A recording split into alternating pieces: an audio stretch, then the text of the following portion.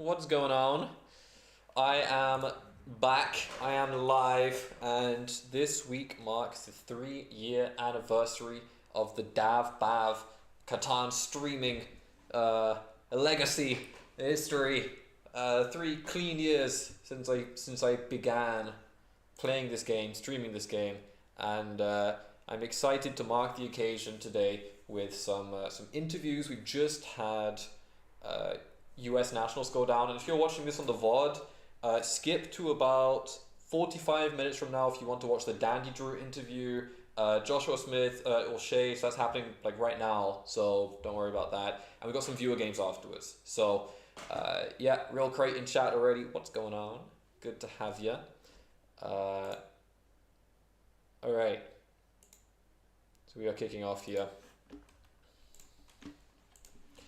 Yes, and yeah. So before Dandy Drew, I know that's in the title. I will be interviewing Dandy Drew, who's just freshly won U.S. Nationals, the championship, and before that, I will be chatting with Joshua Smith Shades, who has also just ended up in the finals, and we commentated, watched his semi-final, which was great. Obviously, won that. Yes. So let me let the people know. All right.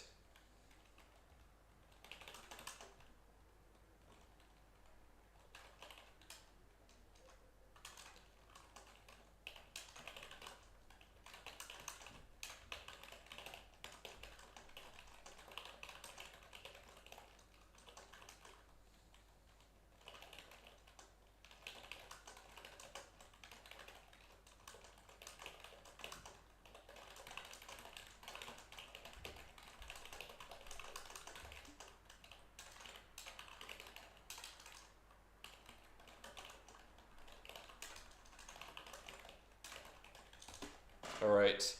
I am actually here. Just give me a second. All right.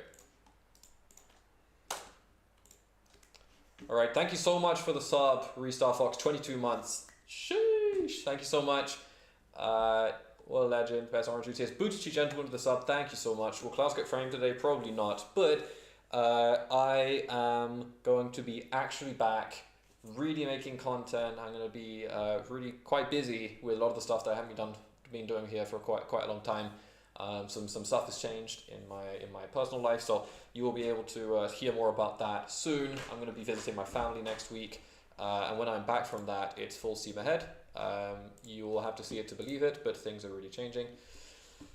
Yes, but before any of that, I am excited to be joined today by a member of the community. Crate, you should check your DMs, brother. Um, we um, we will be talking to none other than Shades on Broadway, Joshua Smith, U.S. national finalist.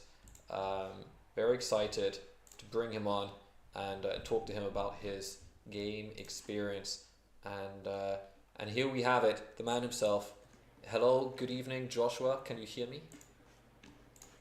Hello, good evening, Joshua. Can you hear me? Yes, I can, and I just turned off your sound on Twitch, so now I should only be hearing you once now. Fantastic. How are you doing today? I am doing great. Now that I've had a couple of days to rest, I'll be honest, the transition from the time zones from over here in Hawaii to Minnesota kind of messed with me at first, but now I'm feeling a little bit better rested, better Happy to hear positive it. attitude. Yeah. Yeah, and you are wearing. People already noticing you are wearing that legendary hat from the live stream, the finals. I am, and I primarily used it as an excuse at first to cover up my terrible bedhead, but now it's come part of the name, right? You got the Squirtle Squad shades on there, so it's you might see the same hat if I make it again, or some variation of it maybe. I also have the Catan shirt on too, but that was last minute put together. Good old, we built this city. Love it. On Uh, yeah, exactly. yeah, I hear you got some. You got a nice. I think you got a wooden cap. The wood cap from the. Yes. I love that. So on the Reddit AMA that I posted, a couple of people were asking, like, did they give out prizes and stuff? And I was like, yeah, they gave out 5 different hats, one themed on each resource. Of course, Drew had to pick wheat because he won with the wheat port. Sony with his Super Sheep's shirt picked sheep, and Shazzy picked brick, given the setup of that final game. And I was like, hey, do I want ore or do I want wood? And I was like, well, the wood hat goes better with a lot more different colored outfits. So actually, I could probably grab it somewhere in the house, but That's yeah, a great call. The fashion angle, obviously, love yeah. it. Yeah, no, it was really cool seeing you take it all the way to the finals. Spoilers for those who don't already know, but yeah, it does say here at the top of the stream. You made it, and we watched your semi-finals game, but the whole qualifiers session was a bit of a blur. Um, so. And in fact, a lot of the experience got before, around, after the games. We really don't know much of what it was like. Maybe you have some recollection of how that went down. What was the actual experience like, being there and meeting everyone? Was there anything that was really memorable for you? Yeah, so I mean, going into the event, I first of all, we didn't expect there to be 120 people. I think last year for 23 nationals, we had somewhere in the mid high 90s. But going into the room and already knowing, well, I say knowing, right? But knowing about a third of the people there, it was kind of like a kind of an intimidating experience. You have people that you're on really good terms with, and you have some people in there that you're kind of like on the fence if you want to go up and kind of like dive into like their little like friend group or like introduce yourself. But and then you see these people that you never met, and there's so many different age groups, demographics in there, and you're kind of like looking at everyone and you're like, wow, like I'm amongst like champions of champions, because these people, like these 119 other people, these are all people that won in their own home states or regional or state qualifiers in their area. So you know that you're playing with people that are at least competent enough to have won their own tournament in their own state. So just that overall, like before we even sat down, was quite a bit of an experience. As far as like, well, sorry, go ahead. Did you have like a follow up question to that? I don't want to ramble too much. No, no, go into it. I mean, I'm just curious. Yeah, how was it being there as you yourself? You've been around the scene for so long. You know so many people. Yeah, I mean, if there was anything about that experience that stuck out to you, and yeah, whatever you would like to say. I love the fact that when I was walking around tables, like a couple of my games took quite a while. Some of them were pretty quick. So that's one thing that I will note, like as someone that predominantly plays online. This year, there seemed to have been a big push for extending the game as long as possible, which kind of put like a little bit of a constraint on like the overall hosts and the overall judges. They're kind of like trying to enforce speed timers and turn timers now, but it was interesting, like playing like one round where you're like one of the last tables done. And how they had it set was that we were all playing 120 of us, so there's like 30 tables in one giant room. But when your game was done, you weren't allowed to like linger around, obviously. So like, but you also had to stay in the same room or the same area. So like you kind of just like walked a little bit away. They had like this really big, I wouldn't call it like a cafeteria, but it was like a room, almost like a wedding kind of like area where people would eat and stuff. So that was kind of connected to the actual room that we were playing in. And with that, it was like I'm walking around like trying to like see little bits and pieces, and I'm hearing like these people like yell at each other, and I'm like, this is kind of like a little bit of like a Discord game. People are getting into it kind of aggressively, but it's kind of funny because Donna mentioned the box of Catan says that it takes an hour. Most of our games were averaging 2 or more hours. It's when people are at this event, they will do anything they can to either extend the game or try to play it out as best as they can to get points. Right. That's yeah. I heard about the game that took about 40 minutes just to get through placements, which was a few of our online boys. Yes, that game. Actually, I can share about that one. That one was with me. You guys will probably get a recording upload at some point for that one. Now that I'm more calm and collected, I think I can talk about it a little bit less emotionally. But going into that game, it wasn't like I had 2 wins. I had 8 points. I knew I needed 9 minimum or 8 to possibly make it. And I just don't like the fact that the way that they have it organized is that you can be put against people that really don't have a chance at all. And that's not to say that I don't want to play with them. It's just they can influence the game in a way that no matter what they do, they're out. But what they do can kick me or Sony out. And it just so happened that if me or Sony got one less point that game, there was a chance that you wouldn't have had two of the finalists that you did. The fact that we both made it in based on that one game was kind of surreal. But yeah, going into the game with just the placements in mind of I want to cut you here, I want to cut you here, and then Sony's like I need to place this board out, and I'm like, dude, just hurry up and play because these people are getting irritated. Yeah, such a big collection of people too. I imagine watching that final table, whichever one it was. Did you happen to be one of the last tables that was running in that round? Could it be?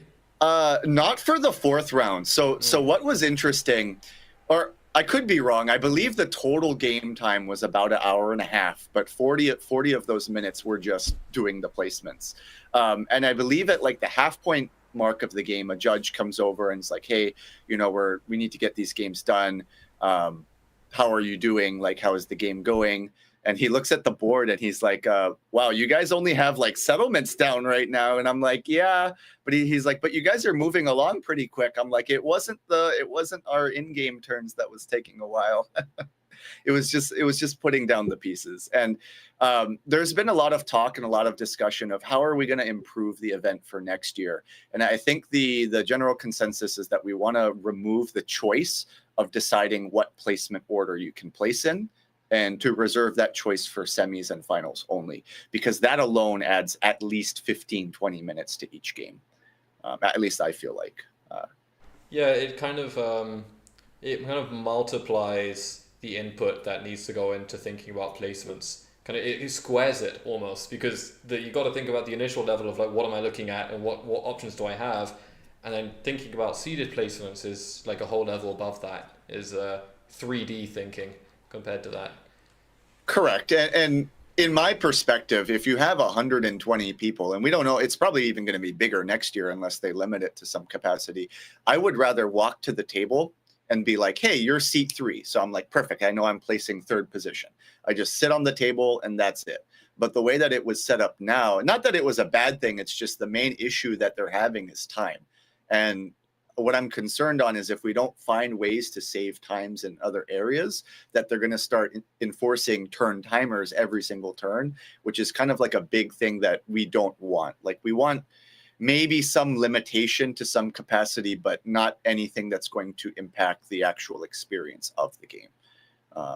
But yeah, that's my opinion on that, is that we don't need to be doing seeded placements.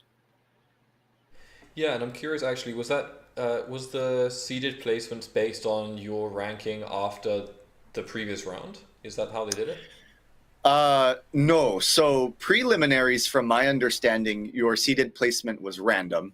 Same thing for semis, but I believe finals was based on performance. Drew, really? I believe, yeah. So because Sony was the only, well, Sony and Zhao had 3 wins each, but Sony had higher points. He got to choose first, and then Sony got to pick, and then I got to pick as somebody who placed, I think, 8th, and then I think Drew was like 14 out of the top 16. So he actually picked first, but he had he didn't even get to make that decision. He got first pick given to him. We opted to go, I think it was second, and then Xiao picked 4th as second choice, and then I had the decision between first and third. So actually in the semi, we never got to know that via the stream. So the semifinals were not seeded.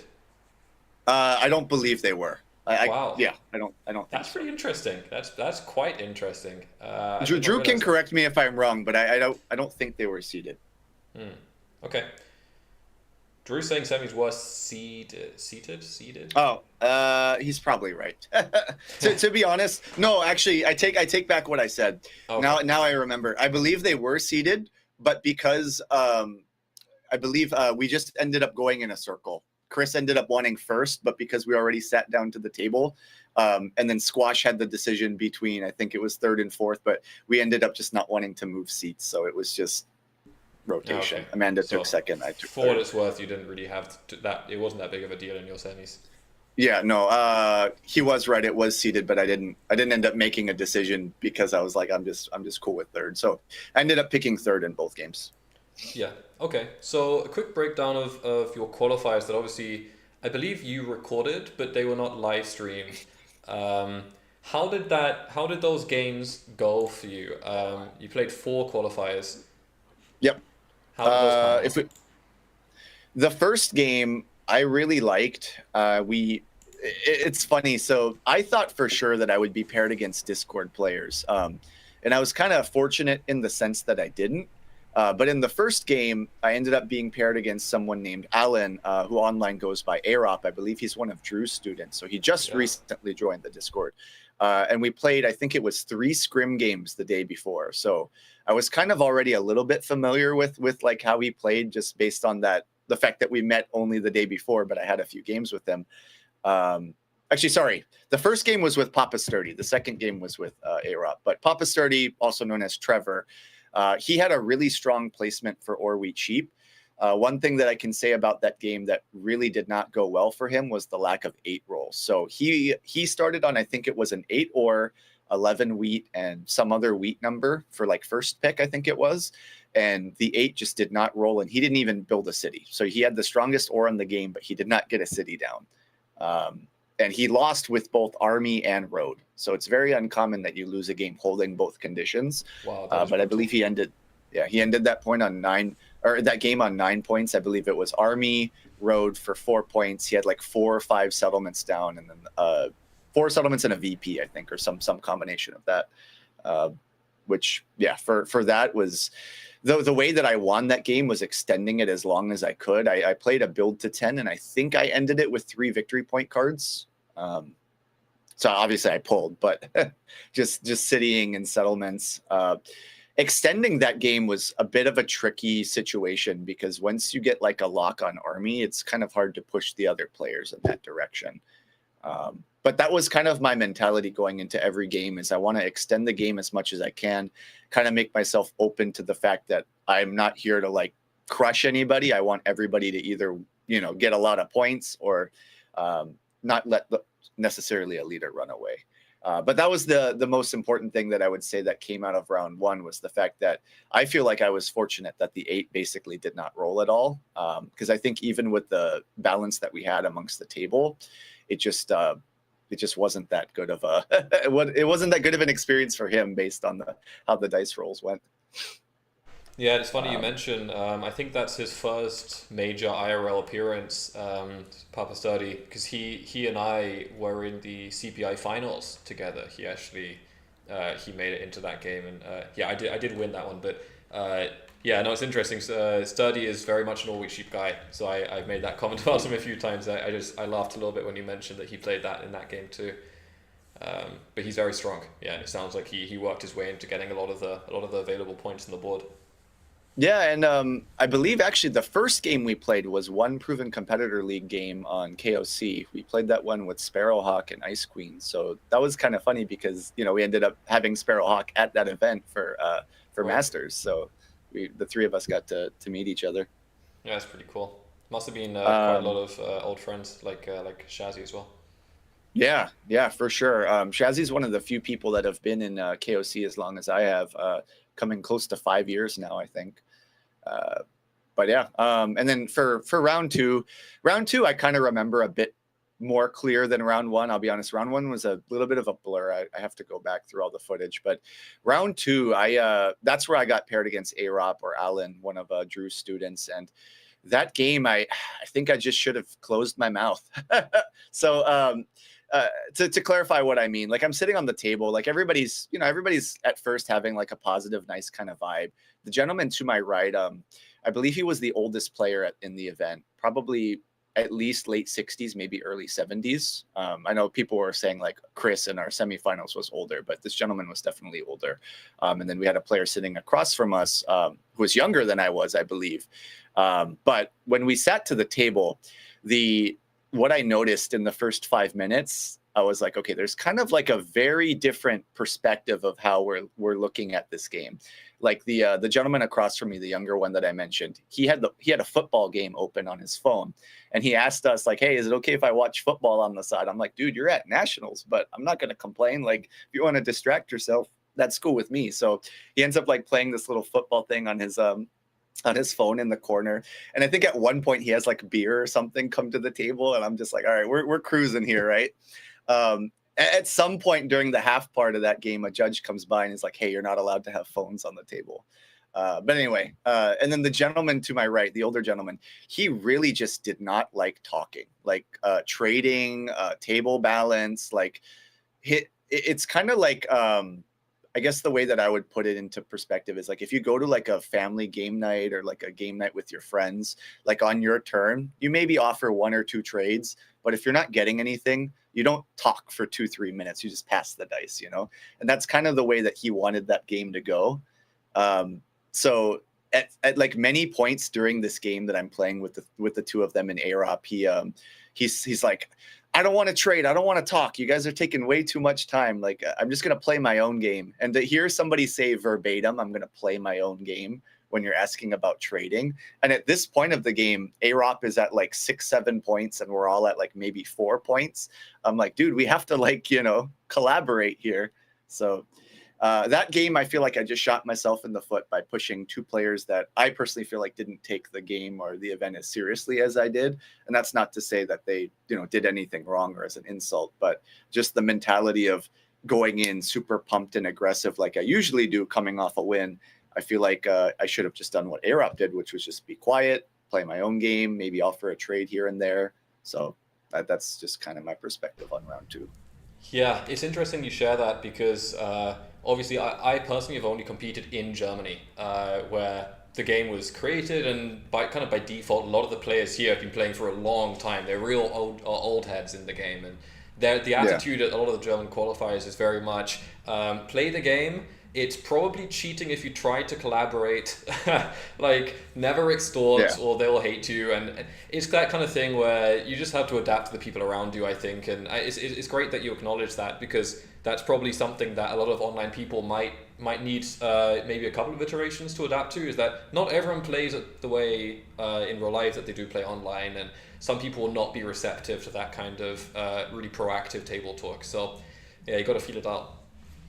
No, absolutely. And I think that's what's great about the overall event. Like you don't know like who you're playing with. And I think what I should have done was just kind of gauge the room, read the room, right? Like I think that's what you need to do in general. But that's something that I will have to take into consideration for all future events is don't go all into it, just like play a little bit more reserved. And then maybe once you start to see other people come out, that's when you want to kind of roll into with your own personality. Yeah. So it sounds like that was second game. You ended on 8 points here, and it looks like the third game also went quite well. Yes, third game. I briefly talked about it in the YouTube video that I made, but that game I really enjoyed. So even coming off of a loss, I sit at the table and I don't remember the names. I'm so sorry, but these people they were so nice. Like we were having like talks about Gen Con, which is one of the biggest board game groups or board game conventions in the United States. I got to talk briefly about my other main passion of the board game Dice Throne. So we were talking about like where we live in the area, like events that we do, like organizations, things like that. And that game just went really well for me. I have to watch the footage back, but what I distinctly remember going into that game was that I complained a lot, and not in like a good way, in like a negative way. That kind of it was almost the opposite. So the round 2 game, the table sees me as complaining, but it's not me complaining in the sense that I'm mad at them. It's more like we need to work together. In this third game, I'm complaining in the sense that I just don't like my position. I think I'm in last place. Like this game is going shit for me. So the other players are seeing like, oh, he's getting kind of emotional. Like, let's kind of just like leave him alone in that way. And that kind of worked out, even though that's not traditionally how I like to play my games. I don't like painting myself as that person that's just in the current state, like someone that if you rob, you fear like they're gonna flip the table or like cuss you out or something. I was like, but I played Or Wheat Sheep. So let's just talk about the game itself. I played Or Wheat Sheep. I believe my first settlement was on like a 6-4-10 with a really good 3-1 port. I had the option to go to the wood port because I produced on a 6 wood, but I ended up not going there. And I won with double play. One thing that I distinctly remember was I kept pulling night after night. It must have been 3 or 4 nights in a row. And, you know, when people see development cards on my side of the table, they at first didn't believe what I was saying. But as you saw in semis and in finals, I'm completely openly transparent with development cards. So when I kind of flip my night and then pulled another night, they're like, we don't believe you. I was like, okay, I'll show it. I flip it again. I think at one point during that game, I played an aggressive night when it wasn't even on me, just to challenge someone that called me a liar. Or not a liar, but just this, they were just like, I don't believe it's not a mono. I was like, okay, I'll flip it. So I play it and they're like, okay, we believe this guy now. I pull a few more devs, and I don't necessarily claim that they're knights, but because that was kind of the thing that I repeated 5 turns in a row, they're just like, oh, okay, I guess they're probably just more knights. I was like, yeah, I got army on lock, guys. Don't even you don't have to buy any dev cards. So I flip mono to build like a quick 2 points, and then I play road builder, and yeah, I closed it out that way. Nasty. It was That's pretty nasty. it was fun. It was fun. That is fun. Sounds like a good win. And then I guess going into round 4, you're on 2 wins. You've dropped 2 points. Were you aware of how tight the cutoff was going to be going into game 4? Yes. I believe after round 3, everybody was like, no, 36, you're good. 36. I'm like, I don't think so. So what it ended up happening, I believe half of the people on 36 got kicked out, and then half of the people on 36 made it in. And I know for a fact that I would have been one of those people that did not make it in, just based on the table point percentage. So I needed 9 points. I needed 9 or 10 points. Yeah, thank you. Somebody corrected it in the comments. 5 people with 36, 3 made it, 2 did not. So yeah, roughly half. So I knew that 37 was what I needed to be safe to make semis. And in that game, I tried to play like different avenues. I believe on that board, I'm trying to remember where I even placed because it's all just such a blur now. Because I think Sony played Army. Somebody else played road. I think I was also build to 10 on that board, if I'm not mistaken, because I had 3 victory point cards by the end. I think I had probably 2 cities, 2 settles, and 3 VPs for my 9 points, which was kind of my strategy going into it for the most part. I didn't want to necessarily play Army or road in any game that I played. Of course, semis, we ended up having to play Army because nobody else did. But I kind of took what Griffin did, right? Which was just try to build to 10 and extend the game, because if you're able to successfully extend the game, that's where build to 10 shines. I think you just focus on your production and you make the other 2 players fight with each other. Yeah, nice callback to Griffin, obviously last year's champion. Yeah, famously on the final board, he did say, "I balance boards. That's what I do," and that's exactly what he did. Yep. Yeah. Yeah, no, it's interesting that you aimed for that, because it is something, especially with such a high turnout of experienced online players who are really used to balancing that, and they know the shortcuts to making that happen. Messing around with win conditions, it can go south pretty easily in a lot of cases.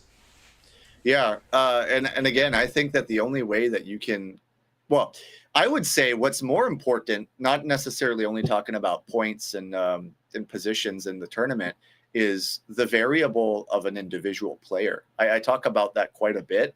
You cannot control someone that feels like they don't want to play, or that they lost the game, or that they hate a specific person. So you're accomplishing many different things by keeping everybody involved.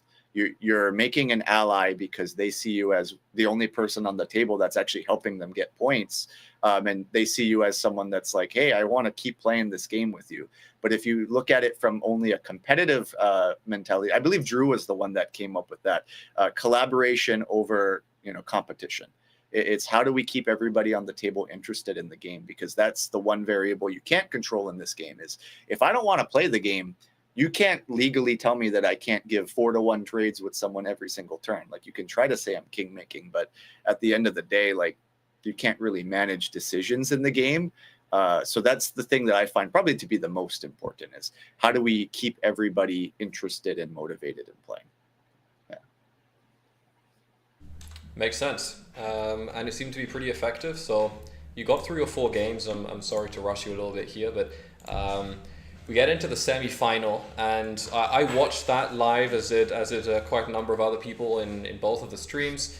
Now you made it all the way to the semi-final, and you had a pretty interesting matchup there. Obviously, coming up against Squash, who is who's really busy recently, and he's been winning a lot of titles, and he's quite a Marmite personality online. I think a lot of people either love him or hate him because he's quite outspoken, already more than most. Yeah, absolutely. How did he feel getting matched up against him in that semi-final? I'll be honest.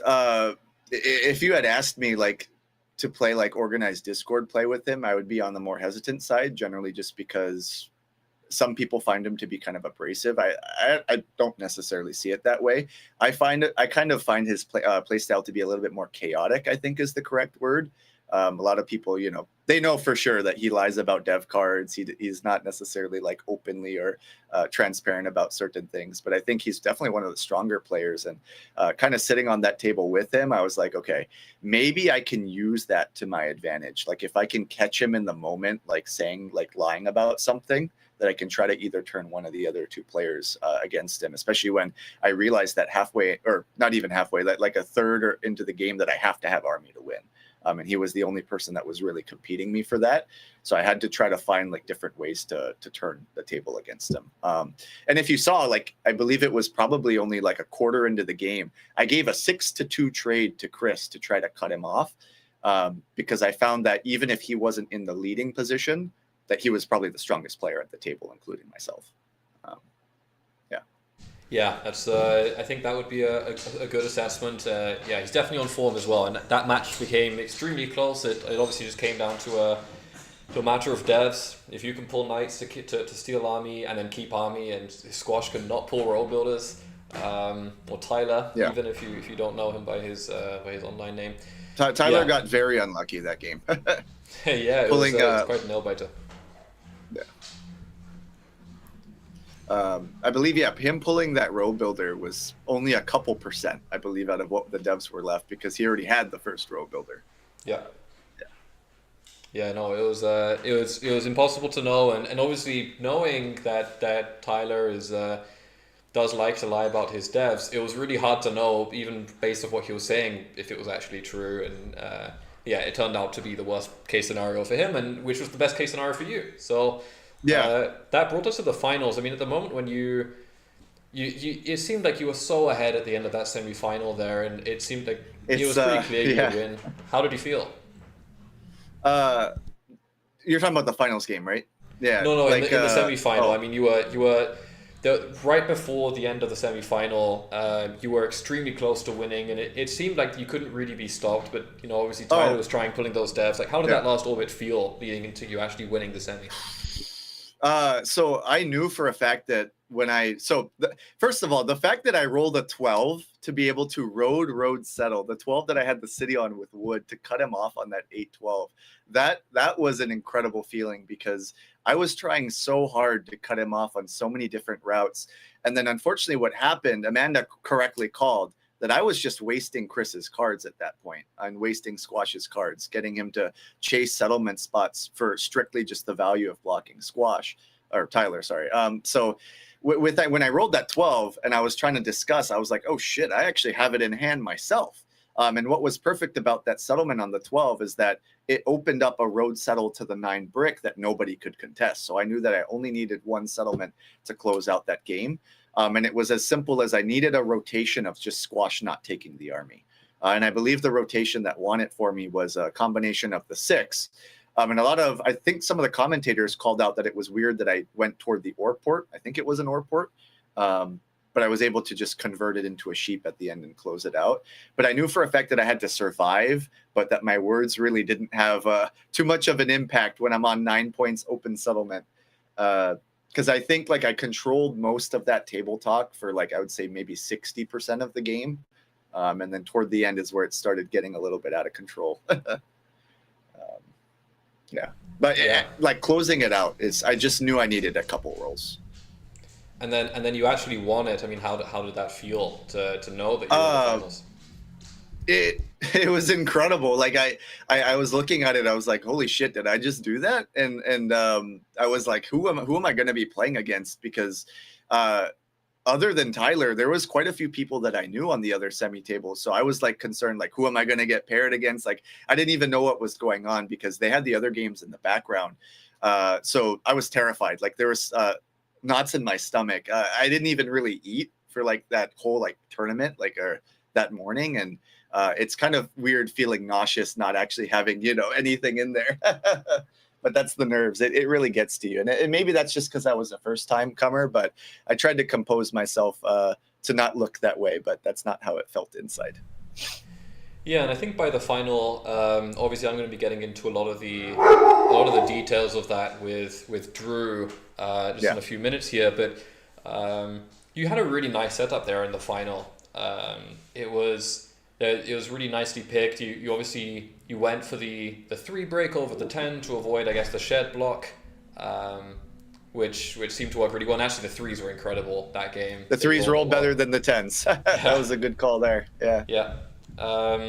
So you had a nice position. I think it kind of got a little bit out of hand where you weren't really close enough to any of the win conditions. You almost Correct. pulled off that road builder play to cut the middle, and there was a lot of really small decisions that ended up being really impactful. Do you feel afterwards, and maybe you mentioned this in your video that I saw you release, but do you feel there was any moments in that you wish you had done differently in that finals? Yes. I do want to fully review the game again to give you like a guaranteed answer. I think at one point we're going to do that. But based on what I can now recollect from the game, there was nobody that could really fight me on road. I was the one that handed road to Zhao. And I think if I were to play that game differently, what I should be doing is chasing road instead. And even though that turns it into a 3v1 situation, Sony and Drew only make ore wheat. So any bricks and wood that they're making are very inefficient. Um, and if they're making wood and bricks for him, they're not buying that many dev cards. So I think rather somebody actually in the YouTube comment section put it very well that I peacemakered myself into a losing position. Because if you watch the first half of that game, I'm dominating. I have 7 built points, whereas everybody else is kind of struggling. And then at one point of the game, I'm just like, hey, Zhao, do you want road? And I give him 3 wood and he locks road. And everybody's like, why the hell did he do that? Just chase road yourself. And the way that I looked at that game, I wanted it to be a 2v2 scenario where it was me and Zhao because he was the person I trusted most on that table to try to go against Sony. And I honestly did not think that the 6 ore would be hit as much as it was. Because when I looked at my board, I looked at my 7 build points. I'm like, I have an open settlement. I have a perfect 6+9 ore wheat. And if an 11 hits, I get 3 dev cards. So I thought I was just going to be able to build city, city, settle. And then I didn't get anything at that point. I stayed stuck on 7 half the game. But yes, to answer your question, I think I should have chased road and made it a 3v1. Yeah, it's an interesting point. Even just after you had plowed that 10-2, yeah, it felt like probably the best value of plowing that 10-2 is that it does actually give you a feasible road play in that spot. That maybe you actually settle the 10-9 and you just do a little circle and you go up to 7 roads, and that could have been it, I suppose. Correct. Yeah, I think that's what should have been done. I think the 10-2 row builder, what frustrated me the most about the 10-2 row builder that I did the cut on was my hand was 2 sheep, or excuse me, it was 2 brick, 2 wheat, 1 wood, 1 sheep. So then Sony and Drew coordinate a double rob on me, and they take the 1 wood and the 1 sheep out of my hand. And they tell us, hey, we now know that your hand is 2 brick, 2 wheat. We'll give you a 1-to-1 each to do the road builder settle. Otherwise, you're just stuck. And I'm sitting here and I'm like, God damn it, I could have made the decision for myself had the robs gone differently.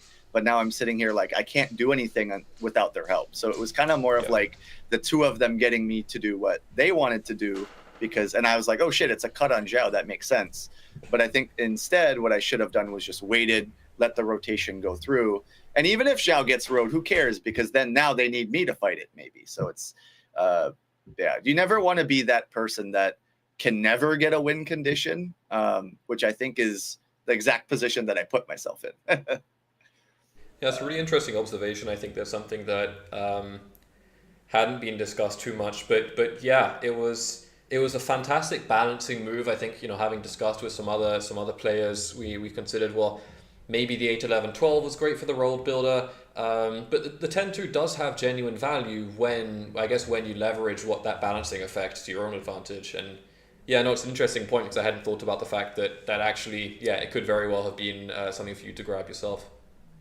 I honestly thought about taking the 5-3 sheep port, I think it was. But of course, the sheep never ended up rolling at all in that game, so that wouldn't really have made a difference. But just to get doubled on brick and then get access to the 5 wheat, just as another shared block for Drew. As you saw, he was catching a lot of solo blocks. Just having more options that Zhao and Sony could agree on, because obviously those robbers were just it felt like I was always in a losing position, but I was always catching the robs, except with the exception toward the end where Drew was already on 9. Yeah, right. And actually, Real Crate, world finalist Real Crate in the chat, asking about your starting world right at the beginning, asking why you didn't go for the 8, I guess the 8-11-12. Yeah, was also curious because you did end up selling a reasonable portion of your soul for the 5-11 brick port, whereas I feel that it maybe wasn't the biggest value you could have grabbed there.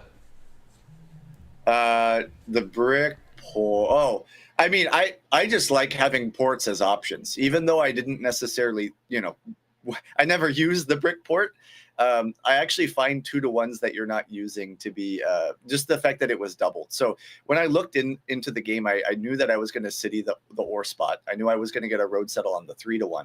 What I was trying to set myself up for was a roll where I could get 2 development cards, which would have been a 11-6-9. Obviously 11 hit 0 times, but I found and of course the wood ended up playing an impact, or I guess you could say a detriment toward my game, but there was not really a lot of wood up for trade, I feel like, on that table. So doubling the wood I found to be a little bit more valuable. Yeah, we could probably pull up the board. Yeah, I don't have it memorized. Crate's asking to look at missing that one roll where a 6 was called and it was actually a 5. Yes, that and the 6 was blocked too, so I was the only one that would have received cards. Well, actually, Drew would have gotten 2 wheat on that, but yeah, that was a really bad call. I mean, I know that Zhao didn't do it intentionally, but that was also something that I touched upon with Donna and Steph, was that the seat that I was sitting, which was the farthest to the back, I could not see any player's rolls except my own. So even when Sony rolled a 7, I was like, "What'd you roll? What'd you roll?" He's like, "You can't tell by my face." I'm like, "Well, I want to see the number." So that was the turn where he 7'd out, I believe. I was asking him, hey, can you tell me what number you hit? Yeah, so here, Crate, I have the board. I can look at it now. Placement. Yeah, so he's referring to the 8-11-12. That would have been at the south of the board. Okay, pointing toward 8-11-12 as yeah. So I don't think, nobody ever places 8-11-12. I guess that would have been a well-calculated risk. But I mean, there always was a chance that Sony would take that instead of 9-10 Desert, right? I don't think anybody saw 9-10 Desert coming. Yeah, definitely ended up interesting with some of that deal making in the end. Yeah, well, no, I mean, I understand that you've gone into some more depth about how it felt being at the event, and I suppose some more of the gameplay stuff. We are starting to run out of time here. No problem at all, Josh. Yeah. But before I let you go, is there anything else that you'd like to tell the people about what went down, or anything else, in fact? I'll share a fun little. We were memeing about it on some of the Discords, but the turns where you on semis and finals where you'll see me flip all my resource cards on the table. I actually got a little bit in trouble for that. Not like an official warning or anything, but I had someone call me out on the side and was like, "Hey, you're not supposed to do that." And I believe it was Andrew on stream that actually gave them the ruling that no, he can, as long as it's for trades. So I kind of got like a little poke, and they're like, "Hey, can you not show your cards out?" And I'm like, "Well, I'm just trying to coordinate trades here." So you guys could probably only hear the audio in the actual game. But I'm sitting here on the table and I'm getting some hand signals, a little bit of gestures. Sometimes they'll lean over and kind of say, "Hey, how many cards do you have?" to update things and kind of things like that. It was really funny because those are behind the scenes things that you guys wouldn't have seen. And of course, we all always joke about Kelly, our banker, too, for those games, her facial reactions. That's something that we're gonna be making a little compilation of too, that I think you guys will like. Yeah, I've heard tell of that. That would be pretty funny. Yeah. Yeah, well, it sounds like a pretty incredible experience overall from start to finish. You had a lot to experience there, and you played fantastic. You made it all the way to the finals, and even there, you took something out of it to learn for next time. So I'm sure you're going to be a real fearsome presence next time around. Just absolutely. I hope to play next year, man. Yeah. Yeah, well, no, good luck with that, and I know you'll be competing in the PCL League soon. Yes, I've linked to a YouTube channel, which I'm sure you'll keep people updated with whatever's going on in your world. Yeah, well, thank you so much for coming by, Josh. I appreciate it. Hey, thank you. I really appreciate it. I hope you guys have a good rest of your stream. I'll probably lurk around. Yeah. All right. Well, have a good Saturday. I guess it's a morning for you. Have a good rest of your Saturday, Yep. Josh. Thank you for coming You by. too, man. Take care. See you next time. All right. PL? Oh, true. But he didn't say anything either. All right. Yes, I know. All right. So, let me just ya boom, ya boom. Ya boom, ya boom. Whoa. Look at that. Little transition. It's so crazy. Can you believe that he did it? We've got DandyDrew joining me any second here. I'm gonna be bringing him in, and you'll see how the man himself is doing all the booms. Yeah, boom.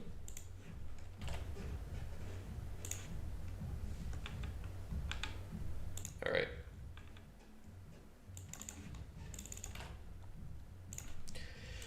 Well, I am excited to. What's the story? Wait, hold on a second. That's Dandy heavily exhaling. That's my mistake. I am excited in the year of 2024, and the 3-year anniversary of my of starting to play Katan. The man who I met in that very first week, who found me and brought me into the Discord scene and showed me a bit of what this game is about. It's the freshly crowned US national champion and many-time online champion, top rank this and that. He, you know him, you love him, you're part of the Dandy crew, probably. It is DandyDrew. Let me bring him on. Yeah, bing, bada boom. Hello, DandyDrew, can you hear me? Hello? David, I don't see you, buddy. Can you hear me? Where you at? Oh my god, I gave such an epic intro. Oh wait, I'm hiding Dandy. Hold on.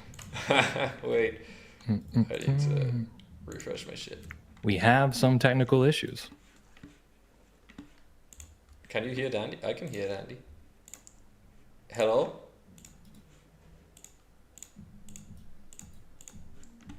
Hello? Hello? There you are. There he is. You had me in the abyss.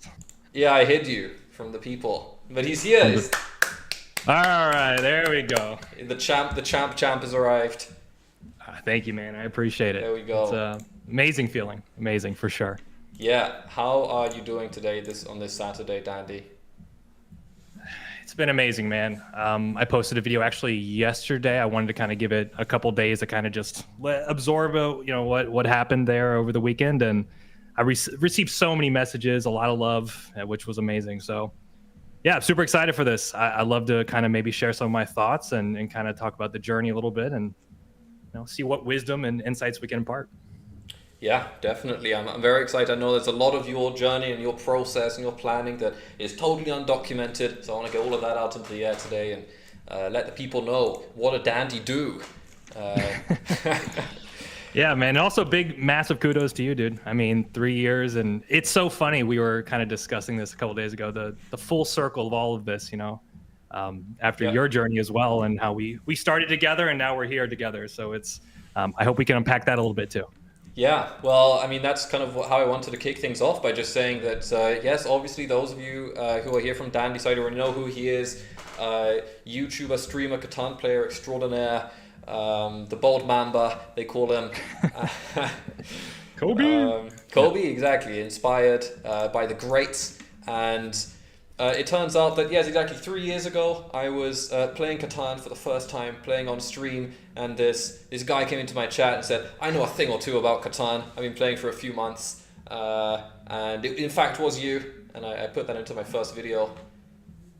Yeah, it's crazy. I was at that time, I was just floating around Twitch looking for people that was streaming Catan because, you know, there wasn't many of us around at that time, and popped into your stream. I liked what you were doing. I liked the attitude you brought, and it's just kind of crazy, you know, the butterfly effect of maybe that one pressing follow. All of a sudden, you know, we kind of have this amazing relationship. You've gone on your journey, I've gone on mine. So it's so weird. Life works that way sometimes. Yeah, and a lot of people might not know that, you know, this was long before there was a DandyDrew YouTube channel, and before even the Dandy Crew existed. Can you imagine a time before that? So yeah, it's wild. Yeah, it's been a journey. A lot has happened since then. We've obviously together we founded events. We've launched CPI, which we've now had 4 editions of, and I would say that it's probably the most prestigious event going around. It's crazy. Yeah. It's been a pleasure, man, and I know you're excited to be here, but I'm equally just excited for your journey as well. So yeah. So it's poetic to have this all going on today, but you know, people want to know what is going on with the DandyDrew. What happened at that event? You know, we got to see a little bit on the live stream, but we've missed so much. You know. Yeah, and at some point, I will be breaking down as much of that tournament. I mean, I've got all the boards and everything that happened. It was interesting. I got there on Friday. The tournament was on Saturday, and going into the game 1, it's funny. I actually lost that game on 7 points, and what was interesting is I met up with Andrew Scott, Big Red Swimmer, and he also lost on 7. So immediately, like, there was kind of like this buddy bond of, okay, man, like, we're in the same spot. Let's see what we can do. Because what happens when you play a big tournament like that and you lose your first game, or let's say you have like a 7-pointer, pretty much you've only got 1 or 2 options. You either win all the rest of your games, or you get like win 9. 8 was not enough. So there was only 2 scenarios, kind of like Marvel, you know, Infinity Wars, where there's only 1 or 2 scenarios where I get to the playoffs. I ended up winning game 2, and then I won game 3, and I got like clutched out 9 points on that last game, like by the skin of my teeth. And it was exactly the scenario that pushed me into the top 16, which was just kind of wild. You know, it's like I kind of knew what I needed to do at the start of the tournament, and it worked out. Yeah, very exciting. And obviously we do have a lot of gameplay deep dive planned here. But before we get into that, you know, it's been a while since you've been in this Catan journey, and a lot's happened. Obviously, you've been everywhere. You've won many different things, and obviously learned from and learned with the best. What does it mean to you now at this point in your life to have won the American National Championship? Such an achievement. You know, it's looking back on the journey, and you know, I've traveled to tons of tournaments. I was trying to calculate this the other day. I've played like over 50 tournaments online and thousands of games. Kind of with the YouTube presence, like my goal over the last year has always been to build the community. So in a sense, like I kind of wanted to win this for the community as a whole. I wanted to win it for the Dandy Crew. Obviously, it's a great achievement on a personal level, but I also feel a sense of satisfaction. Like I've done a lot of great things. I've won more tournaments and events than I needed. So there's a sense of just kind of like, this is a win for the community. Like, let's keep going, let's keep building. And I still think even as a whole, like we're not even at 15-20% capacity of where Catan could be. So that's kind of my eye. It's like, cool, awesome. You know, I get to enjoy the win for myself, but I also get to share it with this amazing group of people as well. And that to me is the best. Love that. Yeah, for the community, for the Dandy Crew, and obviously they're already showing up here to support. We got plenty of Dandy Crew members. Let's go. Give us a Dandy Crew in the chat if you or whatever. I don't know. Do you get them to say something? Not really. You know, there's a let's go. There's GG. There you go. You know, what's going on? Yeah. What's going on?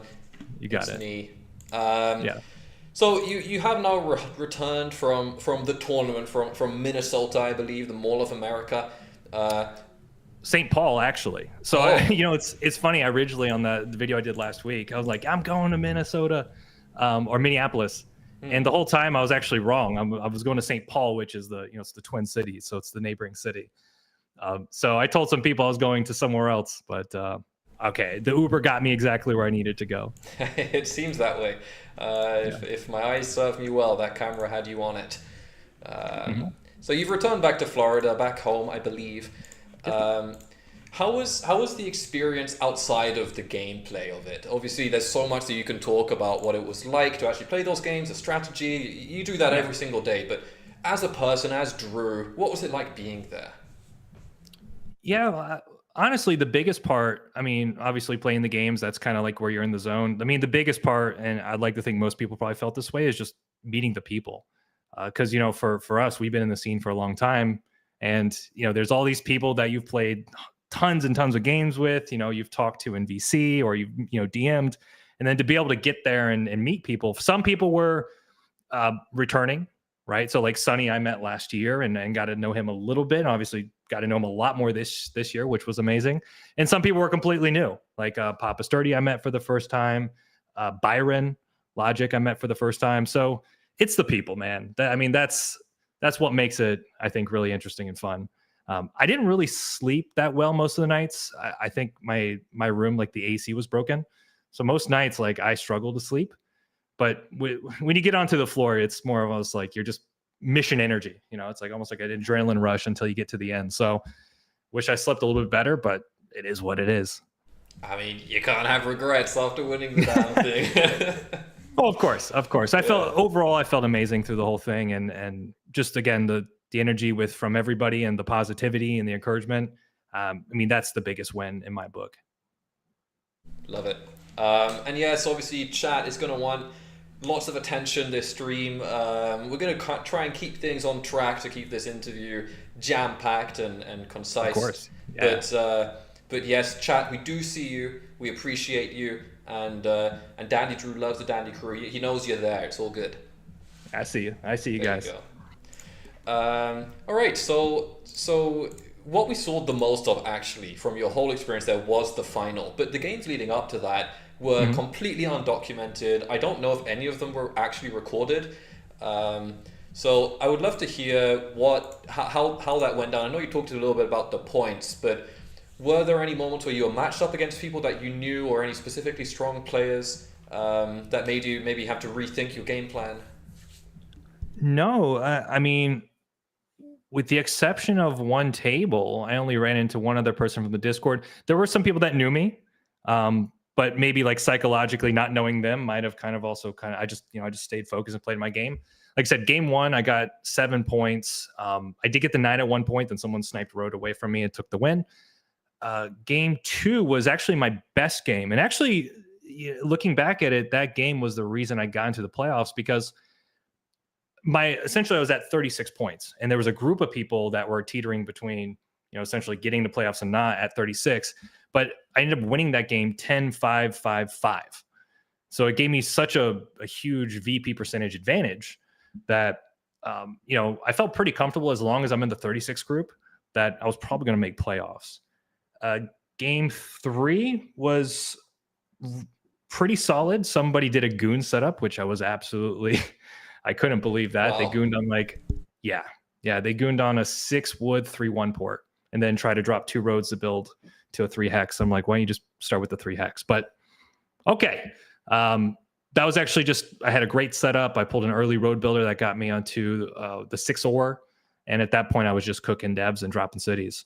And then game 4 was the most interesting one because it was like do or die with that situation. I either get 9 points or win. And it was funny because most of the people at the table were like, well, we can't make playoffs, but you can. And they were very encouraging at the start, saying like, oh, we're going to help you out. I mean, they were never going to like feed me the win. But it's really funny. Like once the game got moving, the energy shifted really quick and they got super competitive. And I barely made 9 points. Like one orbit earlier, if the other guy won, I would have been probably like 17th or 18th place. So it's a game of margins, man. It's a tough tournament. Like every little decision really matters. And it's hard to understate that. Yeah, and that's something that I think will will be emphasized a little bit as we get into the meat of that final. But yeah, very interesting to hear how varied those experiences were across the different qualifiers. I mean, getting gooned on is pretty wild, and it does not happen often in Catan. Yeah, you know, it's funny about that is like when he placed on it. Now he was a really nice guy, by the way. But there was this like moment everyone else at the table all looked at each other and like, you know, the glancing eyes, like, did that just happen? We didn't say anything, you know, because we want to respect him and, you know, have him do his game. But it was just interesting to see in the dynamic. Like everyone's like, wow. It was a silent wow though. Yeah, that is pretty funny to see happen, but. Yeah, it's cool to hear that actually, even though in the fourth game a lot of people knew that they might not have chances to qualify, or maybe none of them, they still gave it a good old sporting go and really did their best. So yeah, they made it a challenge, and you barely scraped through. Then it sounds like it really by a matter of 1 point. Yeah. I mean, if it was one orbit earlier that the player won, I would not have made playoffs. So wow. It's a game of 1% really when you're playing at the highest level. Which, you know, for me, I've always said that. You know, it's like you should take every orbit, every hand, every turn. You know, you should play it to the best of your ability because you never know what that could entail, you know, if you don't. Yeah, and at the end of the day, making playoffs is all you need to do. It's not a huge difference between being last and first. And it's funny because actually both of us within the last few months have won fairly large tournaments as quite low seeds. I think I went into CPI, I was like 15th out of the top 16, and you were, I think, 13th or 14th here. 14th. 14th. So you know, once you've got the chance, that's all you need. It's better access to winning the thing than anyone else, obviously outside the top 16 anyway. So you just got to make it in there. Yeah, I think that's the mindset. Everyone's just top 16, go to bed, like tomorrow's a new day, and yeah, did it. It's that was a good night. That was a good night. And again, like I have to give a lot of credit to the Big Red Swimmer. Like him and I were really buddy that whole time. Like we were checking in between games and encouraging each other. And then I went out with him the night before the playoffs, and we had a really nice walk and talk, and it was really nice. I felt like him and I kind of leveled up our relationship as friends. So. Yeah, no, I know that. I think Andrew mentioned a little bit of that in his commentary. That one of the Drews is going to have to bring it home. And that was it. Yeah. So before we get into the playoffs, it was quite a tournament for the Dandy crew as a whole. Actually, there were quite a few of you, and last year I would say it was not that many at all. And this year I feel like popping up everywhere. There was about 10 different people, I think, who qualified to our Dandy crew members, which was really cool. How was that for you? That was amazing. Obviously, for those who don't know, I do run a coaching program called TSI, and we sent about 8 or 9 of us within TSI, which was amazing to meet. You know, some of these people that I've been trying to coach and level up. And then I did get a lot of people that came up to me. I did some photos. It's such a small pond that it is, a nice little moment. But at the same time, we're all on that journey. So that was just really cool to see. Some people have been watching, and it's been helping them. Which again, going back to my motivation at this point, it's really been about trying to raise the tide for as many boats as I can. So yeah, that was amazing. That was the just cherry on top of everything. Yeah, and I was excited to see that almost all of them ended up picking up a win at some point. I think, Pizza Penguin got one, A-Rob got one. A-Rob was really close, Alan. I believe he actually got 2 wins. Yeah. Pizza was really close. A-Rob was really close. Gigs pulled a pretty clutch win. Yeah. I think almost all of them did. Yeah. Oh, and he's actually here in chat, 23rd overall. Yeah, I mean, it was really, I think that was a matter of literally 1 or 2 points. That was the difference.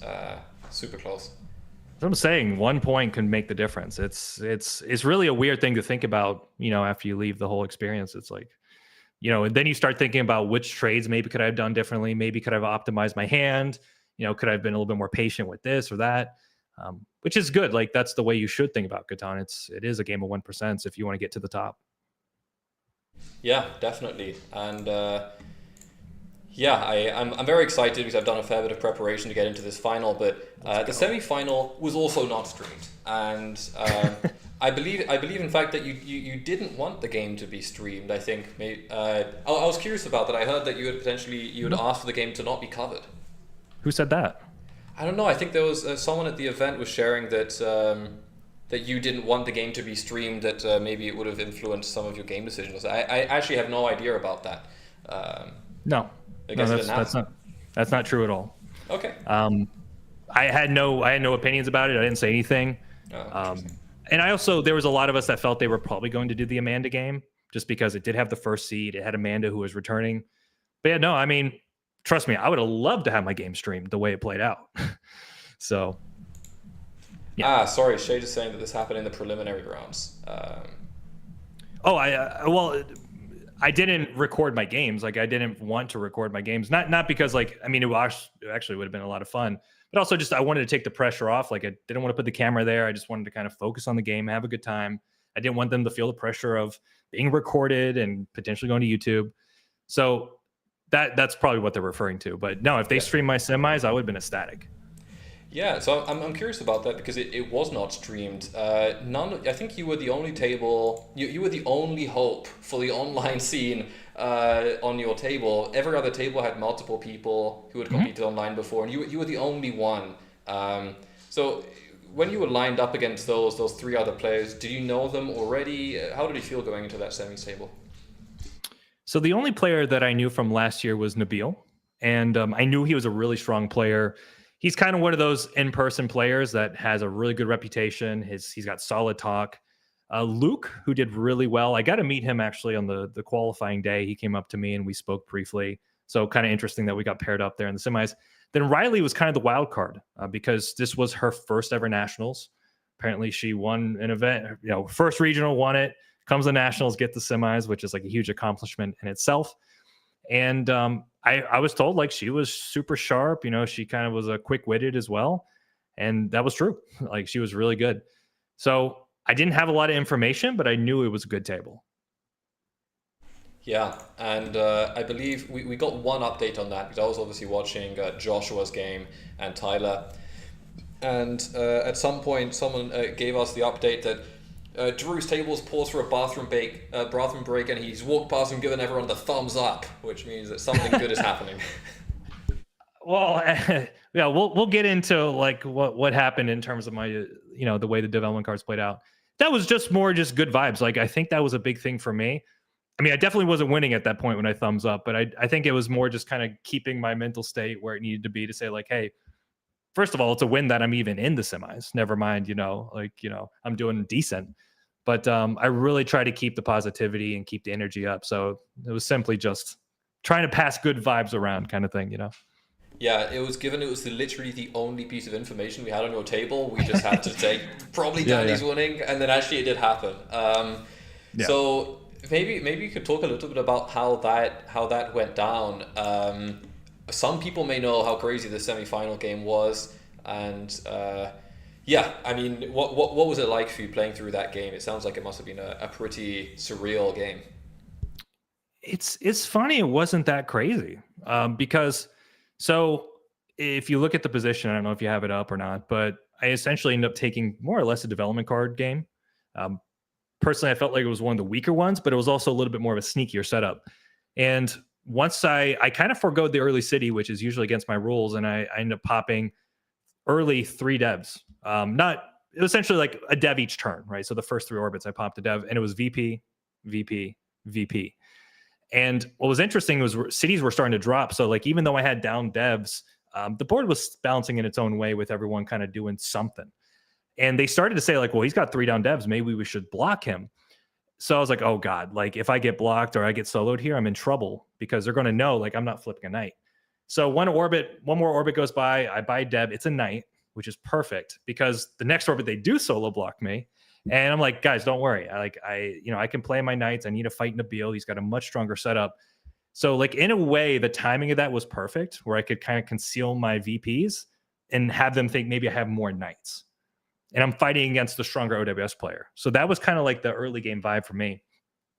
And where it got interesting was Nabil did end up taking army, and they started to realize like, oh, this Drew doesn't have knights. Like he's not playing anything. So I just slowly tried to pop another VP. And then a road battle ensued. So Riley and Luke were getting into this really big road battle. Luke was dropping cities, and he had these monster rolls. So that gave me actually a ton of space and time to work to say, like, we need to fix this road battle. And, it's very classic Catan, right? Like, we're all kind of shifting resources to make sure somebody doesn't go to 8 or 9 points. And then I catch a couple good rolls. I city and I pull another VP, and it's like, all of a sudden I have the win with 5 VPs, 2 cities, and a settle. So that's the short of it. But like, the way the game actually played out was just really strange. Like, it wasn't a big firework game, but when you pull 5 VPs, it's about as max efficiency as you can get. Yeah, I mean, I was just going to ask, can you remember the last time that you pulled 5 VPs in a game? Yes. Yeah. It's on YouTube. It's on YouTube against another Discord playing a ranked game. And I had the worst setup ever, and I'm just pulling to save my life, and I pulled 5 there. I've pulled it maybe 2. That would have been my 3rd time, I think, pulling 5 VPs. And that's over like 8 or 9,000 games, So it's so rare. It's so rare. It was wild. Of all the games to really get all of the extra victory points for the cheapest possible price, that it is not a bad game to pull that out. Yeah. Yeah, and what was interesting was I had a big turn. So that final turn where I citied and pulled the VP, I'm sitting there, 4 down devs, drop the city, pull the VP, and then it's just like I slowly turned each one over, and they're just staring at me. Like, there was no words that were exchanged for about like 10 seconds, because it's like, how do you process that? Just like totally surreal.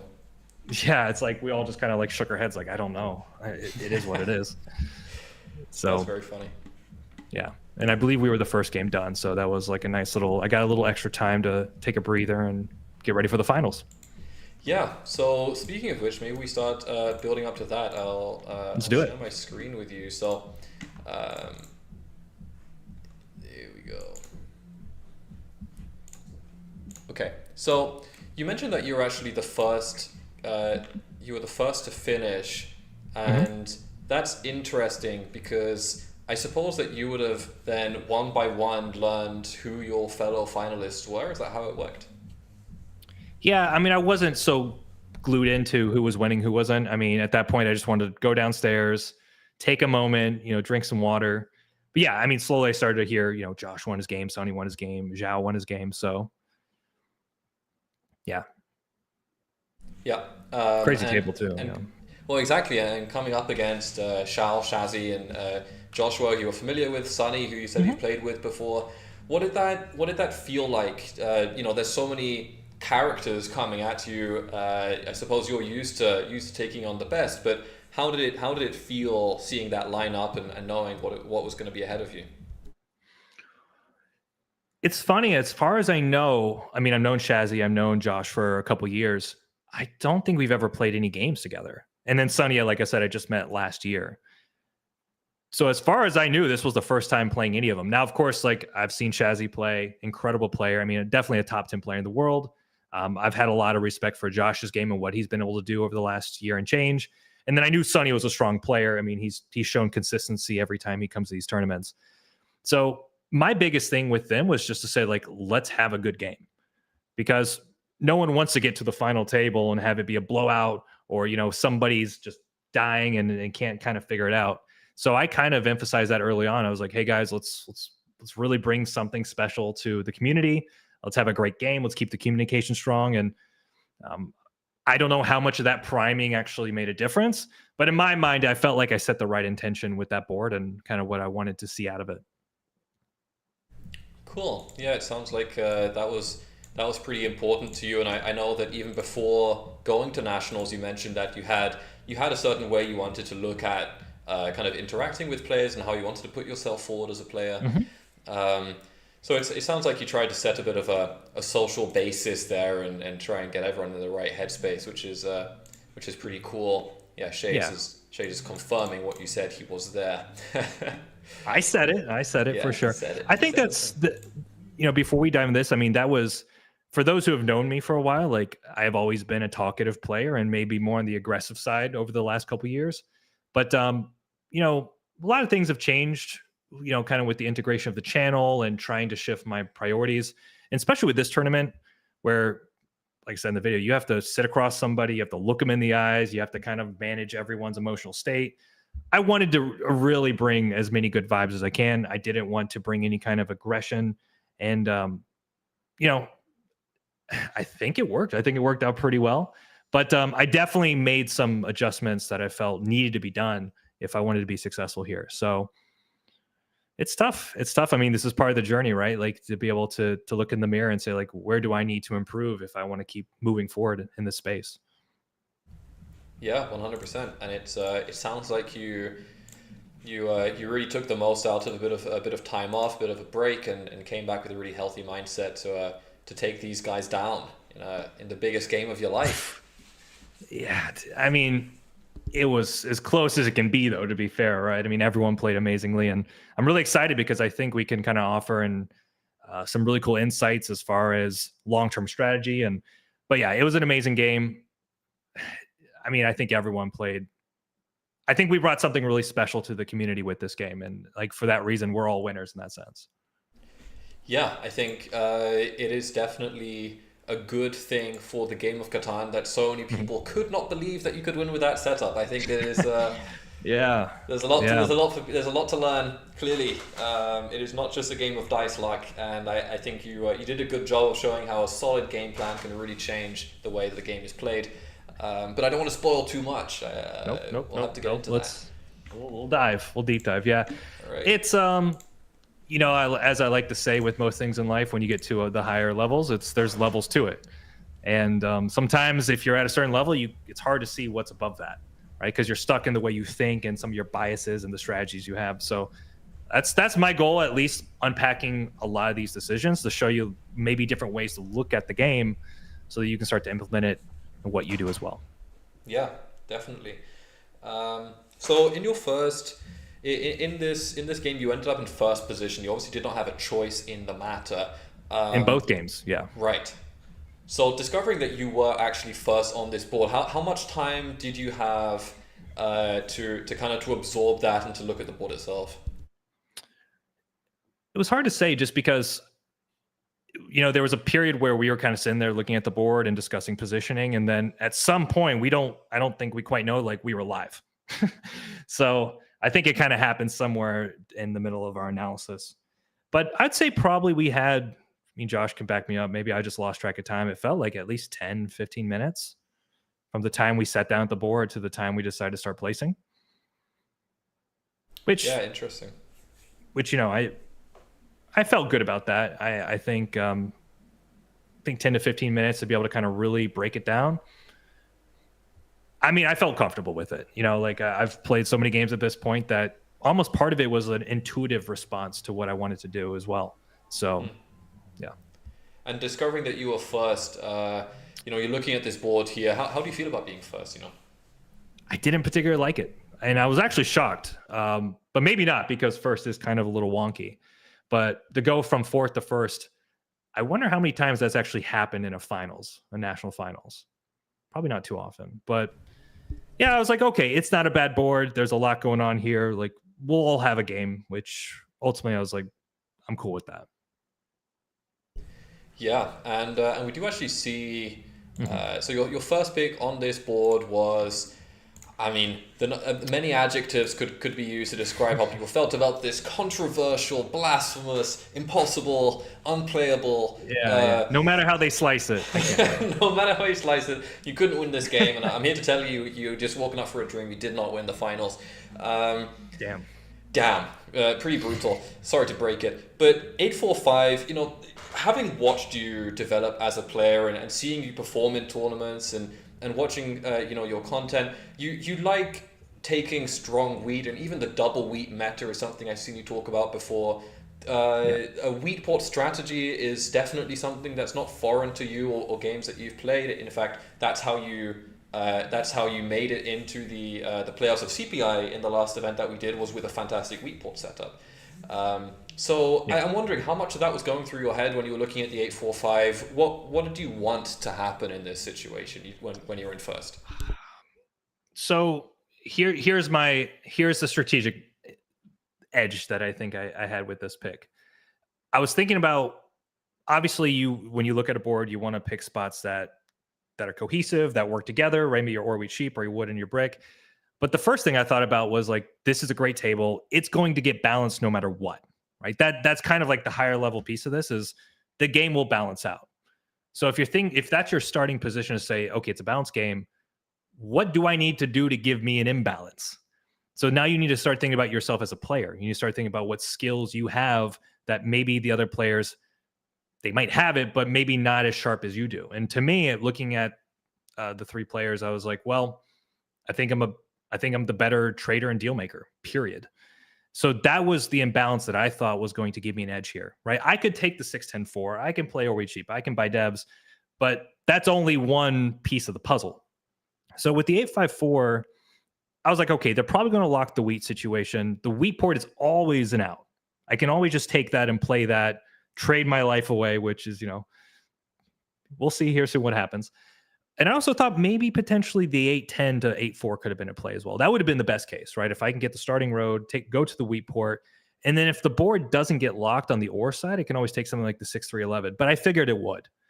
So I don't know. I think it's one of those things where once my mind was set on it, I didn't fight it too much. It was more just like an intuitive response.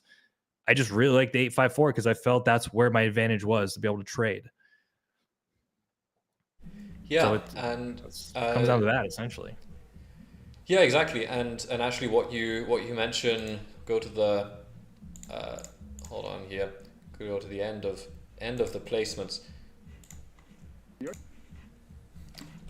Damn it. Nice. Yeah, I should have got my YouTube Premium for this. Rubbish. Well, so we see your second placement go down, and I think actually, hold on, I found it. It is exactly this moment. But now the 8-4 is effectively a dead spot, right? Yep. So actually, in this moment, and I'm going to play this for the stream, and I hope you can hear this too. This is a moment where before you put down the placement, you do attempt to figure something out with Shazzy, with Shao, and I'll play that clip here real quick. This is not how I. But now the 8-4 is effectively a dead spot, right? Shaz. Yes. I can lead the 8-4. Where else are you going? I'll do like 9-4-11 down. I can't. You're trying to steady? Hear it, Dev. Just a heads up. No, Okay, you can't hear that. I will. All right. I don't. Okay, so what happened there is you said to Shazzy that you would consider leaving the 8-4. Yep. And potentially taking 9-4-11 down. And I believe that ended up basically coming down to whether he would offer you a brick trade. So yeah, that's my first question. Is this something that you would have seriously considered? Is this something that you would have ever sacrificed the wheat port for? Do you think it was enough value, or are you just playing with your options? I'm playing with my options here. I think my heart was always set on the wheat port. Also, like from a framing perspective, I kind of wanted it to come off slightly defensive, which it is, like on some level. But I think if I can frame it as like, hey, I'm limiting Shazzy's options so that he's not as strong, all of a sudden it kind of puts me in a position where it's like I'm trying to do it for the table, which I was on some level, but I wanted to emphasize that more than saying I have actually like a semi-aggressive fighting setup. So there's a lot of framing that happens during this game in terms of like how I'm positioned against the table, how I can work with them. So that was ultimately my goal, was just kind of doing this so that Shazzy doesn't get too strong too fast. Yeah, and I believe actually the sentence you used when you place on that wheat port was "Let's have fun." Well, yeah. And I meant it. I think I really did. I wanted to have these games be fun and energetic, and just so happens I was given kind of like the weirdest, wackiest setup to the wacky wheat port, right, for this finals. Yep. And that it was. I'm sorry that actually you can't hear the clips, but I'll try and fill you in. Most of them are pretty self-explanatory. I remember most of these turns anyway. So yeah. I mean, does the audience hear it? Yeah, audience can hear it. It's all good on my side. Cool. That's all that matters. Yes. I know what happened. Yeah. You were there. That's true. Yeah, exactly. So you've gone through some of the benefits of what you think the 8-4-5 can offer you on this board. Lots of wheat. There was something else that I actually wanted to bring up, which is the feast or famine aspect of the setup. Yeah, I didn't really think about it much, to be honest with you. Like, they weren't bad numbers. I didn't have a lot of numbers. I had literally 5 hexes and 3 numbers. But again, this was just more of a case where I had to take a risk. I had to hopefully get some rolls. But I knew if I had wheat or I had cards, I could trade it. I could flip it for value. So from that standpoint, that's like the compensation, right? Like, okay, I might not have as many rolls as you guys, but if I'm getting 2-for-1s or I'm getting non-block deals with those cards, to me, that's probably just enough compensation to keep me in the game. And I was happy with that fact. Yeah, and there is kind of just to give some, hopefully a little nugget to those in the audience who may not have worked out all of the kinks with Feast or Famine. It's a very difficult setup to kind of work out how to play optimally, because you don't know when things are going to come through, and there's a lot of inherent risks. I think that something we talked about on the stream, myself and Bo, is a Feast or Famine setup will typically have the risk of overloading your hand. You know, sometimes you don't hit your rolls, but if you do, and they're all coming back to back, and you make 4 cards, 5 cards on every roll, there's a potential to 7 out or to get monoed. But on the flip side, you know, getting a non-block is huge because you only need a couple of rolls to be open.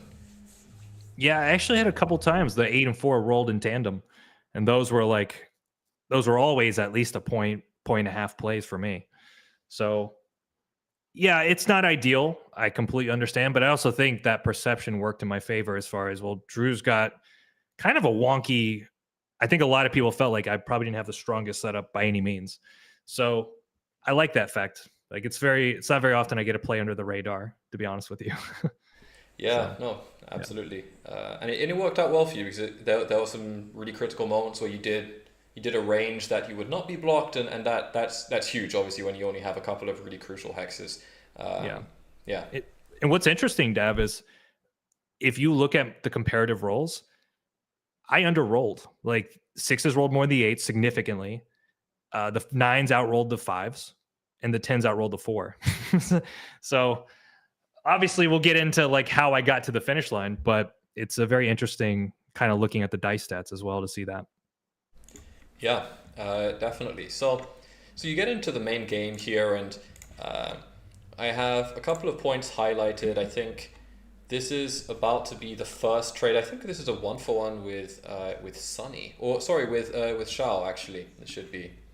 It should be the first trade towards your city. I'll just play this here.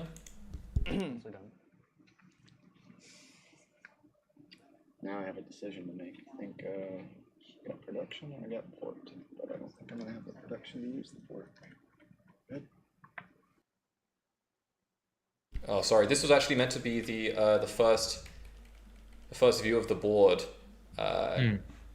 I think I've actually missed it. So I think I may have misplaced the turn. You get a trade with Shao, but that was a bit of a no-brainer for both of you involved. I think the second, there is a trade that you get through here. This is my only value card right now. Yep. I tell him this is my only value card, and he's got like a handful of cards, and I literally have like 3 or 4 cards on hand. Yeah.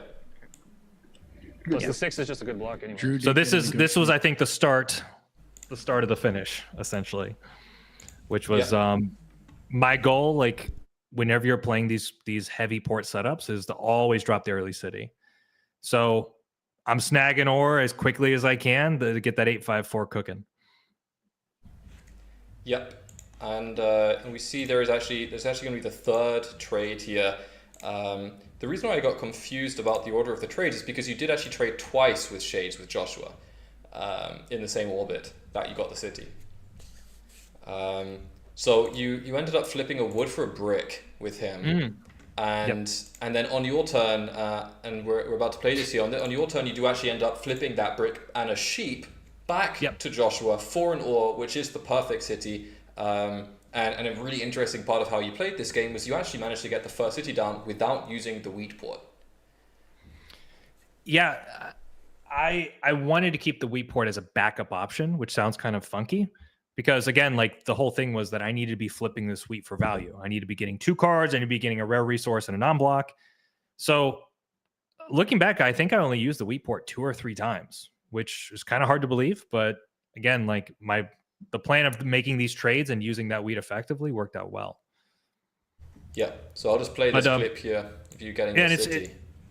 So real quick, it's worth noting, like, tacking on that extra value is critical. So when I traded Sunny that ore, just to say, like, and by the way, like, can you just block the 6. Like, just give me a non-block, right? Because the 6 is a good block anyways.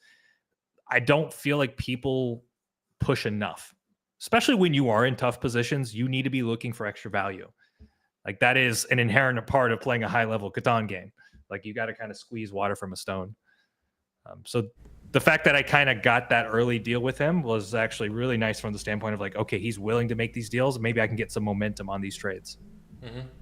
And definitely works. I mean, this kind of does appeal to his best interest anyway. I mean, the 6 is such a good block for him when he has that 10 doubled up, and it's just a matter of securing in that position where he's not really looking to solo block you, making sure that he doesn't do it after you drop the city, which is obviously the game plan. Right. And also, like, I framed it a bit to say, like, well, isn't also wheat good on the board for you guys? So, like, in a way, it's like you want me to build up so that I can also keep you in the game and feed you guys your cities and your devs that you need, which is pretty much what happened. Yeah. So I'll play this clip out here, and this shows how you get your first let's do it. city without ever using the board. Well, he's not blocking me. I'm only doing this because he's. I think he's I'm not just- blocking you. I said I'm he's, doing. he's I am building, very he's much building in a city. a No, worse no, position. I'm building you're a city right. anyway, so I'm like, give him Would a you city. do the 1 then?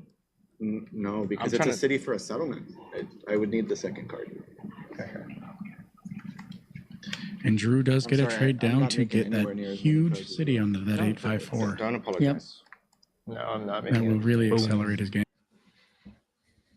Yeah, and commentary kind of saying there, and that's Andrew, who is now in the chat actually on commentary, saying, yeah, that city's going to really accelerate your game. The big 854 city, first city of the game. Pretty big step forward, considering also you started without any ore. How did that feel? And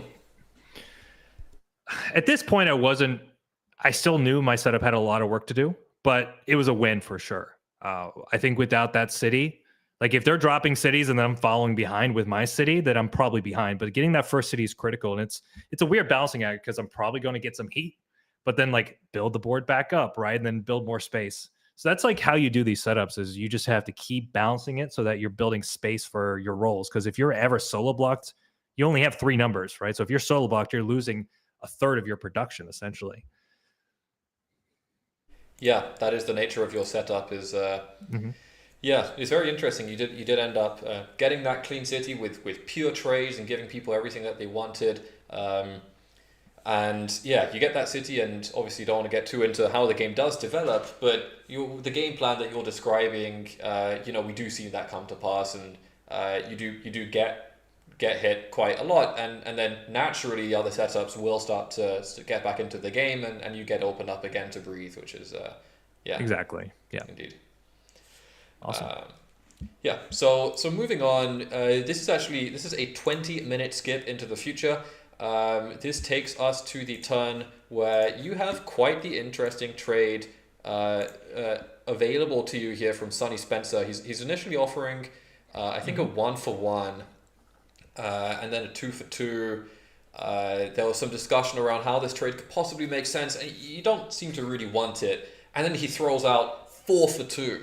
And Yeah. I think even at that point, you initially say no, and then he offers it again, and you say, well, what are the 4 cards? That Yeah. must have been quite interesting. What did he think was happening at that point? What was the idea? In terms of how it got from 1-to-1 to 2-to-1 to 4-to-1 or 4-to-2. Yeah, so knowing that trade is gonna, I think he even said that it would give him 2 devs. Yeah. What do you see in that trade for yourself? I think that was one of the moments where people were quite divided about whether you needed it. Yeah, that's what. Yeah, I was kind of shocked about that because ultimately, I took the trade for a reason, right? Because I thought it was a good trade. This is part of the balancing of it, right? Like, what I need Sonny to do is pull knights. Like, I'm already playing into the variance of the game. Like, people have to understand this is a variance-based setup, and I have to take some risk. So for me, feeding him devs, if it was a city, I probably wouldn't do it. But if it's devs in this situation, I'm okay. And I made a comment saying, like, you're not going to block me with these, right? So kind of just putting that non-block expectation in there. But the idea is, like, I want to feed him up so that he gets dangerous, and then he's blocking the 6 so the other players aren't building up either, right? So it was a balancing movement. I felt like the 2 wood sheep ore is good. And funny enough, that ore, I don't know. I don't recall if I bought a dev with it, but there was some trades where I ended up getting another city because I got that ore in hand. So yeah, I just felt like I turned 1 roll into 4 cards. I was happy with that.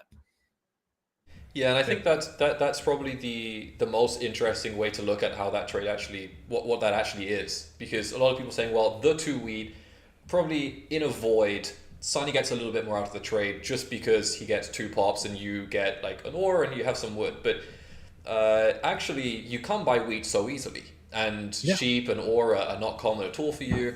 And again, then the aspect of, actually it is, again, this is part of your game plan here, which is to not be winning the entire game the whole time.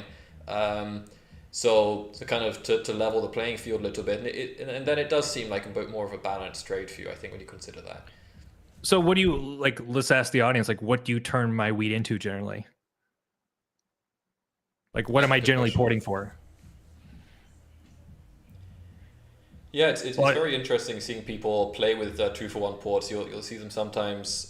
They'll port to get a road, or they'll port to buy a dev. And actually, it was really refreshing seeing you not do that, because every time I watch newer players take on a 2-for-1 port, they're going to port so aggressively because they can.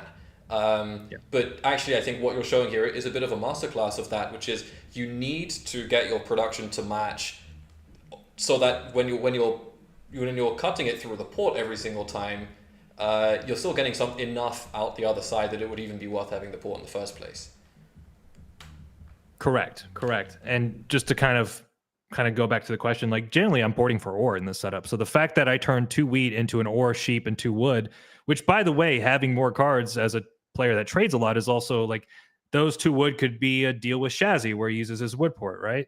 So to me, cards are options and opportunities. So to me, that was a great trade. I know some people didn't like it because they felt the wood was dead. It's like, again, because I'm opportunistic enough, the cards are really never dead because I can try to find an avenue to either trade them or port them as well. Like to me, once I get the 3-1 port, those 2 wood are essentially 66% of a card of my choice.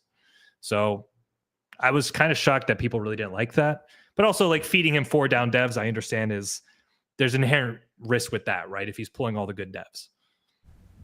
So let's see if he does. Well, like you say, you go into some risk here. Yeah, so something I also wanted to check in. At this point, you've now given Sonny a couple of devs. You've got a decent trade out of it. Shao has settled, and City just got 2 ports running. Shades or Joshua is actually on 5 points. He's the only person on 5 solid points. He's got a City down. He's got 3 settles. He's got 2 ports. What is your threat assessment at this point? I mean, I don't know if that was something that you actively were thinking about then, but yeah, what is it? Here. It's tough. I thought Josh did really well. Like he built up pretty quickly, and the threes were rolling great early on, right? So that definitely gave Shao and Josh a lot of ability to kind of start dropping roads and building up quickly. I knew the only way I was going to win this game was in the development card deck, essentially. Because like one path is if I can pull a bunch of utility devs, that's great. But now that the board's building up, I felt pretty good about it because now there's more cards, more trade options, right? So I wasn't thrilled that I'm on 3 points right now, but I also knew that we could probably balance this enough to keep me in the game and hopefully get some development cards to keep me moving. So yeah, I wasn't thrilled, but at the same time, like, what are you going to do? You're not going to give up. You're on the biggest final of your life. So it's you just keep going. I think that's the mindset there. It's a good thing you didn't give up, Drew. Probably never wouldn't be talking right now. never ever, buddy. Yeah. There you go.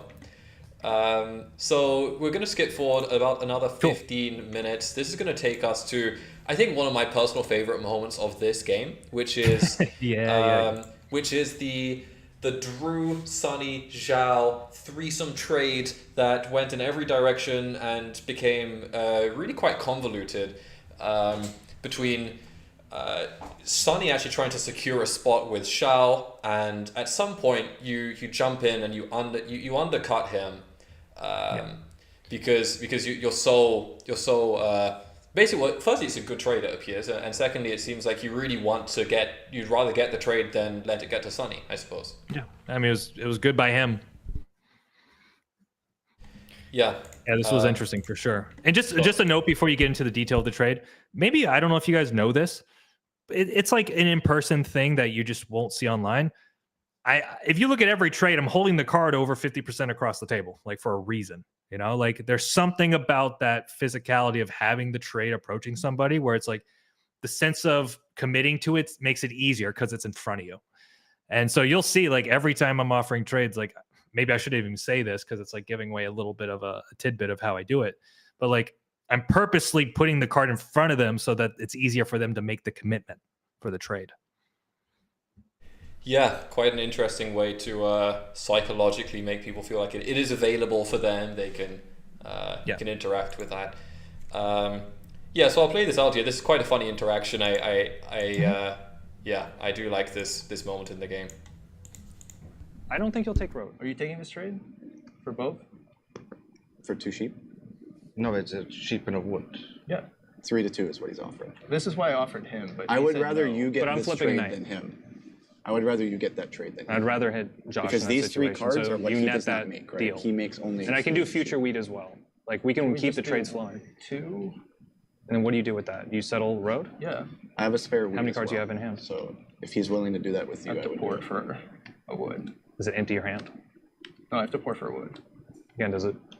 If I did the 2, would that empty your hand? I have the brick left, but I don't. I'm fine with you taking road. That's not my I winning just think it position. needs to go. All right, all right, no, No. I'll do the 2. I'll do the 2. needs I'll do to the go 2. that way. Chaz, I'll do the 2. I'll do the 2. Then give me a wood too. Well, then we'll do the 2 for 3. That's what he's offering. Okay, let's just do it. Sorry. I tried. Again, some masterclass trading that here at those this, cards are at much this table. better. There you go. Yeah, that was tough. That was probably the only time like I caved, you could say, but it was still a good deal for me, right? Like the reason I got all these settles is primarily because I think I was getting the brick from Xiao.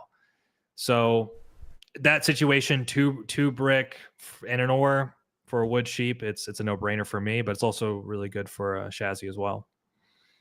Yeah, it was a really interesting spot, right? I felt like, to cave in that spot, it's you squeeze value until the last second as far as you can, but in that position, it's still, it's an excellent trade to get your hands on, and you're not losing value there, I think. So it's, I really like that, and I thought, just as Retired Hero and chat mentioned, it's the kind of thing that you really could only do online, is that 2 players actually agree to a trade, and you go, hold on, no, maybe not, and you put your hand right in the middle. Like, Sonny could have just plucked them out of Xiao's hands, and could have been that almost. I think if I was Sonny, I would have ripped it. I'd just been like, nope, it's over. But I mean, it worked out. It's such an interesting dynamic for people that don't play over the board. Like, there's so many of these little just in-person nuances that you got to get used to. Even for me, I mean, this is only my second Nats. I'm learning every time I show up these tournaments, and Sonny, I mean, he's actually more experienced in person than I am. So I think there's always something to learn and improve on, which I love that. Yeah, I thought that was quite entertaining to watch you physically intercept a trade. I have never seen that happen before. So just another tip for how you can get it. Drew advocates for physical interceptions all the time. If you have to, knock them over or anything, get the trade. Always win. Do what you got to do, man. Don't get kicked out. Don't get kicked out. Yeah. All right. So, I wrote in my notes here that I consider this a bit of a no-lose situation. You're originally trying to get a trade which is good for you, and holding out until the point where someone else is willing to do it, and then you still, at the end of the day, you still get the trade that is good for you, but you've run down as far as you can down that road of making it even better, right? Yeah. I mean, sometimes, as much as I'd love to be able to get 3-for-1 trades every day, sometimes you just have to say, like, for the sake of compromise, and this is also just kind of a good rule in life too. It's like, sometimes it's good just to keep the momentum going, right? Like, even though the 3-for-2 is still good, like, I also don't want them to feel like I'm always just trying to push them for everything they got, because that also can be a little bit of a negative effect on the table too. So at that point, I was like, okay, I'll cave a little bit, keep the momentum going, and see where I can take it from there. Well, and even a more immediate downside is that Sonny would get that trade, which is also very good for him. Exactly. Yeah. With the 3 down devs, it was like that. Let's just figure this out, Shaz. Yeah, and the guy doesn't even make bricks, so there was whole number of ways that could have gone wonky. Nice. Considering how close we know that he got, shockingly so. Could have been the difference. Exactly. Cool, you man. physically stopped him from winning the game. All hindsight. I mean, that's the Yeah. interesting part of this. But Yeah, yeah, I think that had to be done. that's pretty funny. Yeah, so quite a highlight for me. Moving forward, now this isn't necessarily an absolutely colossal moment, but just about 3 minutes later, you do have I think you roll a 7 here, and you end up. Right, they flipped the board here. Yeah, so you end up placing the robber on the 6, and you rob from Joshua, who I think at this point has actually revealed that he is holding a road builder, and you end up breaking his settle. I think Sonny then follows up and does the exact same thing. Yeah, so how are you feeling in that spot? Obviously, he is. You mentioned that Josh already was in quite a good position. Was that what you were hoping to get out of it? Did he just want the cards in his hand? I don't know how you felt. He had good cards. I mean, right now, I mean, you didn't know this when you're watching the game, but obviously I had a down dev, which was a VP. So I think right now I'm at what, 1, 2, 3, 4. I'm at 5. As soon as I pull that first VP, my path becomes clear and clear, because then if I can pull a second VP, then I just city out with my road settle on the 5. So I was actually feeling pretty good about the situation. Like if I'm not pulling VPs, I'm in a ton of trouble because my points are much more difficult after my 2 road settles. But yeah, I think just hitting Josh here, he has the road builder, which is almost a guaranteed point for him.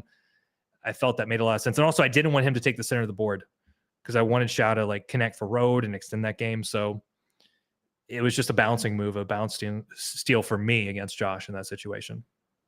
Yeah, it was pretty funny. Josh did mention, as we were talking earlier, that his exact hand was like the settlement and then like an ore and an extra wheat, and he lost specifically the only wood, the only sheep, and then got completely forked out of Yeah, that's the way it goes. I mean, to be fair, I got solo blocked at 3 points, so I don't know what to say.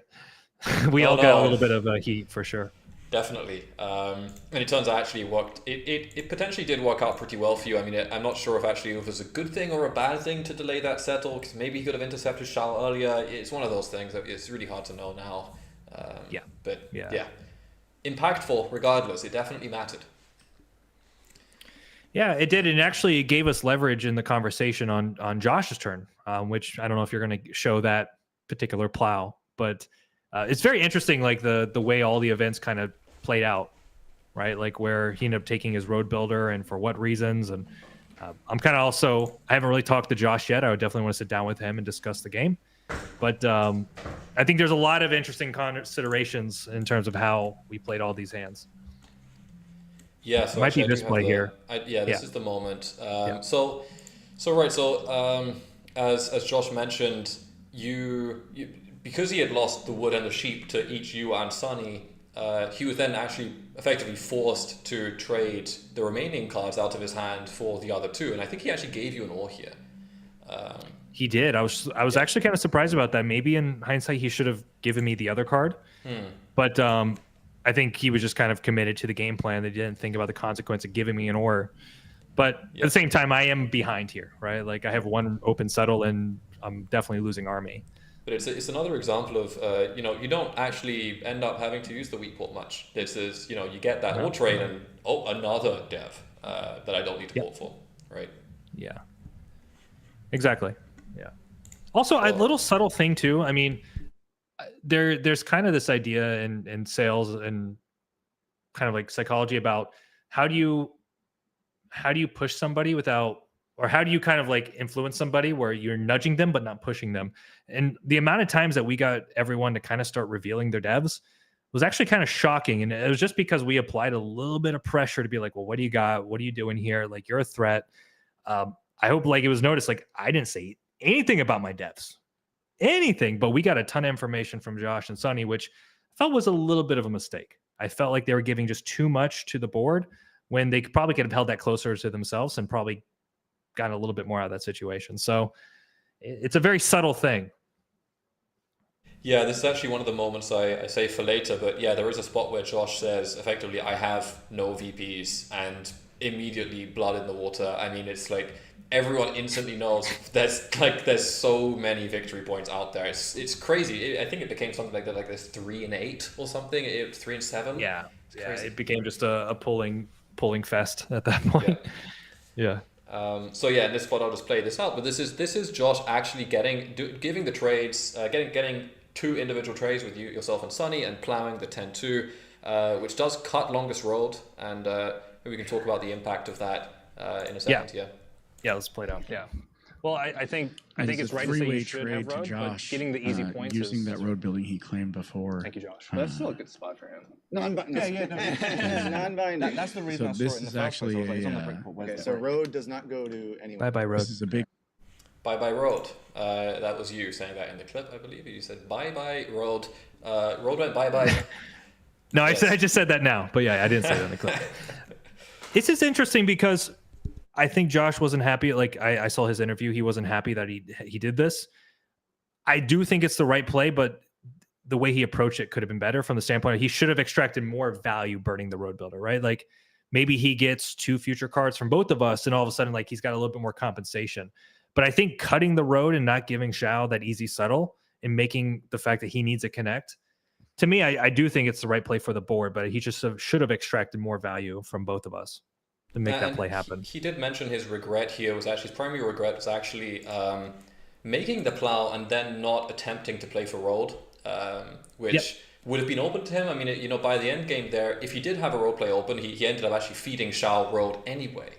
So he apparently, he told me he gave him 3 wood and told him to connect, and that ended up happening.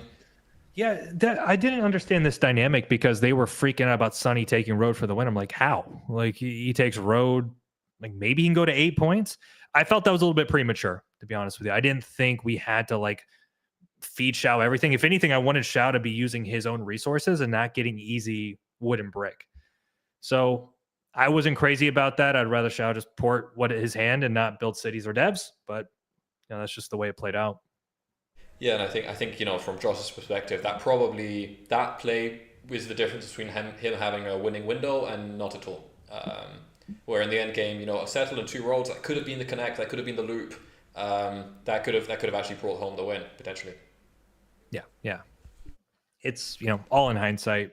I do think he could have been more patient and cut Shao's road potentially and fight road like you said, but in the heat of the moment, people don't realize like how much pressure there is in that room in that situation, right? Like we've been playing Catan for hours, days, and I think we were all just like on some level exhausted too. So and then you're also factoring in, it's being live streamed to thousands of people. It's like, it's not an easy situation to sit there and be chill about. Yep. And well, despite that cool as a cucumber, I think we have a moment. So this is right here. You actually get a 1-for-1 trade, which gives you a city. Yep. Let's see. Yeah, so this is a trade with Shao, and I think actually at the moment where this happens, you can audibly hear Shao saying something along the lines of, "Oh, I didn't know that was going to be a city. I shouldn't have done that." Yeah, he's like, "Oh, you're buying a dev?" I'm like, "Nope." Yeah, I would like a city, please. Yeah. Yeah. So I'll play that clip out real quick, and then Cool. you can fill us in. I can do Right. wheat for war. Yeah. Sure. Help you pop? Nope. We didn't ask. Bill City. Yeah. And exactly right after I say it, he got that What city is down on that happening? I don't know. 8-4. That was I don't know a what big happened. trade. Yep. I am so confused. We just have Yes. Sunny there saying, "I am so confused." Yeah. Just Was not happy. stressing, just straight up stressing. Yeah. Not happy about that. Well, and these are the consequences. All these little trades, right? Like I got the wood for ore to help. So one of the ores was from the Josh trade when he plowed, and I believe the other ore was from the Sunny trade for the 4-for-2. Well, that may have gone towards a dev. Maybe. I actually do not know the timing on that. I don't recall where I got the other ore. But like again, like it's such a subtle thing. If you can keep that momentum going, like you can keep your hand moving. So yeah, that was I was actually kind of shocked, but then again, also I put the card across the table. I think Shao just it made it easy for him to say yes, especially under the assumption he thought I was buying a dev. Yeah, and then at this point you have 2 cities down. I think this, especially with a VP, you're not quite, I guess, in the end game, but you're very much approaching it. And you do have an open settle, which is a pretty textbook way of finding that final point or kind of leaving a secure point for yourself open. Yeah, how do you feel now you've dropped this city? It feels like the majority of what you need to do this game is already done. Yeah, I'm feeling much better about the situation. There was a comment I made to Sonny because he was getting frustrated. I was like, "You're acting like you're not about to play a knight," because like if he has a knight, he just flips it and life's good, right? But the fact that he was getting super frustrated, I'm like, "You must not have a knight." So that was interesting too. But yeah, I felt like pacing wise, I'm kind of sitting with the table nicely. I still have a little bit of tradability, and okay, I only have one down dev. But I think if I can get a couple rolls, I can keep the devs moving and hopefully get on the lucky side there. Yeah. So I was generally pretty happy about this situation. Yeah, it's a good spot to be in, and obviously no one else knows about your VP. They might be able to guess, but you have a really big turn coming up here, and this is actually the turn that does put you into the end game. You've rolled a 7 here, and I'm going to play this clip out. Yeah, this is quite interesting. People, you should make sure you listen to this. I'll turn up the sound for you a little bit. Let's listen to it.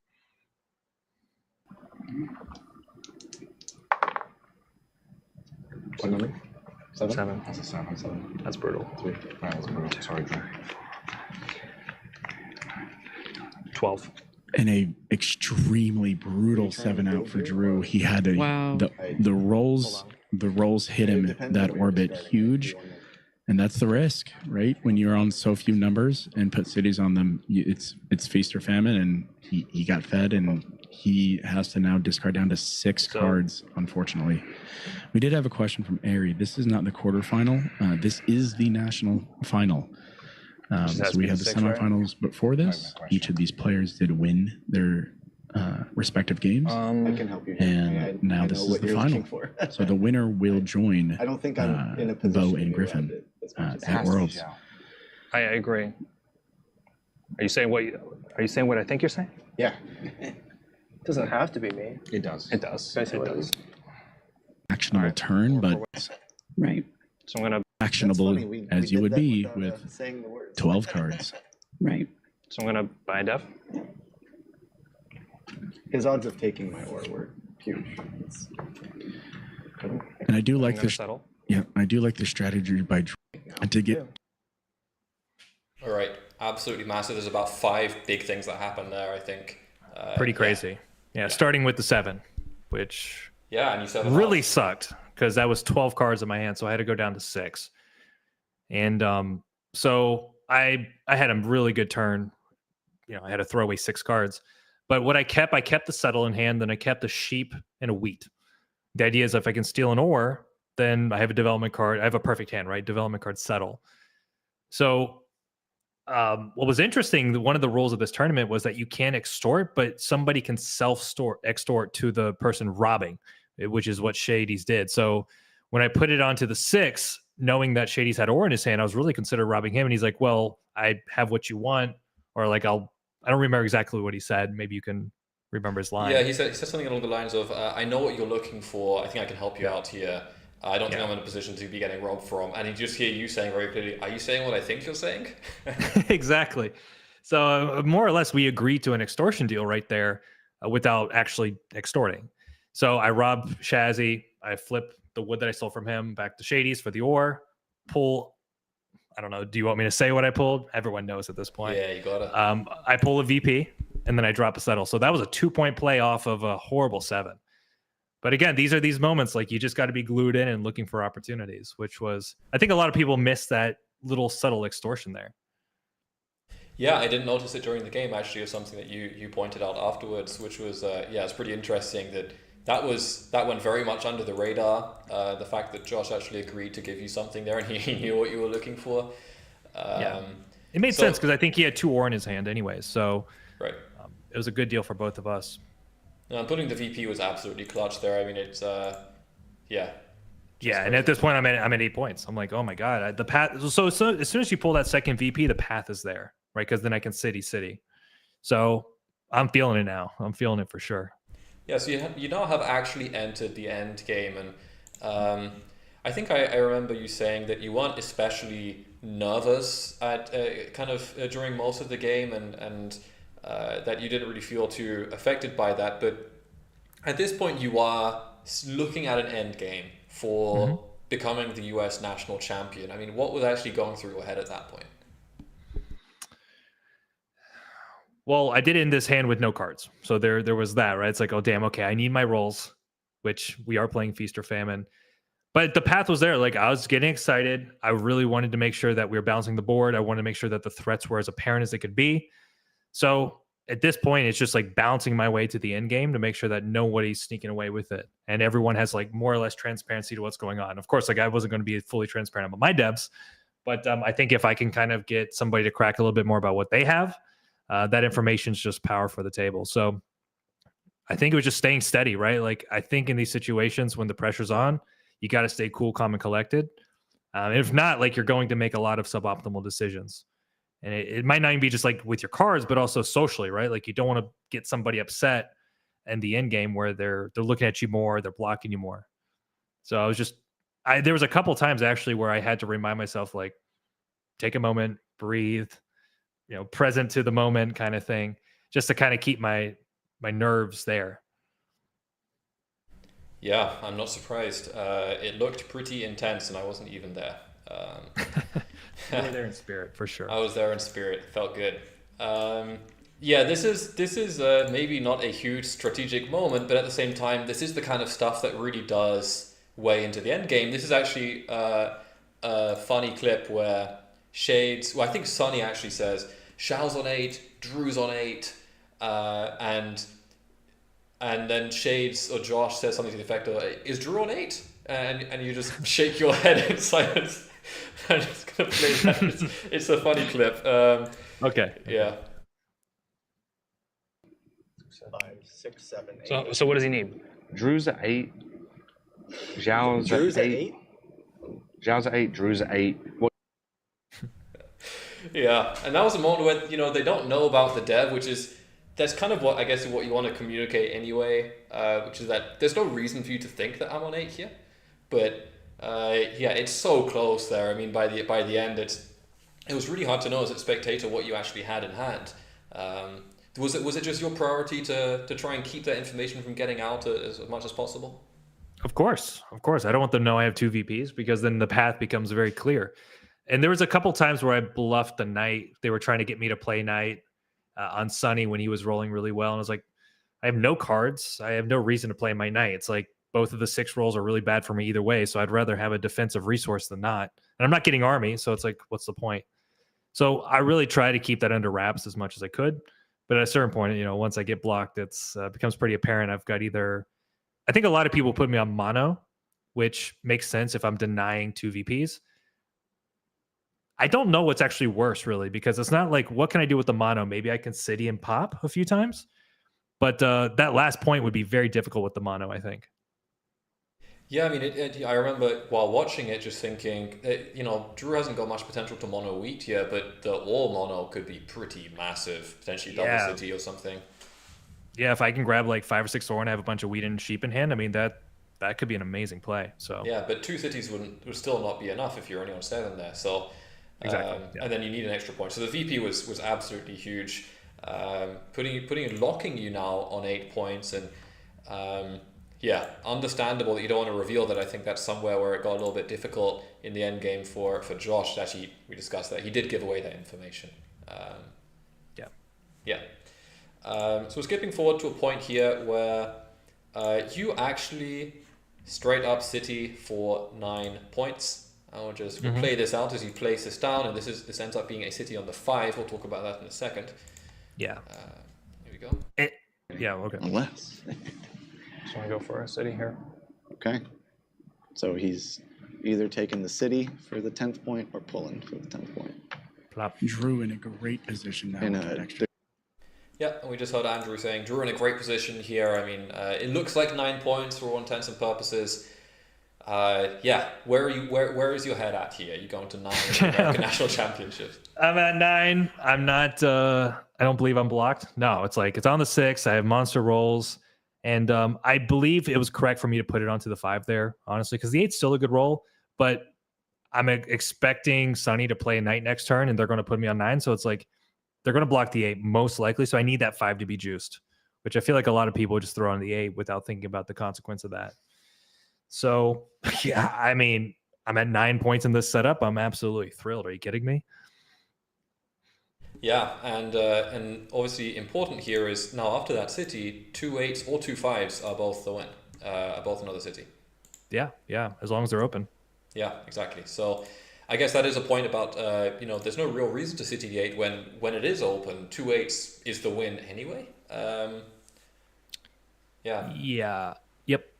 Yeah. So putting it on the 5 there was obviously works around the inevitable block, and yeah, it gives you more options. Which now 2 5s is also winning, which is pretty spooky.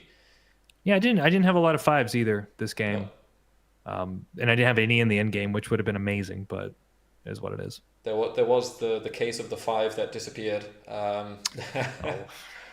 Yeah, we don't talk about that. We don't talk about that. But there was also I didn't get a screen cap of that because it wasn't so much a moment on video. It's just kind of a thing that happened in game. But there was a turn, I think, right around this point where you rolled a 7. Oh no, sorry, you actually played the knight out. This was about in the mid game. Yeah, you played the knight out. We don't talk about that point either, Dev.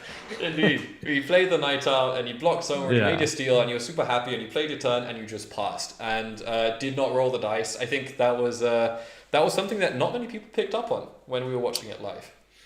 Yeah, it's hard to know what's the EV or negative EV of that play, right? Because then nobody gets cards, so it's not great, obviously, for me. Like I could have maybe cashed in, but also it's not that bad. No, it doesn't blunder heavily for you more than anyone else, really. It's just kind of a funny thing. It is a bit of a nothing burger. It's just a weird thing to see happen in a game like that. I think the only difference is like the opportunity cost. If you roll on your turn, obviously you can spend it, but just a highlight, is not really a criticism of any sort. Just a funny moment. Yeah, we're just caught in the moment, totally forgot. That's all it is, nothing more. Yeah, and so moving on from that, this is actually now taking us into the ending sequence, which is pretty hot and heavy. I think this is a great end sequence for Katan, really the epitome of how close it can get and really the difference it comes down to. That was crazy. Yep. So we have here Sonny playing an absolutely massive turn. And I'll start off. This is about a 45-second clip, and I'm sorry you won't be able to hear much of it. But the context is that this is actually Sonny learns from Shades that there aren't any knights. That Shades is holding multiple knights. That he's admitted this. He's not holding VPs, and Sonny himself has the potential to take road here. So we're just going to play this clip out because it actually is an opportunity for Sonny to win on this very turn.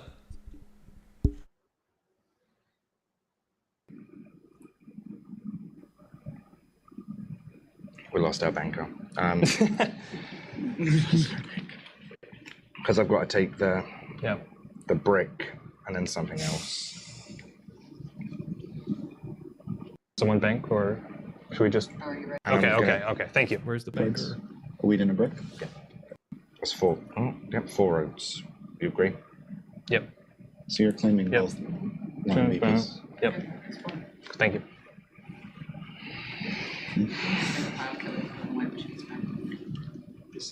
Sorry, man. I'll watch. The game. I mean, you're going to 9, so. I know. If I pulled the VP there, that was a win. Also, probably very keeps happy. the game alive for Drew. Me too. So this game is coming down to the wire. Your claim is you have 0 VPs. No. He just wanted to throw that to the mix. But then why else? We know you have 2. This road for now. The reason I really am sorry. I did not want to do that. The reason I think. All right, so yeah. So we actually see Sonny, who would have won if he had a VP in hand, and then he pulls another dev, which also would have won if it were a VP. Yeah, huge. It's tough, right? It's like there are these situations where I think it's a forced move because I think Zhao just has the win if we don't do it. It's just one of those situations, right? It's kind of like a little similar to the 10-2 situation where it's like we kind of have to do it to keep the game going. Just unfortunate for Sonny that he knows he's kind of losing road, but like if he wants to have a shot, he's got to take road away from Zhao.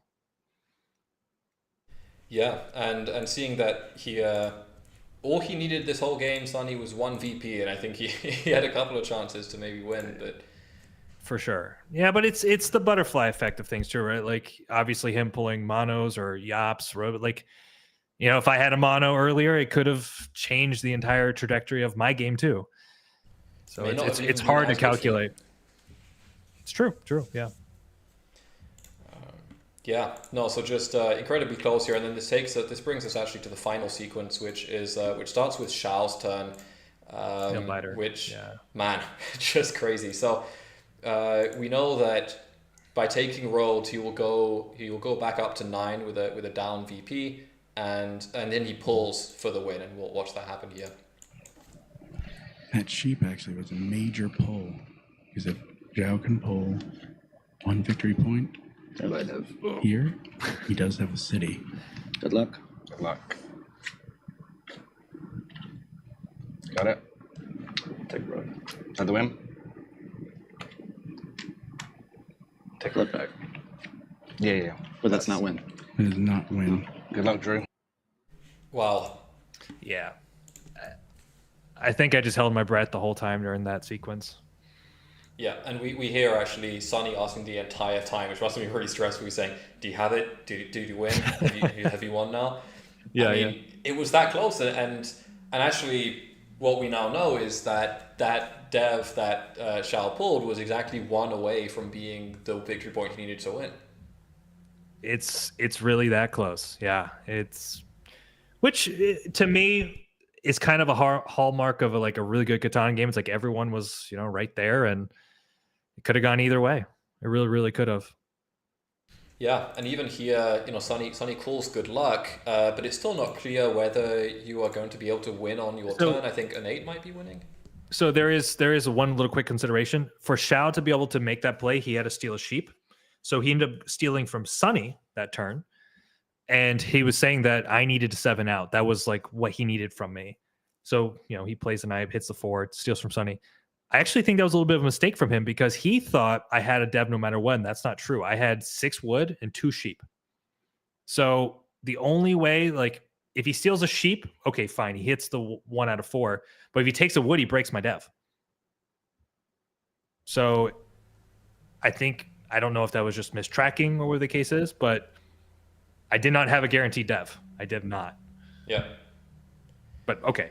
So then he makes that play. He almost wins. And then obviously it's on my turn here. And they pass it to you, and I'll let this play out. Zhao did lose. We could hear him out there. They're like, come on, no 7. 6. 6? Nice work, dude. GG. He has to pull for it. He doesn't have city, right? No. Yeah. His odds are good. How many is that? That's a dev. He is pulling for the win. Well done, sir. And he did it. Drew did get it. Let's go. Wow. Congrats, man. What a finish. Damn. There it is. There it is. There it is. Crazy. Oh, man. Just an emotional energy dump after I flipped those cards over. Yes, that's a let's go moment. Yeah. Huge. The banker is also here, very happy. Yeah, she's like, I gotta go home. Yeah, she's finally done. Yeah. Yeah, it was kind of a weird sequence because I needed a roll, didn't get it. And you see what I do is I take my entire stack, I tap it a couple times. I'm like, this is it. Like that's essentially what's going through my head is like, I either pull it or I don't, because I think I'm losing next turn, practically no matter what. So you'll see me. I just put a card down. That's the 1 sheep. I already have the dev ready, early on. Pass over to the banker. And this was the only time that I felt the nerves, my adrenaline started to kick in here because I'm like, this is it. I got 1 shot. I've played well, but if I miss, I miss. So I bring the dev over, look up, and it just says victory point. At that point, I just get a surge, grab the devs, and then just drop it. And it's hard to describe that feeling, It's one thing if you're pulling online, right? Because you just press the button and it just happens. But to be able to go through that sequence and flip it, man, that was something. That was electric. Yeah, I can't even imagine what that's like. I mean, pulling for the win in a huge final, the national final, the biggest one. Yeah, that must be a bucket of nerves, and then it is actually the victory point, and I think Sonny sees it first, and he says, "Well done." I think so, but I also think you didn't see it on my face, but my face must have given it away too, because like, I must have been like, "Whoa," but it's just one of those things, man. It comes down to who's pulling that final VP, and like I said, I think that's a hallmark of a really good game. It's like everyone's in it, and it's coming down to the development cards, and could have gone many different ways on that final orbit. Really could have. Yeah, definitely, and we see that basically. You were one of 3 people who could have won that orbit, and it was just crazy close. Sonny having 2 potential chances to have won with just the 1 VP and did not get it, and Xiao missing the VP, and then you getting specifically the VP that both of them were looking for. I mean, it's crazy. Yeah, and also too, it's kind of funky because Josh had down devs. You don't know, like, he could win it. Sonny could pull 2 VPs there with his mono. I really feel like anybody could have won that in this final orbit. It definitely felt that way, and the only thing was Josh actually did communicate he didn't have VPs, which helped with the hunt a little bit. Yeah, and he made himself come off very honest, obviously getting frustrated with the dishonesty. So I actually trusted him there. But some players might not play it that way. They might be dishonest in the very final end of the game to kind of push people off the scent. I think you might have to be honest. I mean, if you were on 9 there with an open settle, it's all night. Yeah, exactly.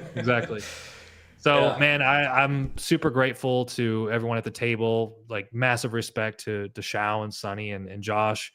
I really felt we had a great game. I think we did what we needed to do to keep the game going.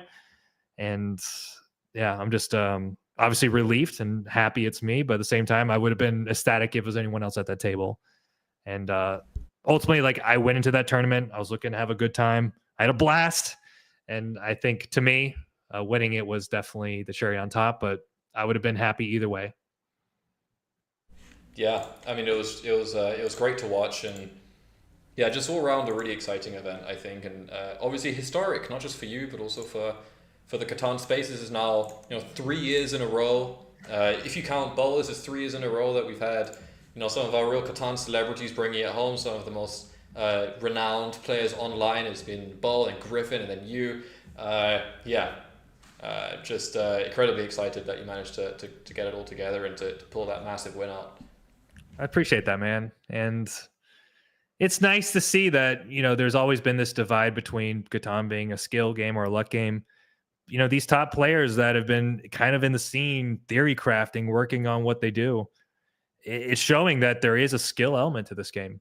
And I think it's becoming more and more transparent as we're growing this game and we're kind of developing it. So I'm happy to kind of stand on the shoulders of giants and keep growing the game with you guys. And it's exciting. I hope we kind of keep this trend of the Discord players crushing it, because we're doing pretty well.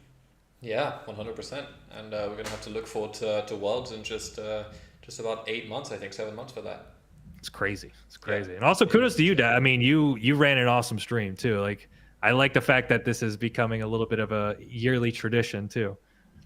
I love it. It's amazing fun, and it's always inspiring to try and beat what Catan is doing themselves and try and put on a real good event for people. So yeah, it's always my pleasure to be involved. Someone's asking. Okay, that's fine.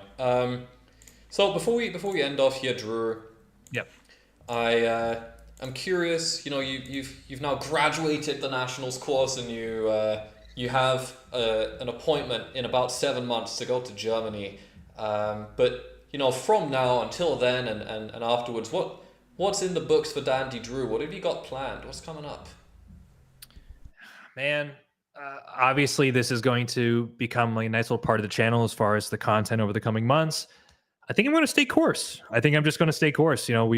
I feel like I'm in a place where I'm enjoying doing the YouTube side, and there's a whole emotional capacity part of that where it's like, you've got to manage your own self. So you're bringing the right person to the table so you can enjoy the process.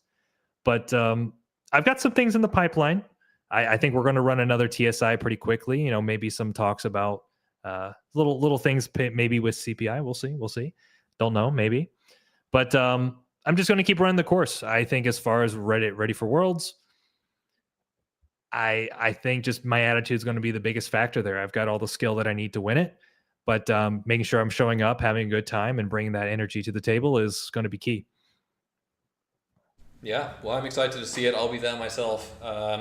That's awesome, man. I'm looking forward to giving you a hug and grabbing a beer, and yes, indeed, we will. It'll be a good time, man. Meet. Yeah, I'm hyped to meet everyone there. It's going to be a great time. But for now, I think we've kind of gone through everything that we were hoping to get through today. That's it, man. Awesome job. Only got respect for what you're doing, Dav, and I know the community is very lucky to have somebody like you. So kudos to you as well. And people forget this is not just about U.S. nationals and these interviews, but this is also one of Dav's anniversaries. He's been in the scene for 3 years, and I'm very grateful that maybe I was one of the first people to say, "Hey, who is this guy?" And yes, indeed. Took you a while to make the Discords, though. I felt like you stayed in CU for a good 6 to 8 months, and I was like, "Come on, Dav, come on over." I was stubborn. I like the auto matches. The water's warm, yeah. So yeah. Beautiful transition, man. And like I said, the community's very lucky to have somebody like you here. Well, obviously the feeling's mutual, and look at where we are now. Quite the journey we travelled, but yeah, just excited to see what comes next, and we'll both be involved in that. So that's Awesome, about dude. it. I really appreciate it. Thanks for everyone showing up, and hopefully you got some cool little insights from that. Yeah, I think there were definitely some points in that I was really interested to hear about, and yeah, overall, thank you so much, Drew, for taking the time and giving us your thoughts on this epic win and the whole experience. Yeah, I hope you have a great weekend, and looking forward to seeing what you get up to soon. Appreciate it, guys. Have a wonderful rest of your day, okay? Peace. See ya. See ya. All right. Well, that was it. That was the interview. Hold on, where am I?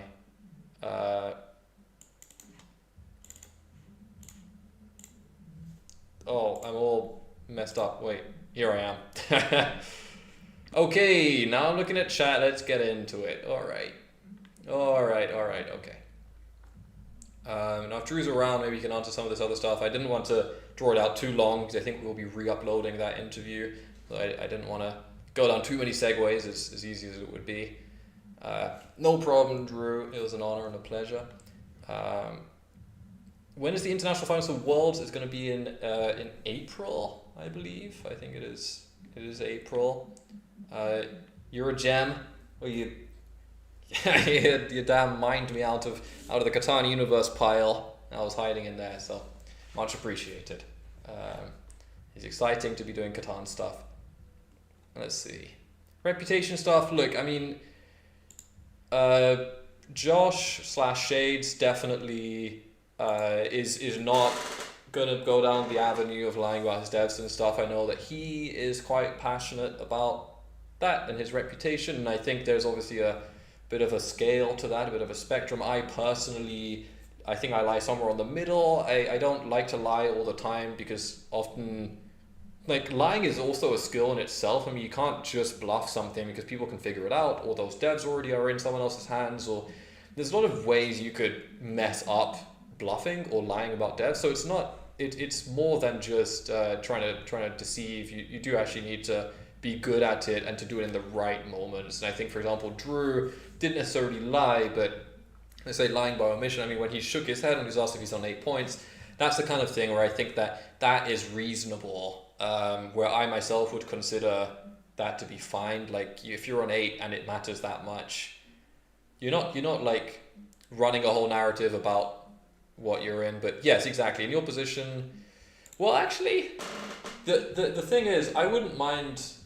I understand you're at risk of getting robbed, but frankly, the issue is that then everyone knows there's VPs. Does it actually matter? Maybe not. I mean, people might keep pulling. Either way, I'd like to get some viewer games going. It would be cool to play with people on this fun day. So I'm just going to post a lobby here in chat. This is a 2-sheet lobby of people. I was hoping to do some Catan Universe nostalgia, but it's going to be a little difficult with the whole setup. We've got Real Crate already, World's Finalist, but need 2 more in here. Future Week never came. True. That's true. That trade. But hold on, did that trade actually happen? I don't remember if it went through. How many orders happened? I don't know. Maybe Real Crate knows better than I. Yes, indeed.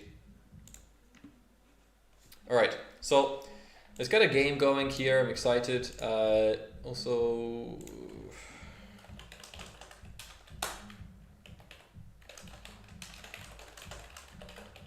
all right.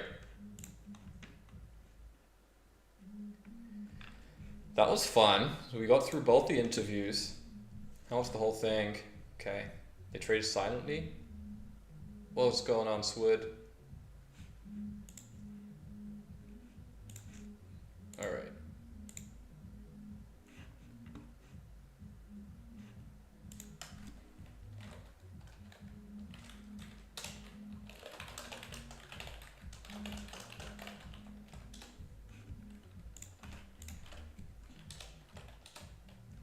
All right.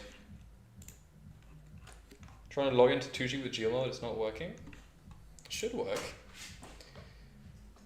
I'm not sure what it's showing here, but we're gonna need a fourth either way. You could join. No. This is not competitive King of the Hill anything. We're just here to have fun. I've been doing this for 3 years, and I just want to hang out with people who watch my streams because most of you don't play in the tournaments anyway.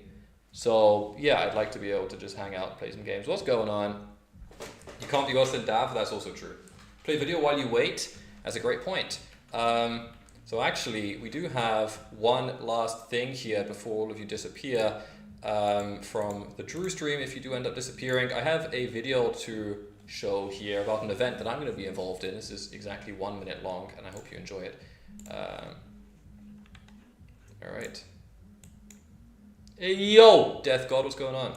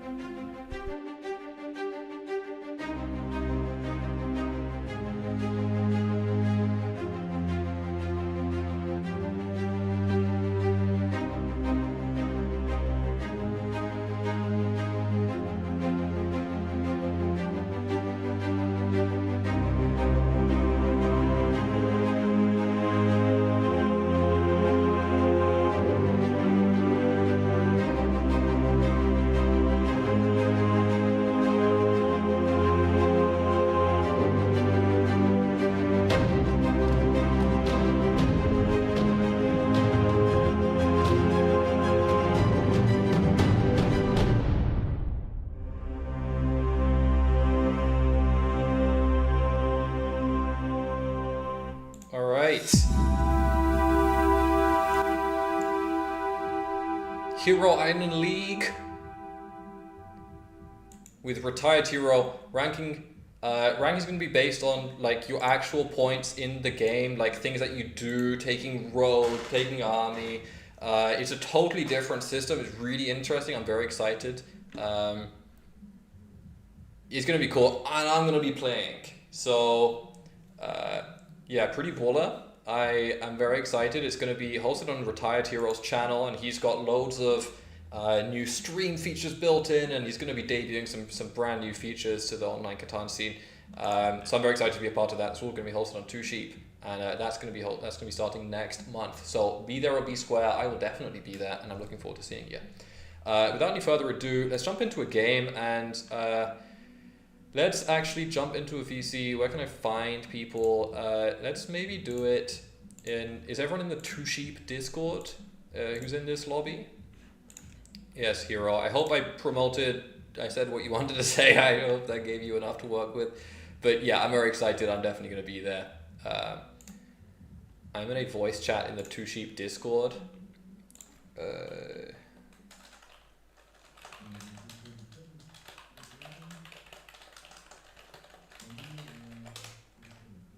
All right, let's see who we can get in here. You're not? Okay, I can send you the link. Real Crate. Hello? I can't hear you. No? Oh, sorry, I sent the wrong link here. You can join the Two Sheep Discord here. We're in the voice chat there. All right, real crate. I cannot hear you. You're deafened now.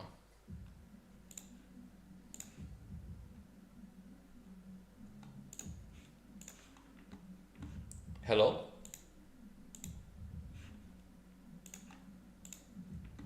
Yo. Check. Yes.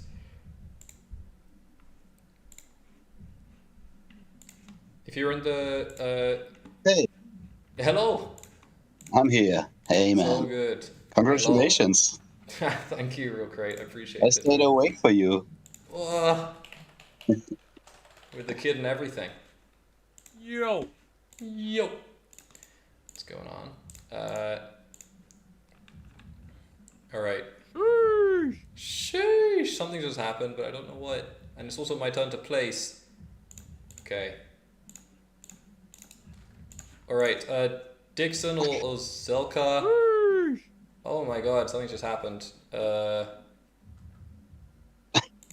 Something just happened. What has just happened? DandyDrew just gave out 10 gifted subs.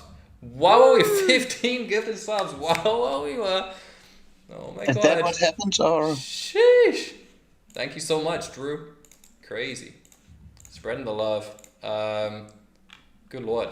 Okay, well, let me get this voice chat thing in here so you can see what's going on. Sheesh. Oh my God. Did he do it? He did another 5. You damn dog, Dandy. 20 gifted subs. Good Lord. Wow. Okay, by the way, Zelka, if you have joined the Discord, yes, but I think you have. You can jump into the voice chat. We're down below in the lobby voice chat if you scroll down. Hello. Made it. Hello. Oh, good evening. Hello. Where are you calling from? US. Nice. Nice. Congratulations on the recent presidential election. That was very exciting. Oh yeah. I did not watch it. I watched it live. Trump said people were eating pets. I thought that was very concerning. Cats and dogs. Yeah. Oh, I saw that clip. Yeah. Yeah, that was pretty funny. But how are you doing? You doing good? Yeah, doing good. Chilling. Nice. Little 8-5-10 pick. You're gonna try and wheat port. You're gonna try and DandyDrew this game or what? Yeah, totally inspired by Dandy here. Well, actually, no, I was looking at the other 8-5-10 because I was like double wheat, but like Dandy. But then I was like, nah, I think the ore is better. Yeah. Well, we'll see. I actually was not super confident, but don't feel any pressure. Real Crate is actually a world's finalist, so. Oh wow! Okay.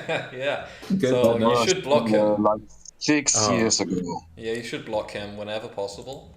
He'll always tell you not to. He's lying. Okay. Yeah, no, David. Like, the only thing he ever wins is his own tournaments. And it's like on his own platform. Yeah. Who do you think is going to win this game? Yeah, it probably is me. Let's spoil his anniversary party. Yeah. Do it. Well, I don't have a wheat port hero. I might place on the wheat port though. Oh, fuck's sake! All right. Okay, not a bad pick actually. There's some good outs with that.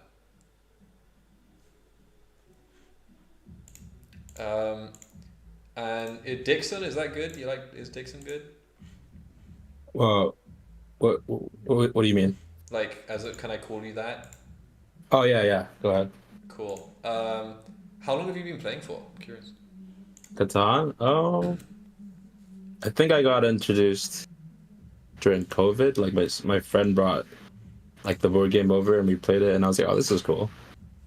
And then because it was COVID, we couldn't actually like play it a lot in person. So then I looked up like Katan online, and then I think I started playing on Catan Universe maybe in like 2020. Yeah, that's where I started out too. So it's been 4 years, but I'm like very on and off. So I haven't played in maybe like a few months. But I play on Colonist mostly. Nice, man. Yeah, but I haven't played in a while. Yeah, no, cool. I mean, that was the whole thing. Was this is not intending to make this like a high stress game or anything. I just wanted to hang out with people and play some games. I'm stressed. Oh, I'm super stressed. Yeah, Craig gets grumpy. Yeah, I wish you didn't tell me he was a champion, because I would have had like a little like beginner's buff, you know, like Gotham chess. You know how he does better when he doesn't know he's playing against like a grandmaster. Okay, so you would put yourself as the Gotham chess of Katan. Oh yeah, exactly. That's exactly what I was saying. I understand. Yeah, well, Craig's biggest weakness is his temperament. He becomes very grumpy. Okay. So this is an easy way to defeat him. Yeah. Also, it's late. I'm grumpy because it's late. It's always so late. This game is always so late. Doesn't matter. He's always grumpy. Okay, I won't leave this open anyways. Okay. Boom.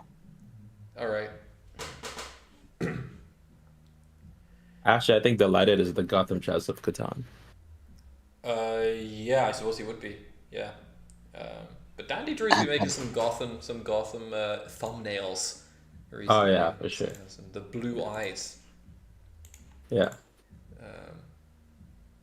Yeah, someone in chat saying the first ever spot does look like an homage to the US national champ. I think so.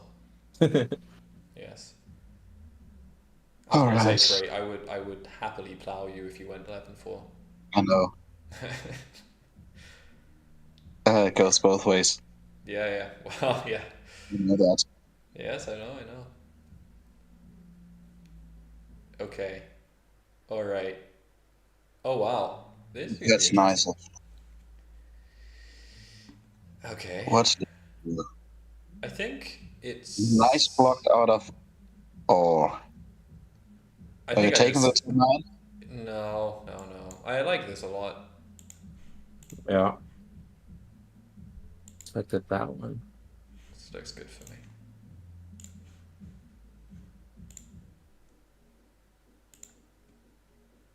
Where do I go here? Yeah, that's what I was wondering too. I have like a couple of spots in mind. Back to 4-11. Yeah? Yeah? Oh, wait. No, the 4-11. I thought you said the 5-4-11. Yeah, that would be maybe a better spot, yeah. And the 4-11? What about the 10-9? Don't listen to Craig. I was thinking the 10-9. 10-9 is good. It's better, actually. Oh, then the 4-11, yeah. Yeah. I would say, objectively speaking. Is it better than the 4-5-11? Actually, honestly, I don't. You don't like the 4-5-11? But Orange has some pretty funky rolls going on here. Yeah. I was also thinking like 6-2, then like point to the 5-2. That's not. Maybe? That's an option. That's the thing. That's an option. With a 9-10, I think you are too blockable. Yeah, and you make Craig too angry. You can't use a break pawn as soon as your 8, your 9, or your 10 is blocked. You can't do anything. All right, hold on. It's a Saturday. I've done all the interviews. I'm gonna get a beer real quick. 4-5-11, I guess, is a good spot. Which one? 12-5. Oh, 4-5-11. Yeah. Like 3 hex. Yeah. Take a little bit from the board away from York. Yeah, I think I like that. Oh, or do I? I like the ratios, but my brick to wood ratio is just fucked no matter what. So. Well, for the record, I think your ratios are pretty bad forever. It's just you just need that weed port, really. Yeah, true. You know what? You're right. Yeah. Yeah, I think the 6-2 would be okay, but 6-2 is also good. I think it's maybe a little slow. I was just yeah. But Blessed 3. I'm getting used to the UI here because this is like my second time ever using Two Sheep, but it's pretty good so far. Cool. Well, let me know if you got any questions. Yeah. Good to have you. Oh, that's how you build a road. Okay. Nice. Yeah, there's 2 different ways. You can click the button on the left, or you can just hover over where you want to build a road and click it in there. Yeah, it's good. It's intuitive. Yeah, getting Where do used I to build games. my David, have you seen Treek's new video? Well, there's one of them had me in it. It's something like 35 best strategies or something. Ah, yeah, right, yeah. The board he uses is the one from Board Game Arena. And the bricks he uses is from Colonist. It's pretty fun to watch. That is quite funny. Okay, let's see. Crate started with, well, the good cards. Okay, well, never mind. I have to drop you. I'm willing to not race you, Crate, for the 3-for-1. You're welcome. Okay, thank you. Thanks. You're welcome. Yeah, no, anytime. It's a mark of our friendship, I think. Really. So, how about wood? Yeah, fuck it. I don't want it. You want wood? I got wood. Yeah, I know. I can give some wheat. Just a little set trade because I'm 5 and 6. Don't need wheat. He needs brick and sheep. I need one of the other ones. I don't have the other ones. You don't have the other ones? Okay. Oh, there's my brick. Oh, that's nice. Okay. Well, let me try to make a trade here. I think this is how you do it. Yeah, and also when it's not your turn, you can suggest trades, which is a nice little thing, kind of like in real life. Oh, yeah, nice. So does this mean no one's taking it? Oh, so I I don't have any sheep. I think orange has the only sheep. They actually have 2. Oh, thank you. I did not notice that. Orange, is there any way we can come to a deal here? I can offer like a non-block or a future resource of your choice. Orange is actually not. Oh, in he's the voice not. chat. He's not in the. Okay. Yeah. Oh, but they're listening. They're just on a 5-second. Oh, they're listening. All right, cool. Well, all right. Well, I have an extra wood. Anyone offering anything for it? Right now, no. I'm hoping for 6. I don't want wheat right now. No. No, that's all I have. Okay, no worries. Now we make plenty of wood, Crate. We can't be trading like that. Oh, I almost soloed the 9 war. It's pretty tempting still. Ooh, the 9. Crate holding brick, wheat. Pretty terrible cards. Let's see. What do you need here? Well, I just need a decent block, to be honest. That's what I'm looking for. I think I'll put it here for nowsies. That's a decent block. Crate's cards are pretty rubbish. I want 6, or I'm gonna go for that. Alright. Yeah, that's fair. That's fair. Alright. Are you happy with that? Yeah, pretty happy actually. Yeah, I would. Thank you, Alex. Thank you for the streaming birthday message. Alright, we cook.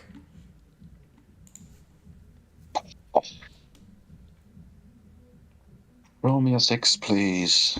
Yeah, we do need that 6. Everyone needs a 6, actually. Ooh, 11s again. Sheesh. What the fuck? What was?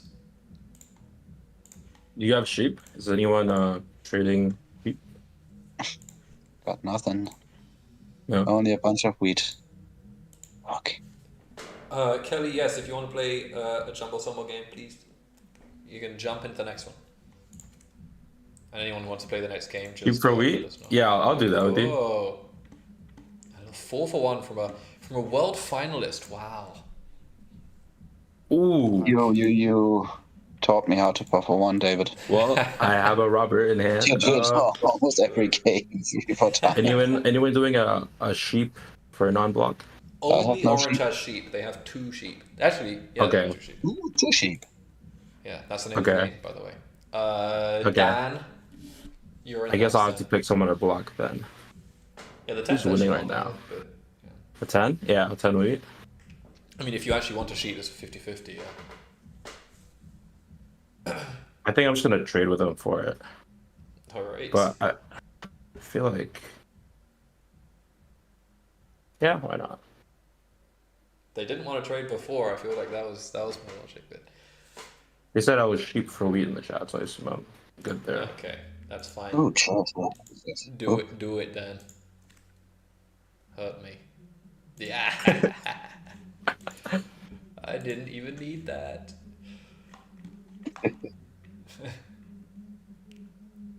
Alright. Okay. Alright. Alright. He's done the thing. Oh, the five. I will now also do the thing.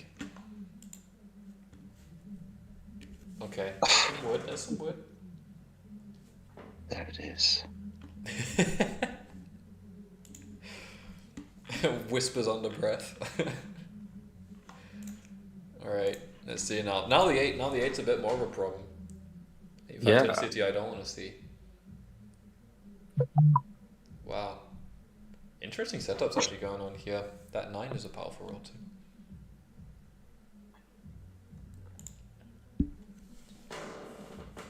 Yeah, what the hell?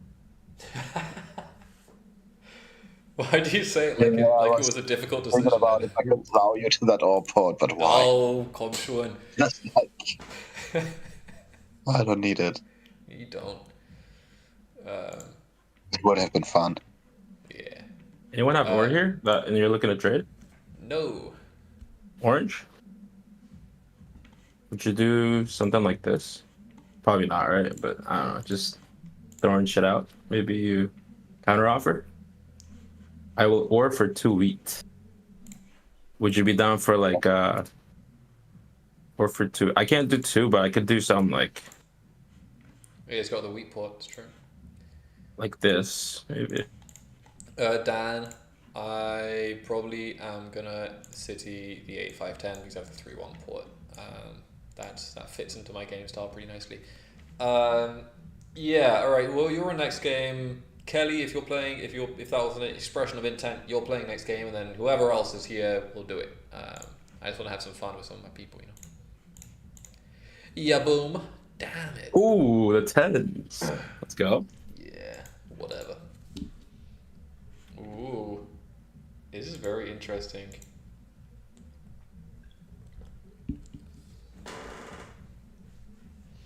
Where are you thinking of going, orange?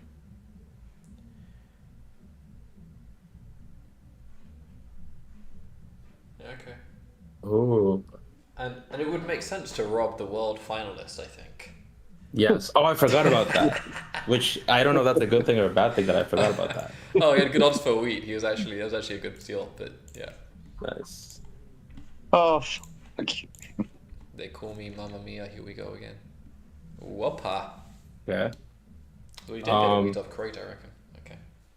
Is anyone doing ore for a non-block? No. Here? No? Orange? Thinking of hitting the 10. Nope. Anyone have wheat? I have a wheat. Oh, would you do a wheat non-block? I would trade a wheat, sure. Okay. Let's do that. Oh, I gotta figure out what to hit. Honestly, hit the wall. The 9 ore? I'm down, let's go. I think it's a card off a 50. That's funny. I gotta, okay, well. You got what you want? Yeah, but I still want that. Wait, do I still want it? Not really. Okay, I guess not. That's for the best, I think. Okay. Yeah, no, I don't want it. Okay. That's good. That's good. Oh, they call me Mamma Mia Pizzeria. Zero card meta. Jesus. What a roll. What a turn. That's the best kind of non-block. The one where you don't get blocked and then nothing happens. I like that a lot. Ooh, the 10s. 10s are cooking. Oh. Okay, this is the first dev.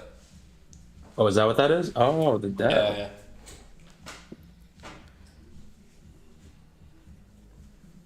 Damn, you're rolling 7s all over the place. Controlling the knights. Well, that was a great deal. any sheep non-blocks? Zero. Sheep havers? But again, orange has like 2 or 3.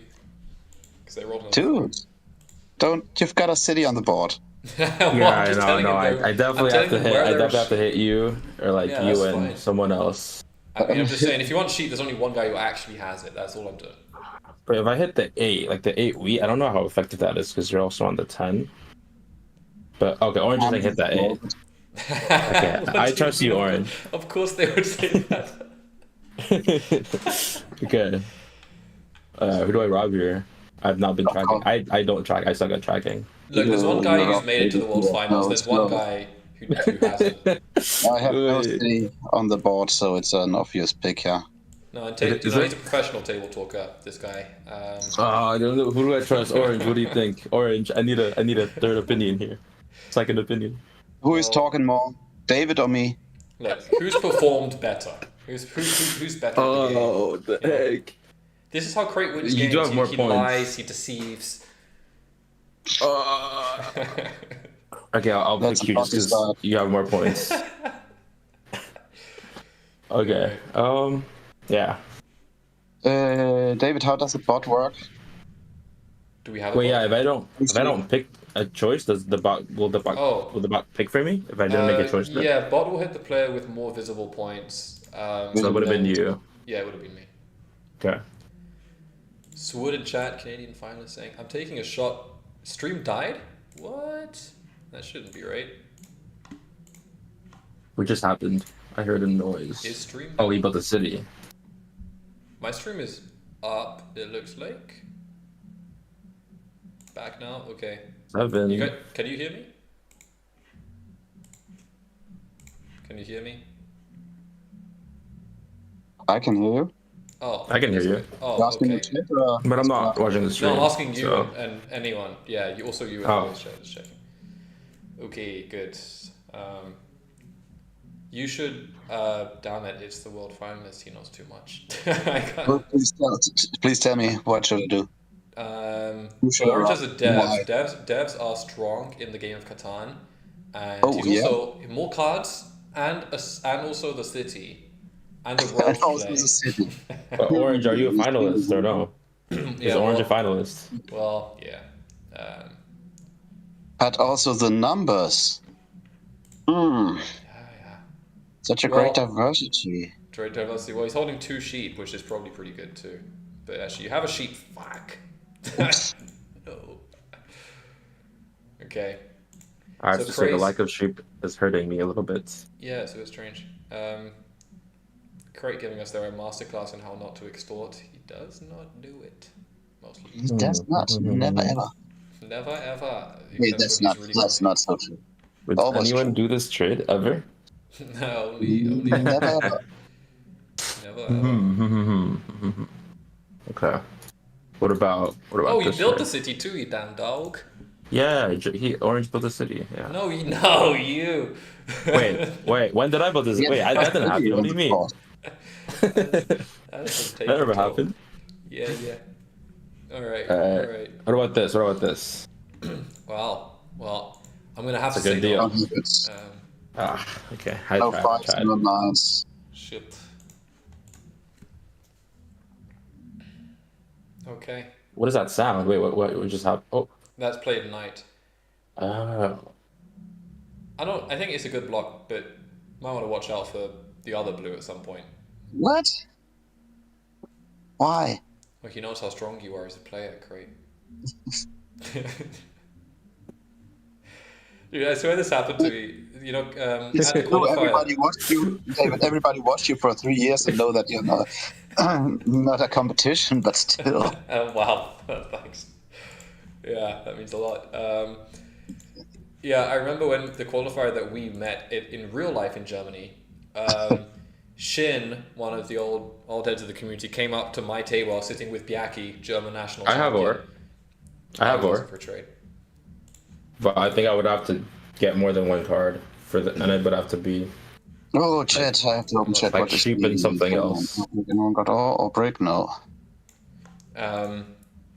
In that story, yeah, Shin came up to the table I was playing at, the same qualifier that Crate was at, and said, "These guys are really, really good. Like, watch out," or something. He wasn't even playing in our game. It was so crazy. He was just like table talking us, and we weren't even in the game with him. Yeah. The audacity. Yes. Citying.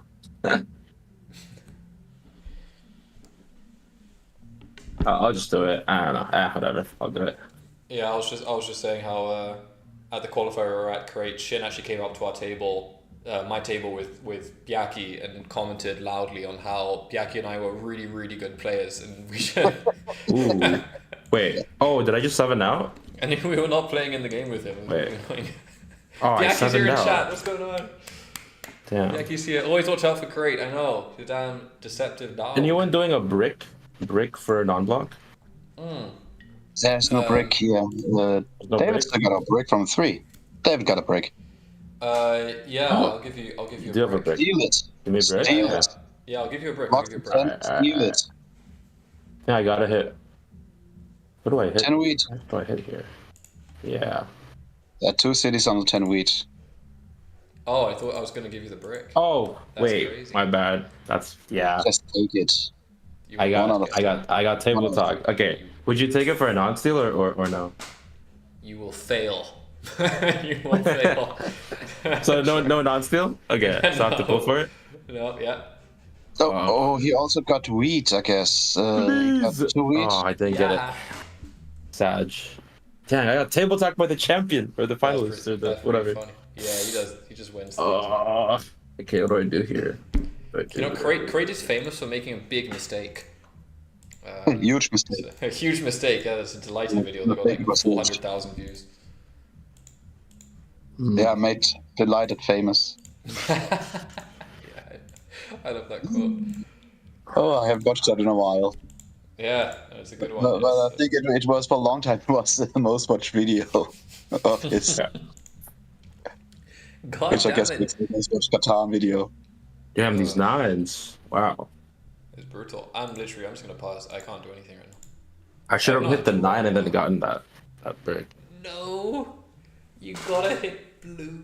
Why am I getting hit all the time? No, Crate, it's you. Come on, let's be honest. To be honest, it's not unreasonable to hit the 10 or, but it is what it is, or the 8 wheat even. Oh Wow. dude, we're getting fucking played by Wait, he Joe could here. double play too. Yeah, no, Nice. for real. Like, we shoot 2 roads in a night. It's almost 9 points. Almost 9 Yeah. Yeah, this is surprising. All right. Probably 10. Yeah, but maybe I want to see Dixon's death. I can tell you it's not a good. Oh yeah, that's always best thing to say it. That's what Lewis said. But David, you still got a break, right? Do you actually need? I don't need break right now. No, you don't. But you have a break. Ja, I could take it. Ja, und? Willst du Deutsch reden? Besseres Table Talk oder was? Ja. Boom. Ja. Ja, okay. Lass dich mal auf the hook. Yes, ma. Good. Like I'm falling behind here. Yes, yeah. That's a classic line. Yeah. You haven't been blocked like ever. You're good. True. That's facts. That is it's true. just not a city. Okay, saying I know it's your 3 anniversary. Can we Well, take it's a moment not a to city give at all. a That's shout what out the to the city streaming company- team, Hubsy Wubs, Unorthodox, Poetry Lotion. Yeah, shout out to all of them. None of them stream anymore, but Ultimo GNU is the new wave. He actually does stream, and he will be joining me. Is anyone looking for wood here at all? Hell no. No. I think this is no. either Yop, Settle, or a Dev. Okay. Or are you considering this, or are you just passing? Sheep and what? I don't have sheep. I don't have this.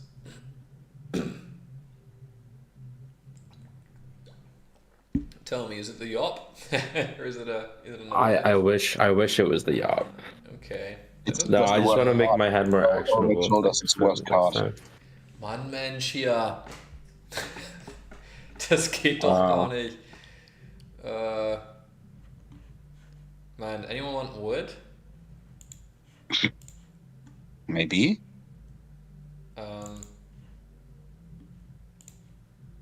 You still need sheep to settle? Yeah, I need a sheep. What can you offer? I only have wood. I could offer 2 wood. I'm just wondering if I should do that. Wood, that means... Nah, to wood you've got... You've got all left? You've got all. Yeah, so wished doesn't. Oh. I'll just do it. Ooh, the 8. Let's go. Damn, the 8. I know those still making YouTube videos. Yes, I know, but streaming he is not. Oh, by the way, streaming. Drew said, or you said, thousands of people have watched the Nationals stream. Is Wait, that Clay, true? were you looking for a wood? Is that what you were asking for? I No, did not not really. have thousands. I had 150 people watching on my stream, and the official thing had about 500, 600. Okay, crazy. Yeah. Are you doing like wood for ore here? I got one. You need it? I have no wood. Oh, you have a wood. Okay. But you have all? No. I don't have ore. I have the wood. Oh, David, you don't have it anymore, right? Yeah. What would you wanted?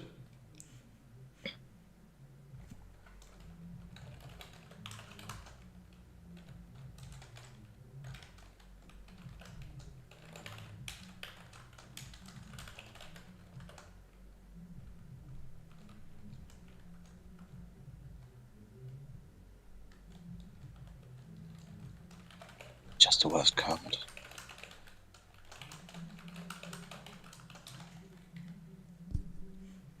Would anyone do this? Because the World Final 2018 was watched by like 30 people or something. Live. Wow, crazy. Something like that, and the stream actually broke down because there were too many. Funny. I don't have a sheep anymore. No, I still have no sheep. I don't think I've had sheep once this whole game. 5 does not roll. Yeah. The family upstairs is having a karaoke party or something, so it's kind of loud. 6, 8 with the road. Oh. Ooh, nice. Thanks for cooking. Still looking for wood crate? No. Alright. Yeah, the 6 road. I don't think I need wood anymore. Okay. Oh, the 8s. Let's go. That's a whole new city. I think we are pretty in danger here. I don't know if I'm going to be able to... I will play my dev. I will prove that it is not like a dangerous dev You will if you play need me to do it. Okay, every playable deck is dangerous. Yeah, it's a little bit. Yeah. Is it? Yeah. Even a road building would be dangerous. I mean, you have 6 points in hand right now. You could even just take a road. Like, it's... I definitely can't take a road. I don't have the cards for it. I'll tell you that much. Yeah, but you have 2 more roads. Oh, well, exciting stuff. Whoa! No! Yes! Dang it. You said you'd play your dev. Is that... But you weren't blocked, so it wasn't a night? I can... I'll put it this way. If you put it on me, I'll move it. I'll just move it around. Just move it somewhere else. Oh, I'll move it on you. Sorry, that's what I meant. Whoa! Why did I hit orange? I didn't do shit. Hit orange. Non-block or non-block? What? Non-block or non-block? Go hit orange, leave crates alone. Okay, dot block for non-block. Wow. Alright. I guess I then put it... I'll put it here. Yeah. Nice. Was there some wood? Anyone want wood? No, I was offering wood. No. No.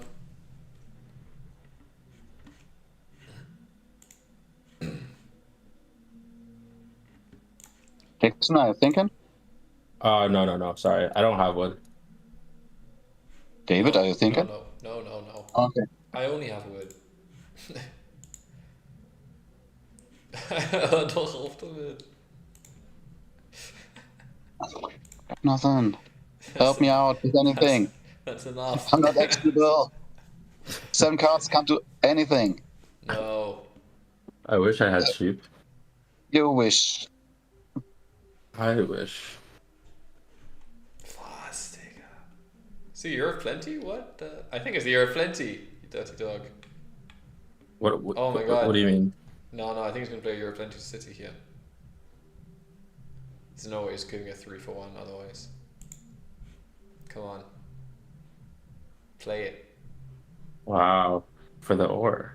I think it is. Oh, maybe it's just a straight up city. Yeah. Oh, here at the 10 rolled. Sure. Ooh. Nice. Ooh. I have to do something. If I play my knight, Non-block for someone non-block. trade me an ore to not be blocked. I don't have any ore. I mean. Oh, dang it. Yeah. I mean, at this point, it looks like orange could definitely double play. I don't know. Yeah, orange. You have ore? Orange said, "I'll do that." Well, I hate that. Done. No. No. Dude, non-block. Non-block. Hey, get owned. That's what you get. Great. Future means nothing. Oh my god, I'm so sorry. Joke's saying I I'll want give to offer brick and non-bollock. So dishonest. Yes. Shocking. I'm so sorry. How do you betray a world finalist? Cash in on your blood money. Blood money. Wait. I will give for brick and non-block? Oh. What do you mean? Oh. Damn. I don't have brick. Oh, what? Wait. No. This was the worst possible outcome, which is that I got robbed, you get nothing. Oh my god. I get blocked. Yeah, this is just the worst of all worlds. Oh, I'm so sorry. No one's guys. happy. Well. Well, thanks. Yeah, thanks. Double scam, I think 3 triple years scam, anniversary stream. Nobody's happy. And also Whoa. nothing's changed. It's still just more scams and disappointment. Yep, that's our life now. Damn. I mean, okay, I'd flip this. Dixon. Oh, I'm so down. Yeah. A friend of mine is a friend of mine. Oh, that was pretty subtle. Someone No, said, I don't not think again. He scammed you. Well, he didn't scam me, but I got robbed because it went wrong. So, I feel like I'm a loser of that situation regardless. All right. Yeah, that's fair. Damn. Brutal. All right. Yeah, I think I should have asked for insurance. Wait, if I asked you for insurance, would you have given it to me there? No. Well, No? actually, maybe, but I would have had to, I don't know if I would have done it. Because I kind of wanted to 7 you out there, to be honest. Yeah, that's fair. Yeah. Thing is, Crate... I don't know if Crate actually unblocks the 10, maybe. But Army will be interesting. I'm just at the point now in the game where I don't know where the points will come from. It won't be road.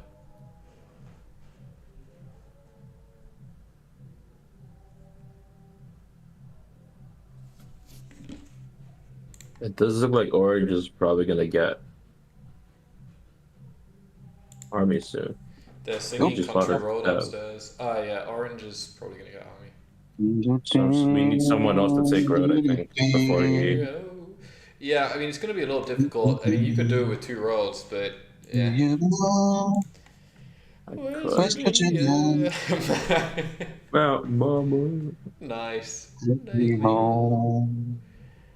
They are slamming the beats through my ceiling right now. It is crazy. It's really loud. It's been about 4 hours. I feel like we can't trade with Orange right now. Yeah, I'm not trading with Orange. You don't want the cheap, Dixon? I don't have wood. You don't have wood. Oh, it was 6 Yeah. and nothing left, Roland. I got 7'd out, so I got rid of all my wood. Otherwise, I would be I don't taking have this this trade. either. What about giving me a brick, David? for one, I don't think. I mean, I have no cards. Any of them devs. What about 2 cards? Sure. Was that Road Builder? Where are you going? No. Where I'm going, I don't need road builders. Okay. Okay. Oh, The lucky. 2. Actually, clutch. The orange was not on the 2.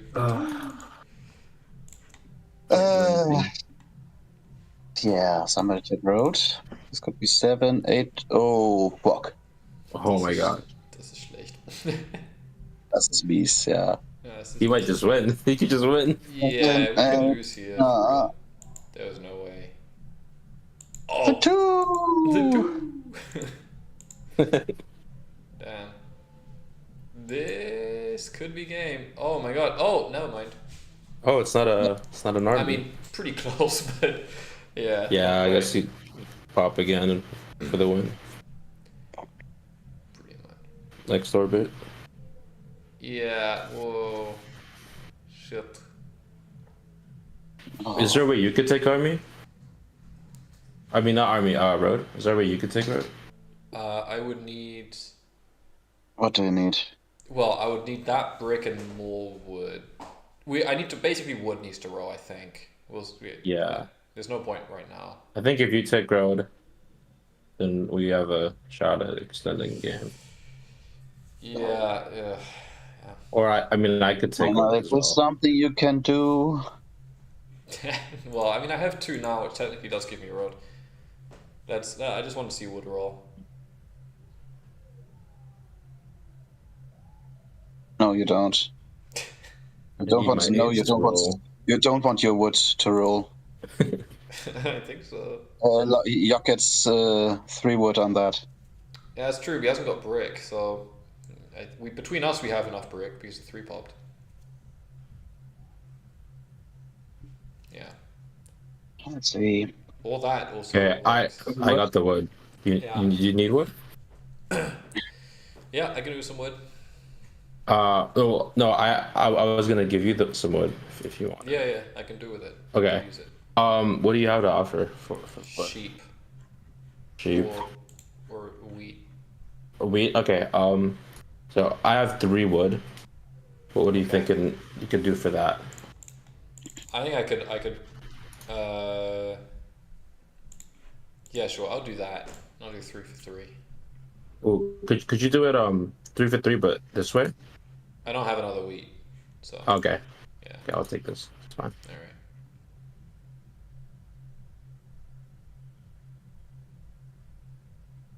Okay.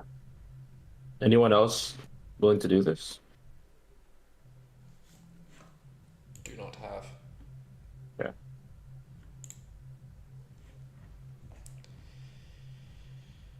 Yeah, wood.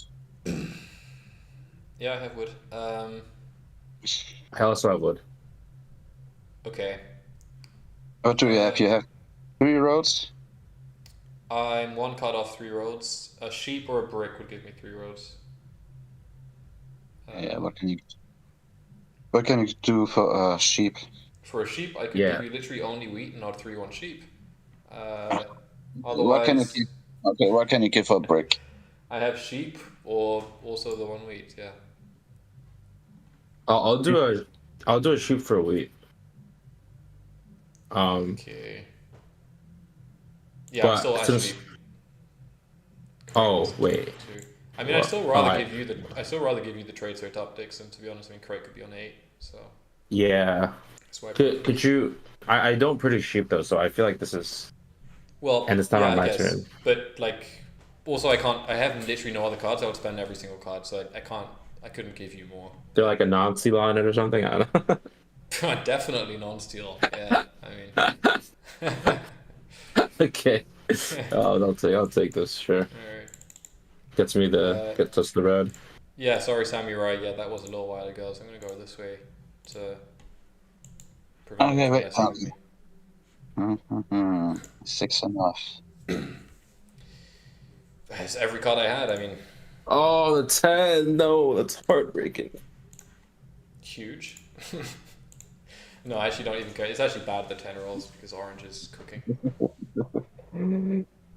Whoa, what is this? Dude, that's This such is a not good that. deal. This is But I'm not a not. good deal. Yeah, but I can't take it because it's with orange. And I don't know what dev he has, and he's 12 cards.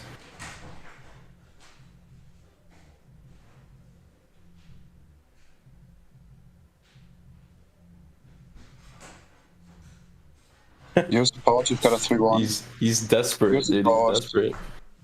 Use support, use support, use support. Could he actually? I don't think they win here though. Why? I assume he could take back road or something, Oh! right? Maybe. Oh! No knight. Mono. The dream lives on. Wait. Wait. Dixon, No, if you it have a doesn't. knight here, we could actually have an army comeback. Maybe. Maybe. Mayhaps. Don't say nothing. Who should fight for army? I'm saying if Dixon has a knight, he theoretically could play for army, like pacing wise, but yeah, requires some luck. Yeah, but you're seeing what's happening now. So. Yeah, no. Oh my god! Shit. Quadruple He death said, in a view he said no. He said no. You're not fighting for army. Go home, brother. What do I block here? Hmm. Actually, is it a 9 or 6? Yeah, that's a good question. I think it's the oh. So 3 rolls is so if he has a roll builder, oh my god, I don't even know. Got the 4 as well. He's got fucking 4 fresh devs. I mean, literally. Honestly, I don't know. Trust me, guys. Next 16 against 15 production. Yeah. Well, look, I mean, it's happening anyway. I don't think you can do something's going to happen. It's all bad. 4 devs. He's definitely got. Oh, you don't have cards, David. So. Huh. Yes, also that is a bad. Maybe he got like 3 VPs in a row builder. You know. Well, that was maybe bad, it's not. though. Maybe he has no knights. That's still bad. We still lose. Yeah. True. That's True. Bad. Yeah.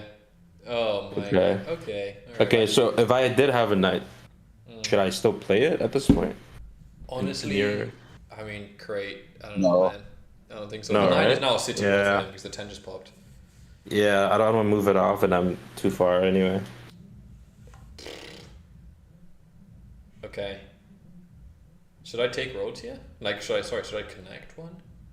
Yeah, of course you should. I would, yeah. Okay, well, it does wood exist? I think crate. Wait, crate, do you have a I brick? have wood. I have wood. I don't have brick. Okay, alright. But you have 2 offers that you can give Yeah, away. well, I was going to say, I don't know if Dixon actually wants an aura over a week because the 10 just rolled, but I offer... Oh, you have a city in hand, don't you? Yeah, I do. I could actually go to 9 points here, but I will connect. Yeah, I'll do this. So then, and this also you have, right? I don't have brick. I mean, I could give you the all, but I assume that you actually might want the wheat. I don't know. Yeah, I'll do that, yeah. Okay. Wait. Can I get insurance too? Insurance? Okay. I mean, I can Wait, also... do I? Cause that wait, I'm on 7, right? Never mind. I'm Yeah. good. I'm good.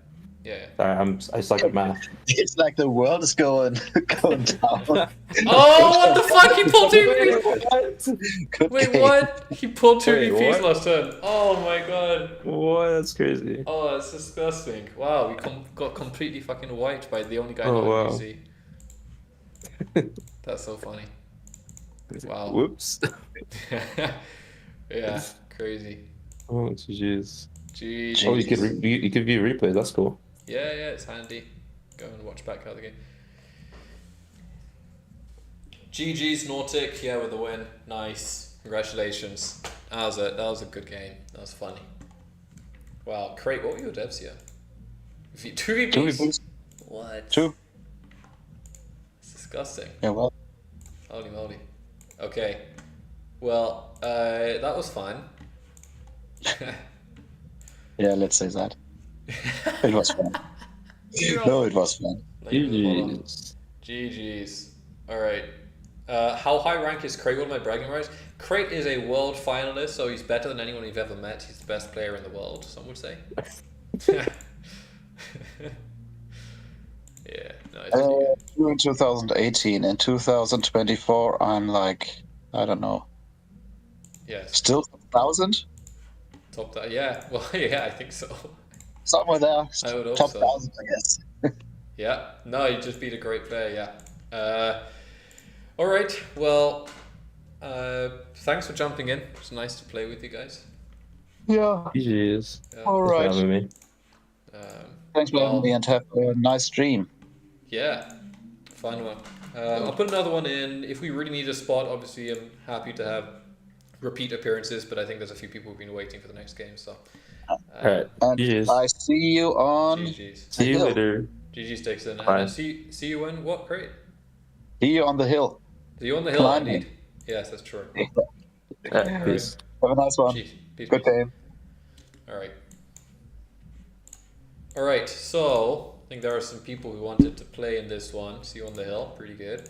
Sesame, Dan. Who else we got? Donnie. Game time. And Kelly, were you going to play this game? It's open for you. I don't know if Zelka. Sorry, I thought that was you playing last game. Did you get locked out? Were you not able to play?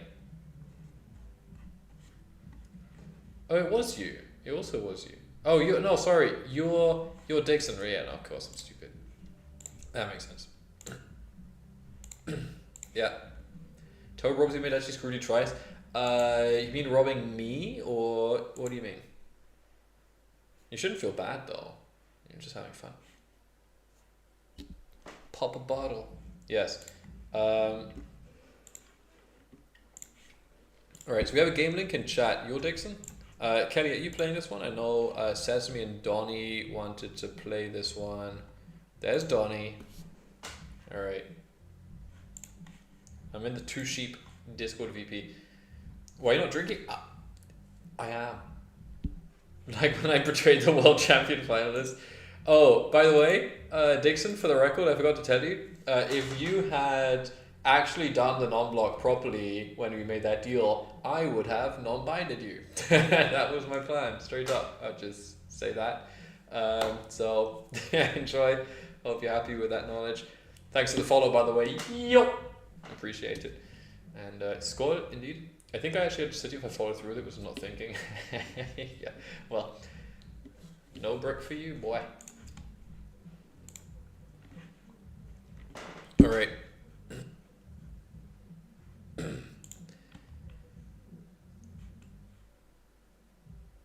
Okay.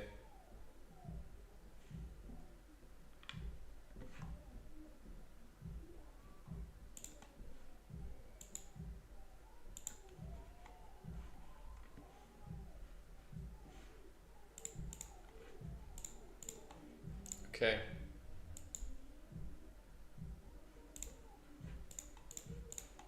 Yo. Yo. Thank you for the follow, N Nautic TV. I appreciate it. All right. So we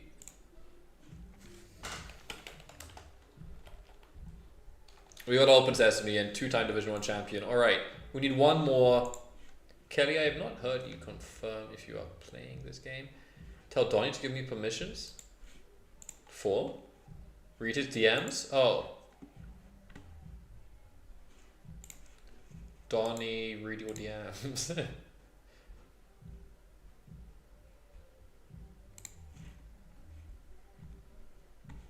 Okay.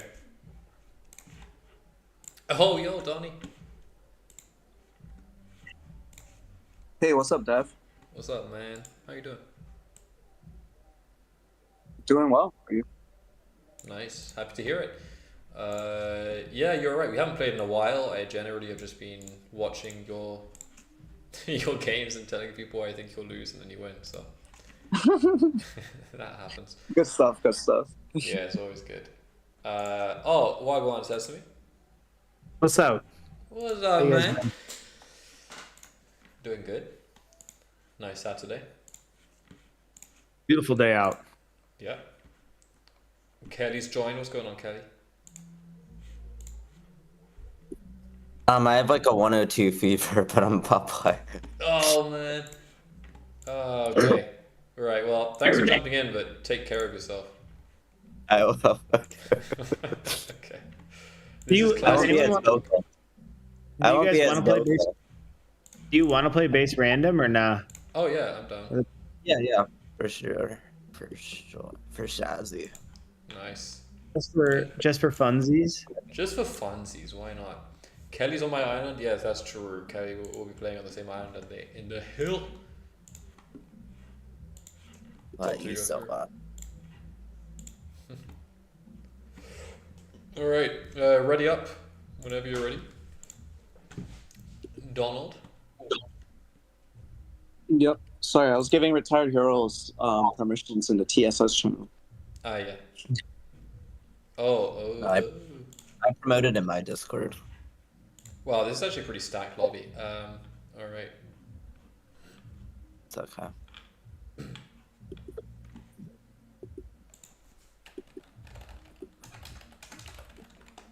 Quick pick. Wow. I think sometimes you just gotta not second guess yourself, you know?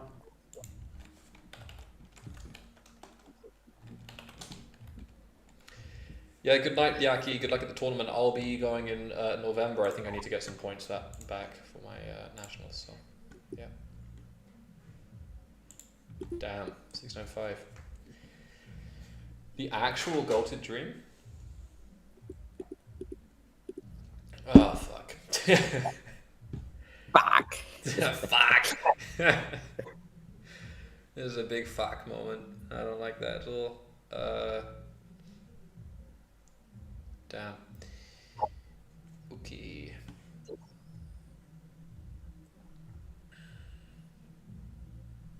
Yeah, Dev, I'm open to talk here since it seems like we missed out on the top 2 spots, obviously. Yeah. I'm so triggered. I'm so triggered for my nationals game with Andrew. It was a similar board, yeah, where first and second were just so much better. And they spent 35 minutes on third, fourth, fifth, sixth.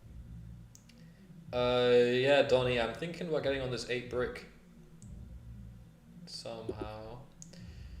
Okay. Yeah, you have some pretty sweet options. I feel like regardless of what I do. Yeah, Robin, I was thinking about that. I mean, it's just like getting enough ore to catch up on production will likely be the issue for both of us. But yeah, well, depending. I mean, there are some ways. Oh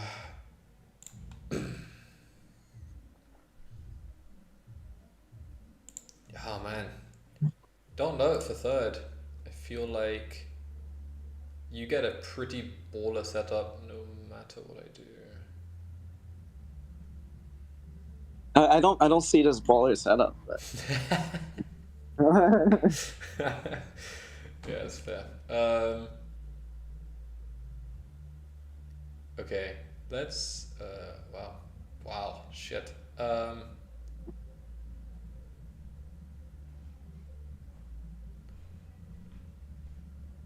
I mean, yeah, like I could probably start a free road if I want. That's probably the only upside right now.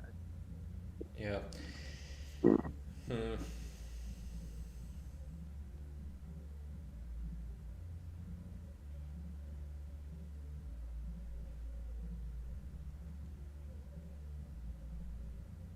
Damn, I think I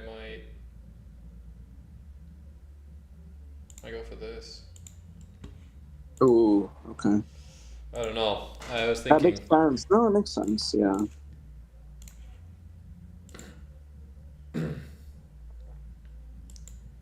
Yeah, Robin. I'll be honest. I was thinking about 6-4. I now watch for 3.5 hours. What's happening in the future? Yeah, a lot actually. I'll be away with family next week, and then when I get back, it's gonna get pretty crazy. Yeah, it'll be busy. I know I've been saying that for a while, but yeah, it will get busy. So quite a lot of everything. You'll hear more about what's actually going to be happening quite soon. I'm going to be designing an actual stream schedule because I will be really doing the damn thing. So yeah, look forward to that. I actually thought 8-10-11 to 8-11 is pretty strong, and then I realized that 8-11 is great for Sesame, to be honest. So yeah, I think this is okay, and I still like my outs mostly. I concur as well with that. What about like the 4-5-10? seems. I don't know. It just seems like losing to me. I feel like you get. Man. Like Double the old days, wheat. like actually. You'll be on 8 ore. 9, 4, 10, 6, 5, 11 is good though, I think. Double wood. Good too. Yeah. 9. Yeah, it is. It's fine. But then I'm also pretty happy with. I mean, I think 6-4 is excellent. 6-4 to 4-9 is crazy. I just don't want to be. I think it's just a setup where I can't play 8-11. for Rhoda Army easily. It's the main issue with that, with what you suggested, Ceci. It's very built to 10. Yeah. Yeah. 9, 10, 12 to go to 5-4. Right. That's an option. I thought about pointing right too to get on the 6 week, but you do get. You're getting a reps in before your Bandit Bowl tomorrow, Donnie. Yeah, basically, yeah.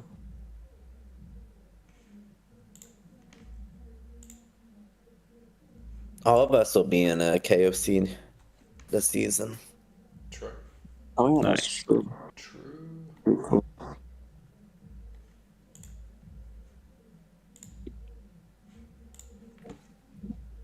Maybe you want to take the 6 wheat right now. Get it out of there. 6, 5, 11. Why couldn't you do like 6, 5, 11, 8, 10, 11? 6, 5, 11, 8, 10, 11. This doesn't look that good to me. It was a pretty weird pick in third. I feel like there's so many guys. It's like placing a 1v1. The board is so open. Really? Yeah, I think I try this. I tried it. I don't know. That's the first thing that came to mind. So I just went. It's on brand. Wow. Damn. Yeah, it's kind of on brand. Shit. Just swap the 6-4 and the 3-2, and it's even more on brand. Oof, okay. I'm not letting Kelly get 6, 5, 11 though. And don't. Let me get 10-3. 10-3. Yeah, do it. No, I mean, I'm between 9, 4, 10 and 6, 5, 11. I think 6, 5, 11 might actually just be better overall. Whatever you want. Yeah, whatever. I'm fine with whatever's left. Donnie 6-4. 6-4 is good. I mean, I was considering taking it in third. Really? No Yeah, way. I mean, No okay, way. first I'm here to have fun. Secondly, I would get on the 8 brick for sure with that, and you build it to 4-9. It is good. I mean, Wow. I think it's pretty saucy. Wow. I didn't even want 6-4 for what it's worth. Yeah. I mean, I think if you do 6-4 Dev, I might be happy with the 8, 10, 11, 8, 5, 3. Wow. But I mean, But the reason you might not get on the 8 brick. Well, the thing is, the reason I didn't go 8, 10, 11 is because I think 8, 11 is pretty good for Sesame. So that was my thought. I didn't want to get extorted or anything there. And now, And now I'm gonna leave. Yeah, I mean, I think Sesame has so many options. Yeah, he does. Not give them 2 3-hex expansion spots.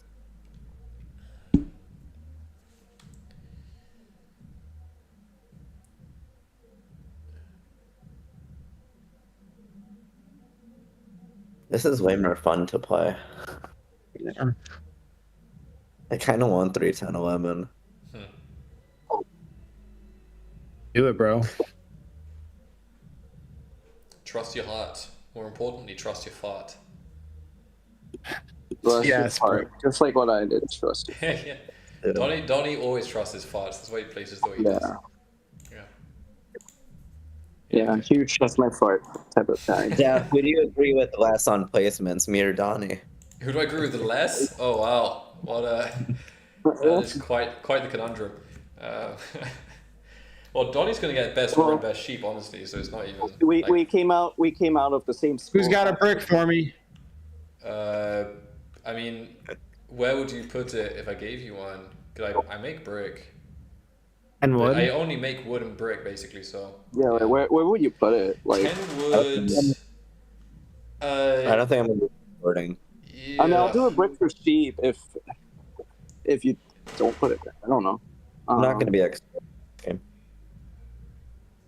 What do I like more? Oh wow.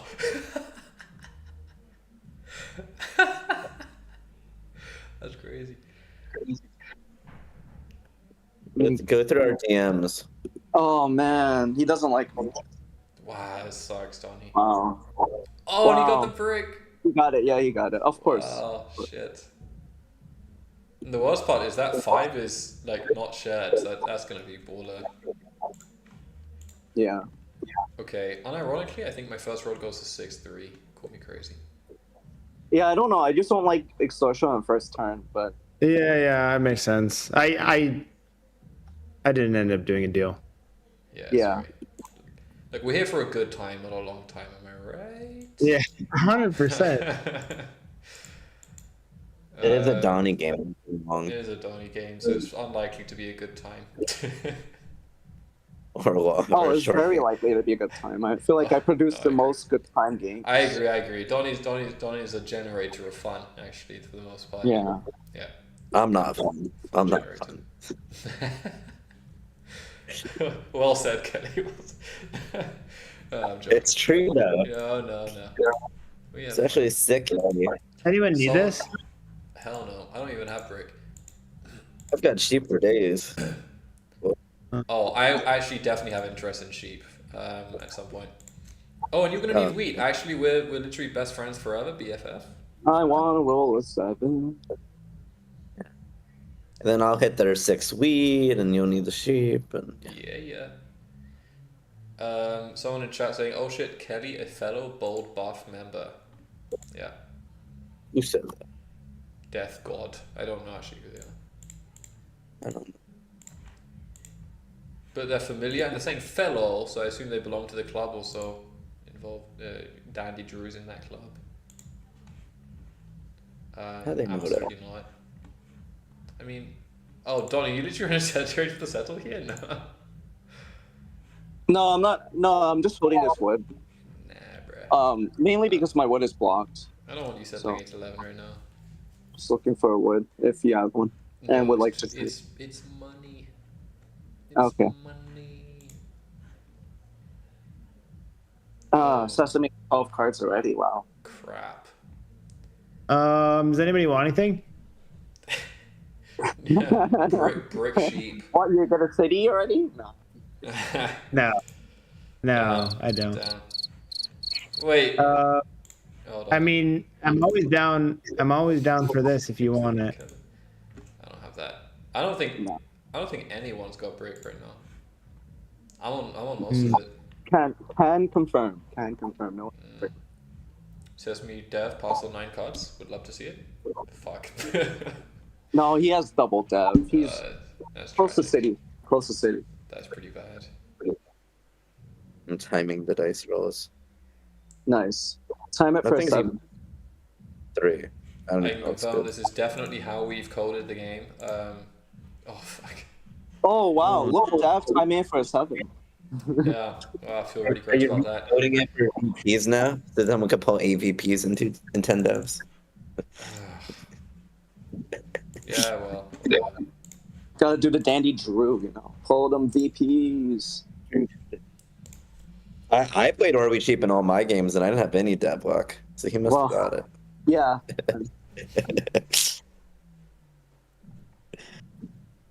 That does remind me of genuinely one of my favorite moments from an IRL qualifier where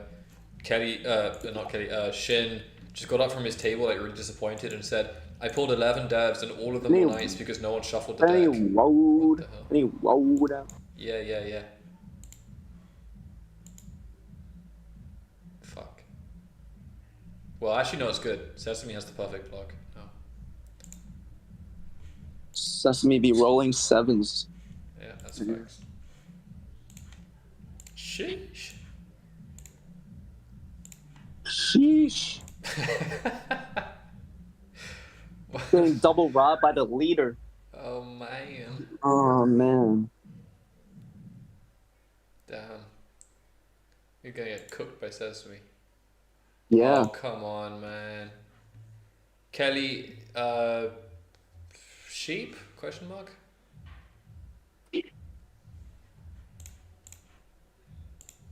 Kelly.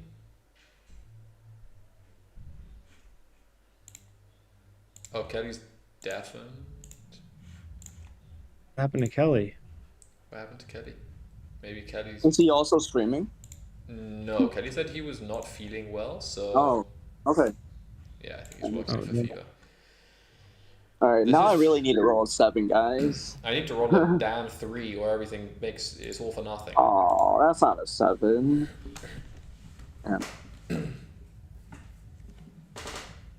Oh wow, hate that. I think. Oof. Yucky. Oh, that sucks. At least we could bring it back to the 5. If Kelly blocks the 5 wood here, I'm gonna flip the whole damn table. Okay. Oh, okay, alright, okay, alright, okay, alright, okay, alright. Alright, bruv. Yeah. Well, no, I mean, you have 2 deads, you gotta flip one. Yeah, I know. Yeah. Yeah, you got 2 dead, I'll bro. play a knight for you. Yeah, that's all fine. good. That's fine. Because also you make sheep, which I just desperately need. I need a port. I need a 3. Yeah. Alright.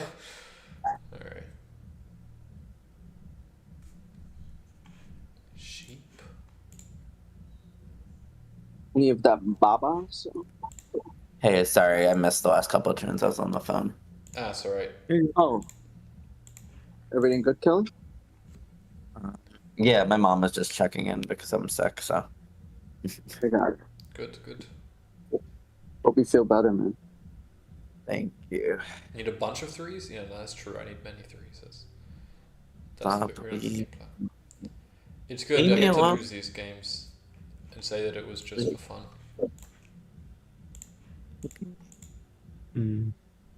Oh, yeah, yeah. Ooh. Ja. How many 7s is Sesame rolling? Too many. A lot. Far too Evans. Yeah, to hide the dice rolls.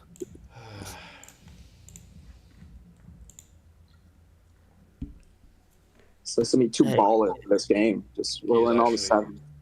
Come on, Donnie. Oh.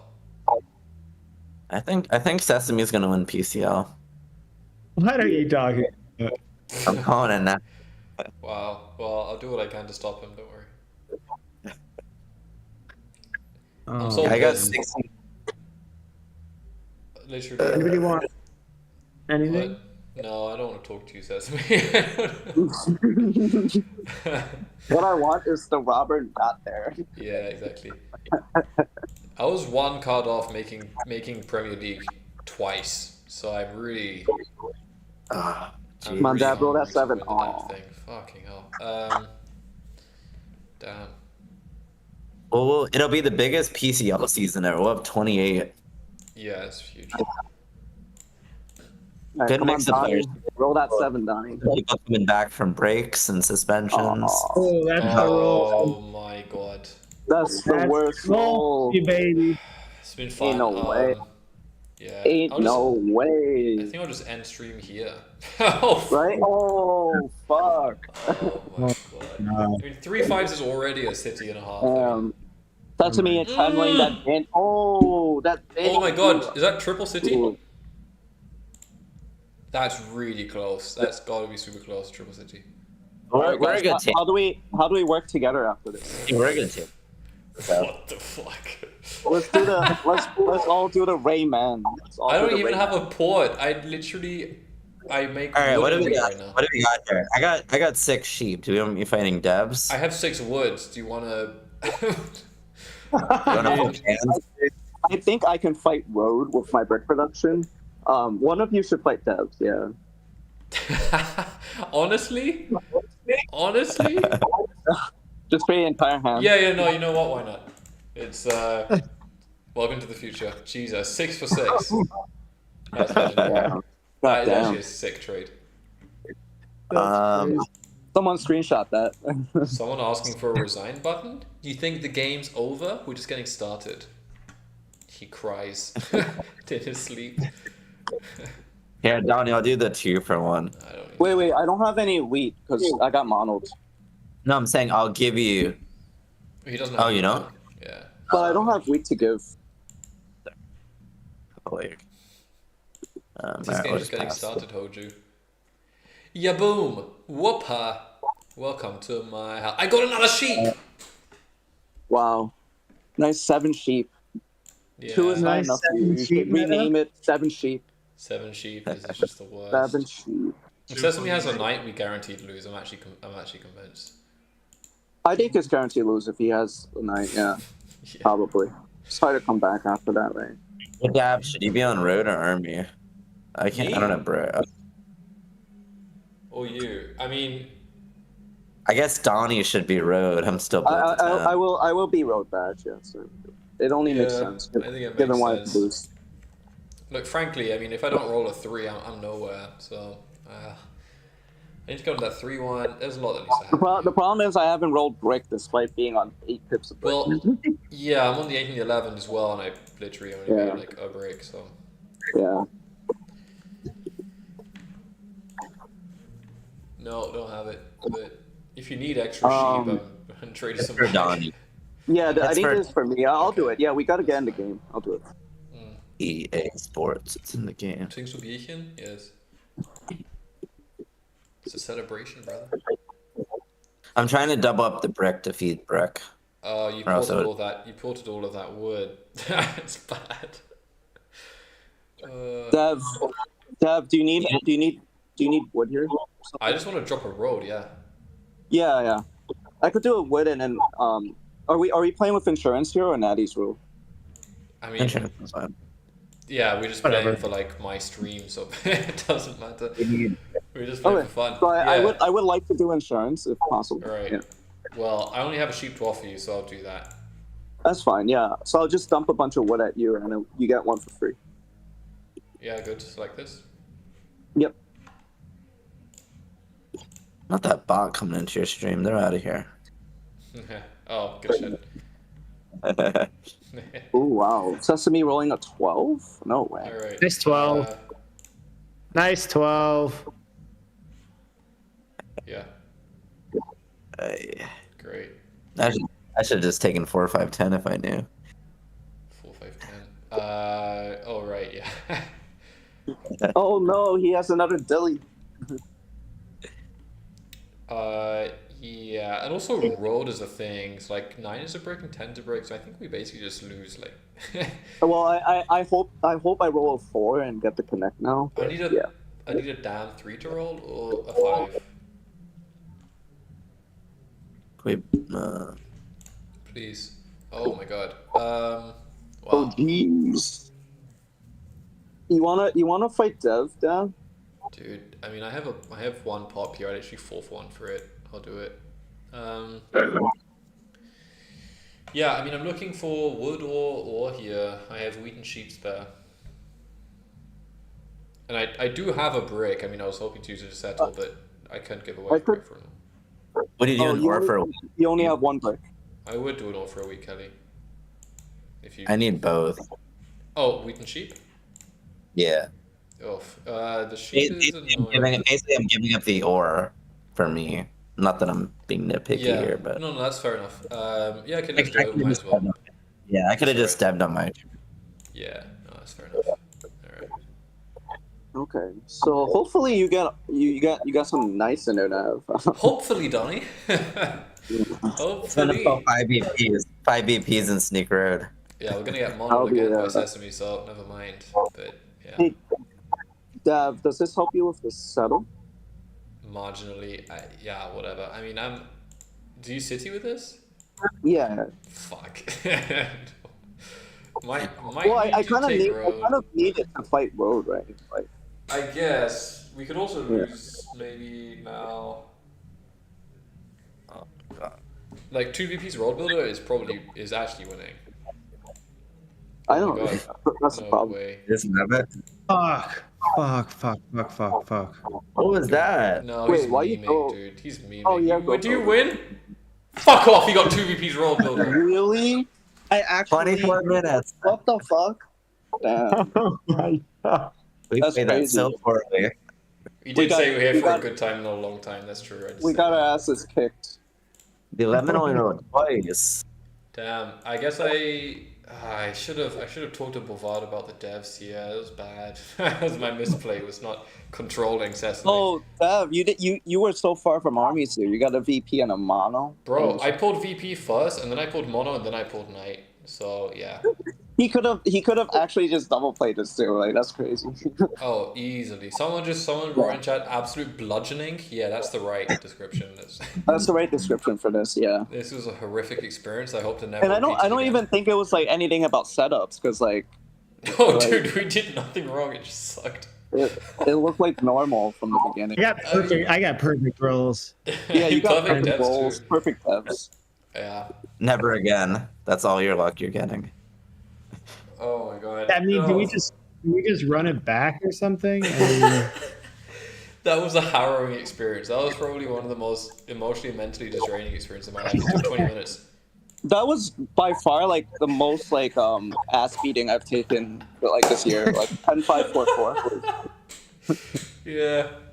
Not that Like- Kelly said 3-10-11 didn't help. That had nothing Yeah. to do with it.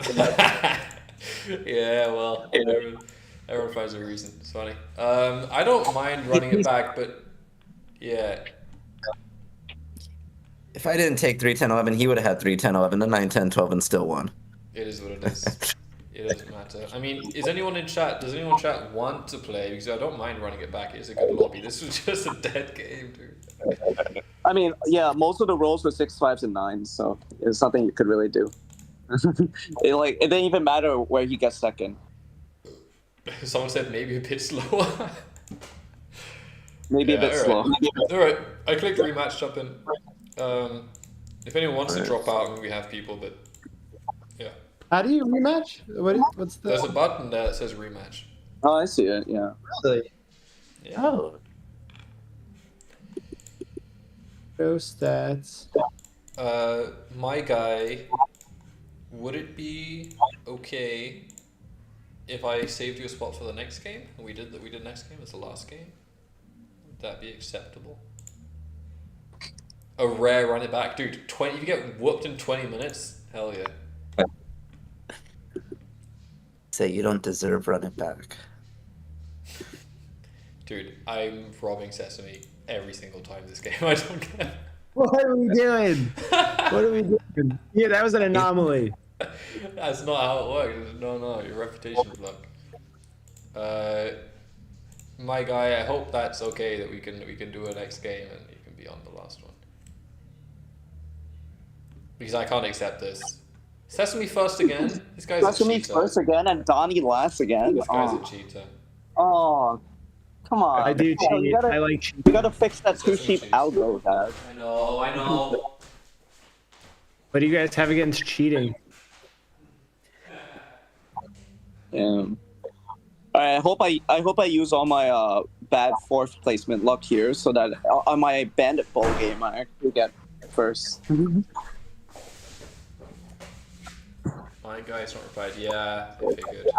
Oh, it's me. It's the me, a Mario. That's 649, so go. I thought I was second. Yeah. You right. were. So Donnie, this board is so good for first and second that we need to work out. We could balance this out. I agree. Figure something out after Dav places. I'm crazy. I'm motherfucking crazy. Am I though? Hold on.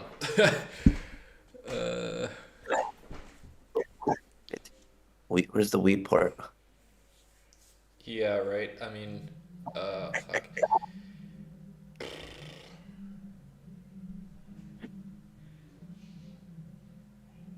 Ooh, another lemon brick. This is actually a little trippy. I don't know what to do, but again, in the interest of having a fun time and not a long time. Okay. They call me 832. What? What?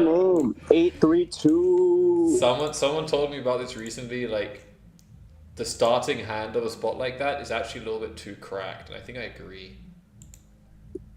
What? 832 is double all wheat, bro. That's a city. Yep. Dav 832 bad. Yeah. Well said, Donnie. That's I'm sure that will become iconic for the channel. Hey, people have Katan terms named after them. I don't know, not me. 9-5-11. That Jumbo. Dude, Jumbo Sambo's legit. Jumbo Sambo may return in some form, actually. I'm working. You removed all your redemption. You removed your redemptions of it. I know, but that's because something's coming. There's a new wave. Okay, I refunded some people. Yeah, no, there's a lot of people who need refunds. I think. I did refunds for. I am up to I have 330,000 channel points. Oh, that's nice. Congratulations. Yeah,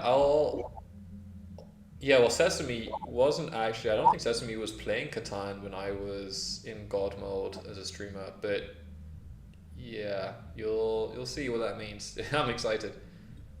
The good old days. I've been playing for like a year competitive. Yeah. You weren't around when I started for sure. Oh damn. Well, this is what I wanted, but yeah, let's see.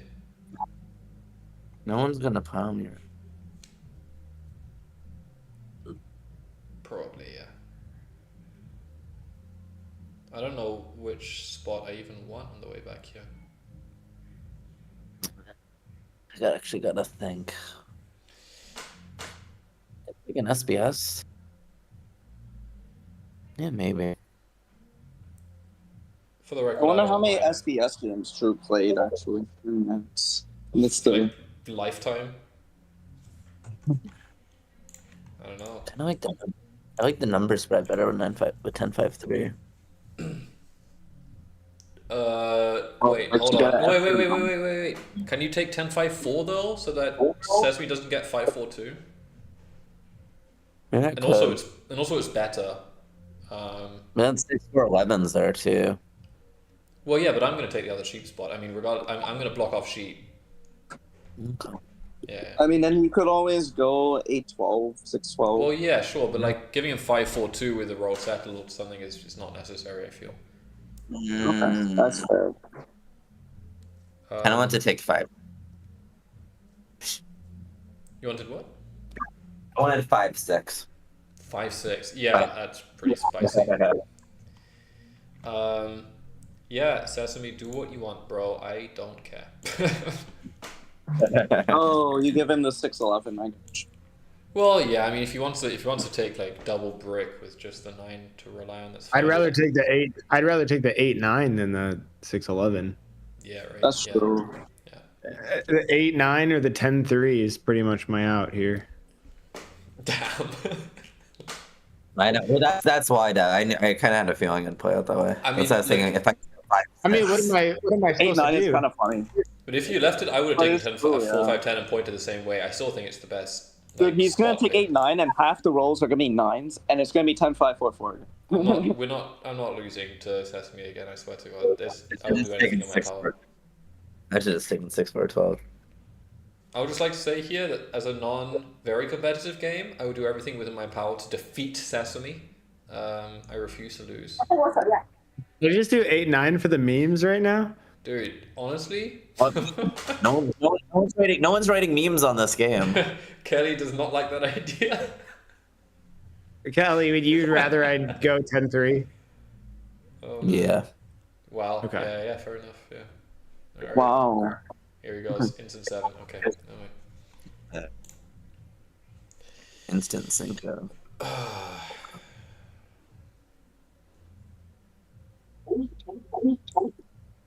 Okay. Open 8-9 Sesame. Yeah, you could have done it. It was possible. Go this way, I guess. No point trying to play. Actually, 9-8. Devin Sesame, you guys will be playing in round 3 of PCL. Oh, right. You know these things. Yes. Oh, the schedule's all out already? Like Sesame It's not. PCL? Or is this Yeah, I'm in there. inside? I'm in there. Debut season. Yeah. There's quite a few debuts, I think. Yeah, there's a lot. We have a lot of new people this season. SJ, Pema, Akjar, Brigatoni. This is simple, Donnie. All you need to do is not lose the sesame. Just stay locked in. Yeah, dude, that 10-3. Come on. I'm looking for wheat, and I don't know who has one. Oh, I don't have any wheat. I think Dev might have one, maybe. I have a wheat. I mean, I'm not averse to trading it. My setup is not like super cracked or anything. Yeah, your setup's not that strong. Too. Let's see, has a 9 rolled? It wouldn't be a city, which is reassuring. I mean, I'm willing to work with that. I think I need everything that you have as well. So. Oh wow. Like wood sheep ore is all good cards to me. I'll take any of it. Yeah. Yeah, that makes sense. All right. Nice city. That's not city. Oh, he got a wheat from you? No, he got an ore from me. Yeah, no city. The 9 didn't roll. That's why I traded it. Oh, he needs one more wheat. Okay. Yeah, that's why. That's the only reason. Well, he got the ore, so. Tracking one. Hate the rolls. It looks like 8-9 was probably winning Sesame. Yeah, seriously. I should have done it. That's a golden 7, I think. Roll 11. Get the perfect block, actually. Yeah. The 4 brick was also a thought. Yeah, I guess. I just like the thing is neither Sesame nor myself produce wood, so it's actually not. I don't have any ore. I mean, I want brick to roll because I produce so much wood. Yeah, no one has anything I need here. No, mostly wood. Okay, that's perfect then. Okay. All right, 8-3-2 may have been a bad idea. We'll find out. Okay. Come on, man. I need some 3s. Again, like last game, I'm relying on 3s. It's pretty tragic. Spam those 11 bricks in the chat. 11. Where's the 11 bricks? I need to update. I need to update. Need the 2 sheep 11. No, Donnie. I don't. Oh no! Oh, I'm gonna lose, man. I'm actually not gonna win any of these games. Picking wacky ass setups.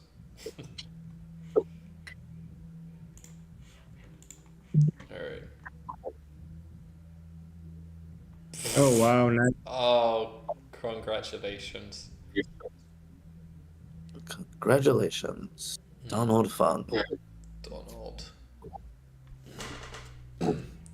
Yeah, alright.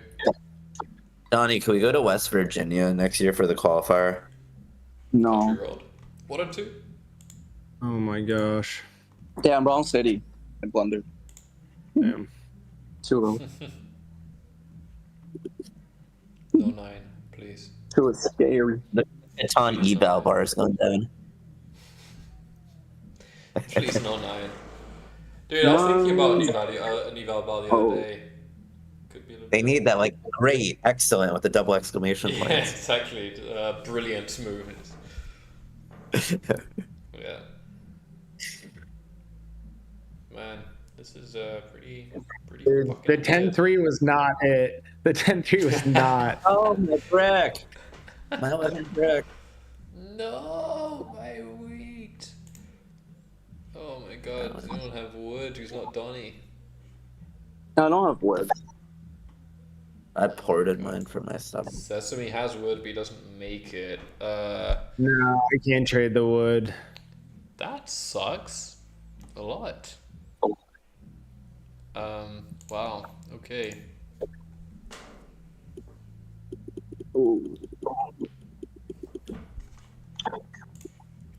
Dude, if the 9 rolls, I'm gonna destroy lives. What a mono. I'm gonna lose. Oh, good night. Thank you, hero. I appreciate it. Very much looking forward to the hill. Yes, it's gonna be great.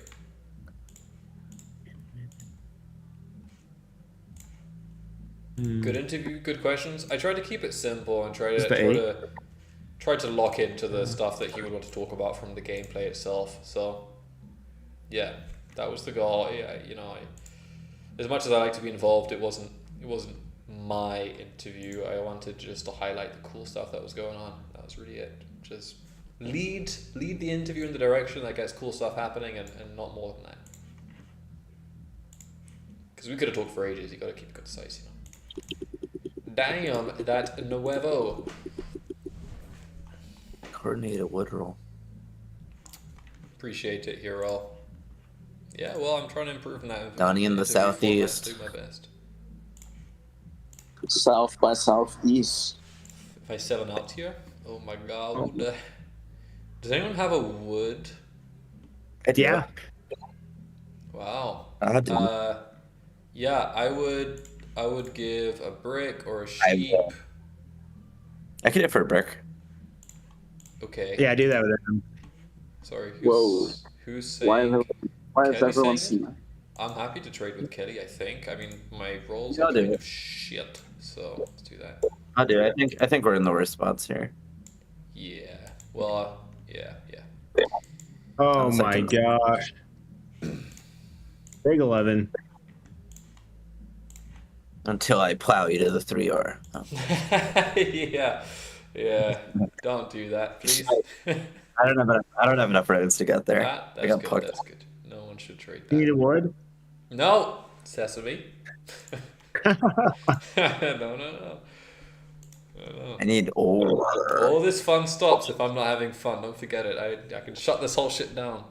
The website, the stream, I don't care. I just send it. Well, just shut the stream down. And everyone's Yeah, like, what's going on? I have a Switch on kill, the thing. the kill switch for 2 sheep where just everyone pulls knights forever and there's never any good deaths left yet.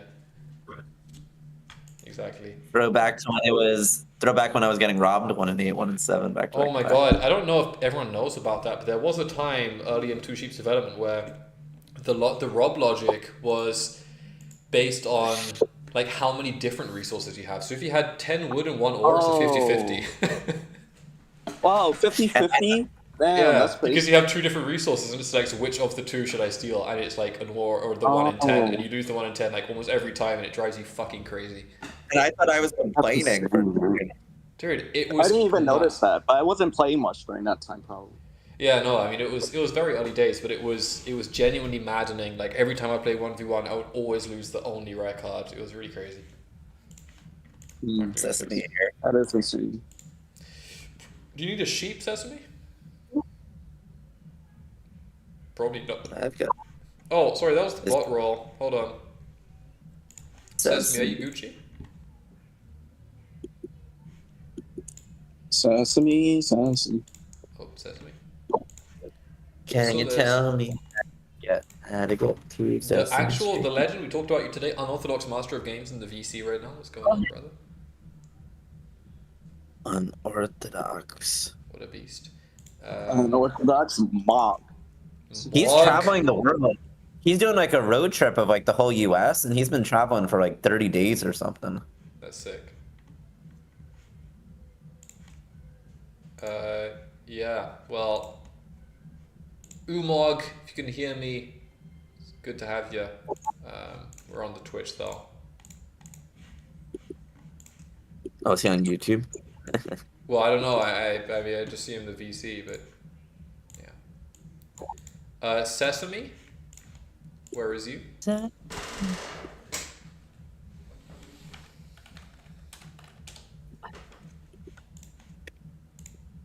Is Sesame still in Japan? I don't know. I thought he was in Japan at some point. Oh, he's left the voice chat. Oh my god. No. Man down. Man down. This is classic Sesame, you know. Instead of losing, he'll just rage quit the game. That's not pretty true. fun. That's not true. I've actually never seen him rage quit the game, but Can you hear me now? yeah. Oh, sorry about that. All right, we're good. My bad. You timed out on your roll, but it's your turn. Anyone need? Fuck. Anyone need a? Or no? I asked if you want a sheep, but I'm pretty sure you have sheep. I have sheep already. I asked if you wanted to give me. Did you want to give me 2 ore? Or what? Yeah, I'll take through all 2. I bred 2 sheep. I'll take 2 ore for 2 sheep. Oh no. Don't worry, Sesame, Yeah, I'm I've sure got you you- covered. Don't worry, Seth. Don't worry. You're doing this to F for 1? Back yeah. off, back off. What do you mean back off? I suck. Whoa. I mean, You're on 2 and the 3. Have faith. I'm not even on or. did you say Hefe? To be honest, we were fighting the 3 in the city in a way. So. Did you just refer to me in a Hispanic manner? Davide. Did he call me fucking Hefe? I can. That's pretty funny. Yeah, it was just a pretty sweet trade, to be honest. I got a city and my setup already sucks, so, you know, we game. I still have an ore left if you want one. Yeah, I do. Please. Oh, me. Yeah, that was a good snipe. That. Yeah. I mean, it was only 1-0, to be fair. It only saved me a card. Yeah. Yeah, I got you, dog. Let's go. Got 3-1. Alright. This is how Sesame wins again. No city? I don't have enough. I don't have ore. Damn. Trying to provide for you, bro. I can. That's why I asked for a 2 ore. True. Okay, so basically, if I toughest roll part an of 8 our and then like a setup is the 6, city. come to Papa. What's Donnie doing Usually apart from winning? Oh, okay. Alright. Good. Well, but... Ocho? I mean, I don't think I'm that strong now. We What? You have the only army facing? You have I mean... Or brick. I mean, my hand's been pretty shit. Well, We'll see. Like, Donnie, I'll hit the 8 wheat if you Donnie, leave me. why do you keep hitting me? You hit the 8 wheat of what? I can't hear something. You leave me the 310. I just need another expansion spot. Wow. Okay, yeah, I'll leave you the 310. Yeah, I could go elsewhere. Tony, you hit me the time before too. Yeah, I don't care. Just For some reason beyond me. It's whatever. Oh, probably for hard, likely. I don't. Oh Because I think that's What perfect a 3 roll. What a 3. That's a perfect roll. I didn't have anything you need. No, dude. They call me 3. Yeah. Oh, my God. massive. Wow. Okay. That's so bad. You want me to keep anything, Donnie? What? You want me to keep anything before I dump it here? For trade purposes? Yeah. I think Donnie's gonna Probably like, I don't know, wheat or brick if you have. I don't have any of those. Right. I figured. If there's a world in which you're remotely thinking hitting me, reconsider. Yeah, same. No, I'm not hitting. You're pretty. I don't know. You hope it's been really freaking hit me flat, before. I can't put anything past you. Guaranteed sheep, huh? Guaranteed sheep. You damn dog. I don't even need this brick. It's fine. Oh shit. Okay.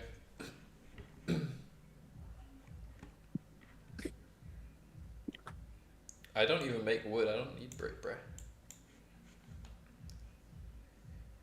Sure. I mean...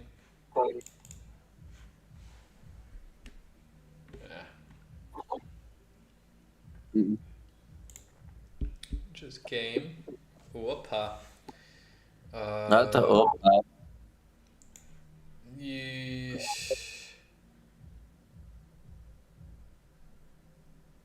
Not the 10 versus 10 pips.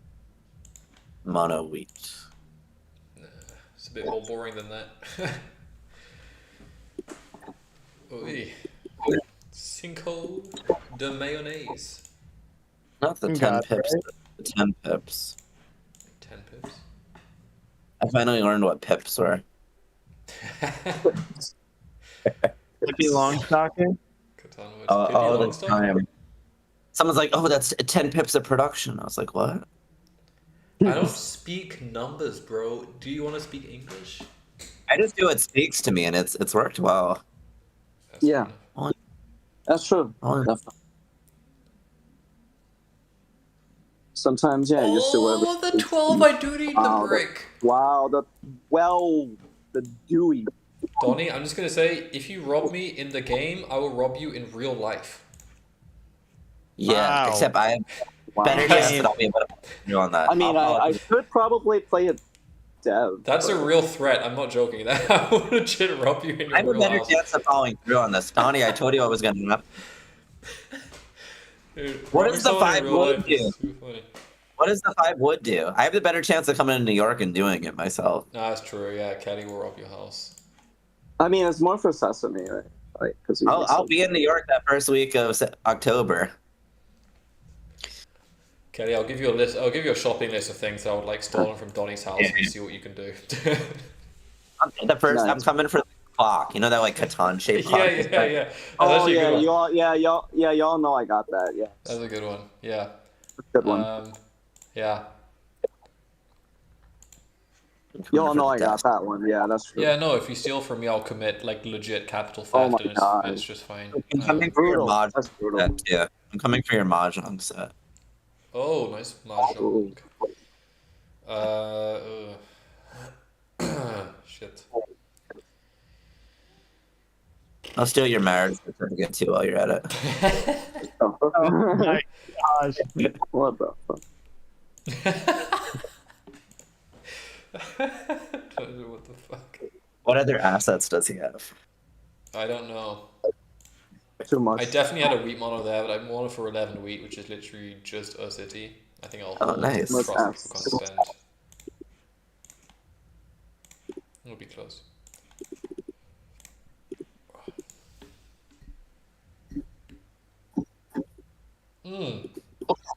Wow. Oh. Fancy. Zero card meta, you have to rob Sesame. That's pretty sick. Yeah, I mean, you both got nothing. Me likey. Yeah, fair enough. Christ, Sesame. I don't want Death Sneak in the Road Builder. Wow. Oh my gosh, that is gross. You got me back, Donnie. Dude. Well, yeah, no, I think this is Donnie's game now, actually. This is Donnie's game. Gotta use my cards, otherwise 7 out. Right. And no one to trade because you all got 0. Well, also we hate you, so that's the thing. That's just kind of more general. And also, I basically get a guaranteed rob from Sesame, so. Yeah, I mean you have no. Yeah, because no one has cards. Well, actually, Kelly has one now. Kelly's only a sheep, yeah. Yeah. I've got none. I need another. Oh my city. god, dude, gross. I need another city. I need another city. You guys wrote because 3 rows are next battle. Oh my god, what is this 9, man? I could just pull VP. Can I just pull VPs? Ask Dandy if he's left any for you. Oh. Florida, dandy. We'll see if it works. You'll find out soon. Yeah, okay. The DandyDrew method. Find out in the next 15-20 minutes. At least. Dude, I'm so happy Donnie doesn't have a bullet, but it might not matter. A knight? That's fine. Yes, I got another knight. Kelly looks really good right now, actually. You sure it's me? Ask him out to dinner. Oh wait, I'm supposed to declare my. If we're playing IRL rules, I'm not supposed to declare what my dubs are. You can't say that IRL? I'm not really supposed to. It's not supposed to be public info. Donnie, if this 6 block goes through, I'm gonna be so fucking pissed. I have Donnie, why can't you just take the brick that you needed? I've just given it to you. How are we holding up here? Wait, what? I couldn't choose who to rub because he has no cards. But well, viewer game's going terribly. I am losing all the games, but I'm having a fun time with the fun setups. Yeah, it's good. We are in game 3, and probably gonna play one more after this. Yes, sir. If you feel like jumping in, feel free. I think my guy was volunteering to play one. It'll be the last game of the night, so whoever's around, we'll just play that. Yeah, I'm trying to play a little sneaky mono here. We'll see how it works. You do this, Kelly. I'm not doing it. I'm not doing it. I gotta go to Vamos' Twitch Let's see what else you have on your desk. Yeah, so currently the state of the board is that Donnie is going to get robbed IRL because he Donnie's going to get robbed IRL because he robbed us. I mean, I'm not even winning at this point. Holy moly, Dandy with 5 more gifted subs, bro. Thank you so much. Yeah, that's all I can say. Thank you so much. Crazy. It's pretty epic watching me lose, isn't it? I don't know. It's Not the the red height of entertainment. I'm taking your red Yoshi. Oh yeah, I have a red Yoshi. Yeah. Donnie, I'll rob you emotionally. I'll rob you of happiness. Rob me of happiness. I will. If you ever get it, I'll be the reason you need therapy. I think right now Sesame is a little bit more happy. Getting 4 orders versus my 1. Yeah, well, the block is valid. Well, hold on. Sesame City. I don't have any ore left. Yes. I'm just gonna keep playing. It's all the same. I don't care about the steal. I don't care, Donnie. Oh The thing is, God. Sesame's not getting army, so I blocked the 6, which is best roll, and you're on 7. Oh man. Okay. All right. Thank you, All Drew. right. Thank you, Drew. All right. Where's Drew at? Drew's in the chat. He's gifting subs like a maniac. Nice. Nice. Turns out all you have to do is spend about 5 hours preparing for an interview. Yeah.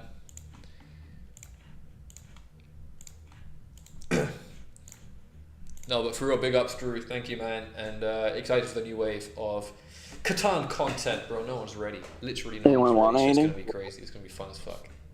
I think I want what you want. Sheep. I want what you want. More cards. I've had 1 card in the last 4 orbits. That's not a joke. This is sad. I've had good rolls lately. The only What card do you need to? is from Steven. What do you need to buy a dev? Me or you? You. I need a sheep. Oh, you want to I don't have unblock a- the 6? Donnie, you don't want to unblock Yeah. the 6? Yeah, I want to unblock the 6. Hell Not the no. slow. Not the slow. No. Yeah, Donnie. wait. I could do this. Sesame. Shit. And then I could No, put for because then I don't have my 3-to-1 for the settle. I can give you a brick, but I need like Okay. it to be juiced somehow here. Donnie, I'm not going to lie. If you really think Sesame was the... What the hell is that? 32 brick and 11 ore for a wheat. That's a good trade. That's a good trade. That's a good I trade. think I'm good for right now. I think I'm good for right now. Dude. Wait. What if I add in like 1 more card? Donnie, The bro, you're thing is- getting milked by Sesame. You suck right now. The problem is I have 7 cards, so I would need a free card on my turn. Okay. Yeah, I'll do the 1 for 1, and then on your turn we could do the free card. I'll give you a week for heads up. Free wheat. Okay. Yeah. Boo. Boo. Donnie's gonna sneak road with this road builder Oh here. my god. Crazy. So much wheat. So much Prescott. Not the dirty mono. Oh. Oh, actually? Oh, no, man. No. Donnie's gonna get on this wheat port. It's gonna take me forever because I don't make brick. But You'll be able to. Okay. We need a 7 stat. Get it off. No. The 6. I mean, dude, Kelly might go to 8 or 9 here. I mean, Kelly's gonna go to. I'm going to 30 here. cards, bro. Literally no cards. I have not rolled in so long.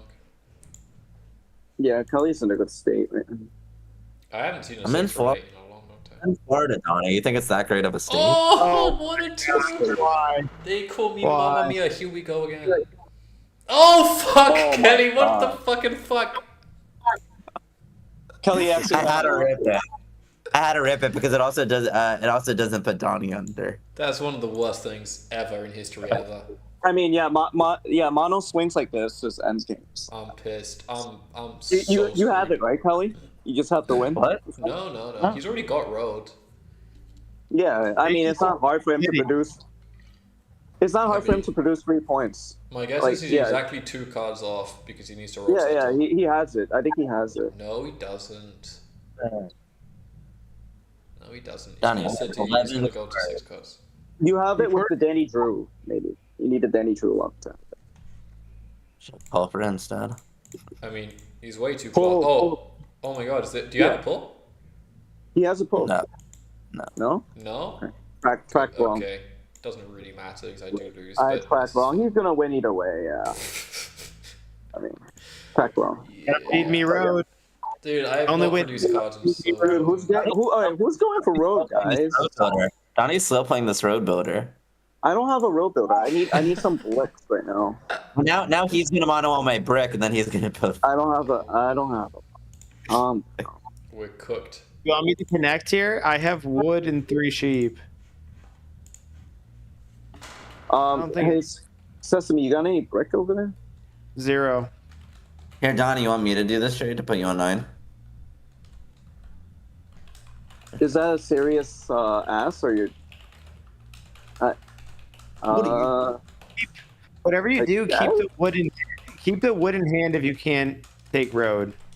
As if a 4 rolls or a 10 rolls. If a Why do you want we'll see, but I'm actually curious. But like, how does this help Kelly? How does help Kelly? I mean, doesn't really fucking matter, does it? I mean, he proposed that he'll do it. I'm so. sorry, but I literally think it doesn't matter. It's a free card. I guess it doesn't matter. Yeah, it is a free card. Yeah, and he doesn't really need the brick. But I guess I'm just curious. Yeah, since it's a fun game, like.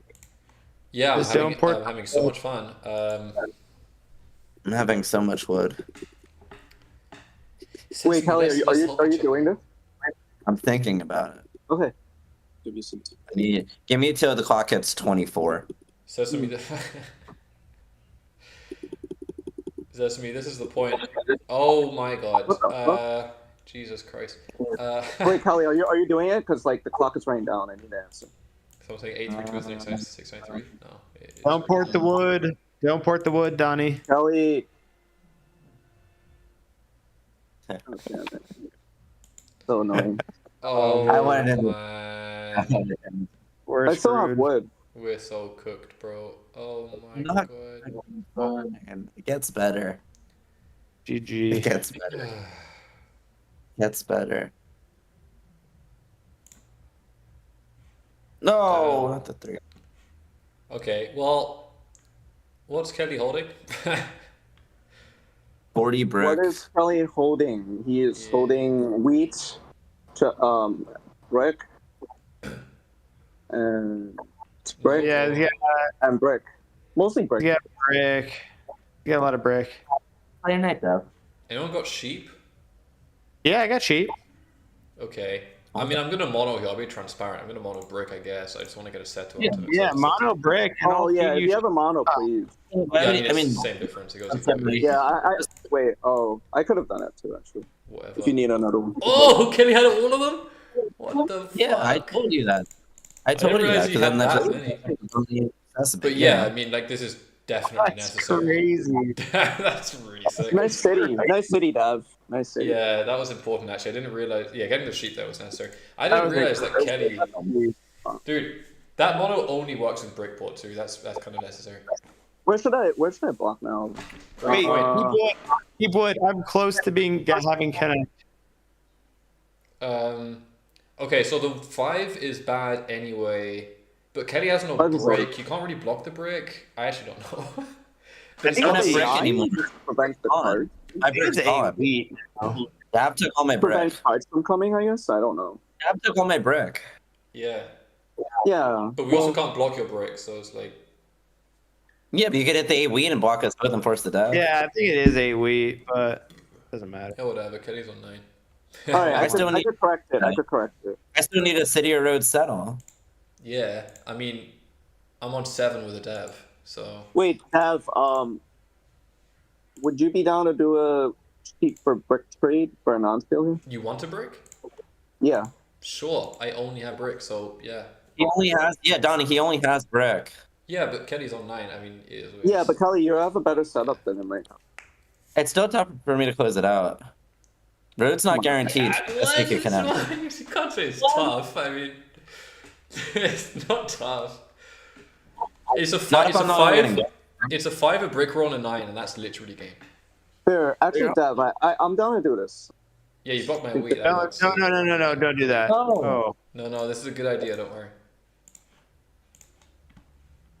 What? Donnie can sneak road Oh, too. road settle. He can sneak road too. Donnie doesn't have a night. Donnie's gonna It's sneak true road. that Donnie could sneak roll, but I think if Sesame's going for the Like, canal, no, he's okay. Cards. He's going to. I mean, even if I have a, I mean, I still need another point, right? It's not that easy, but I probably don't have a road builder. So Sesame I think can't I'm connect. Sesame has 4 cards, so he's not connecting, is he? I need 3 rolls. Donnie needs. Nothing's changing right now. Donnie can need 2 rolls. Donnie could just win with road. I guess. How did I win with road? How'd I get brick? How'd I get brick, bro? How'd I get brick? Well, 2 11s is the win. 2 11s is the win. 9 too. That's still not any brick though. You have the port. Oh, you don't have 3-1. That's true.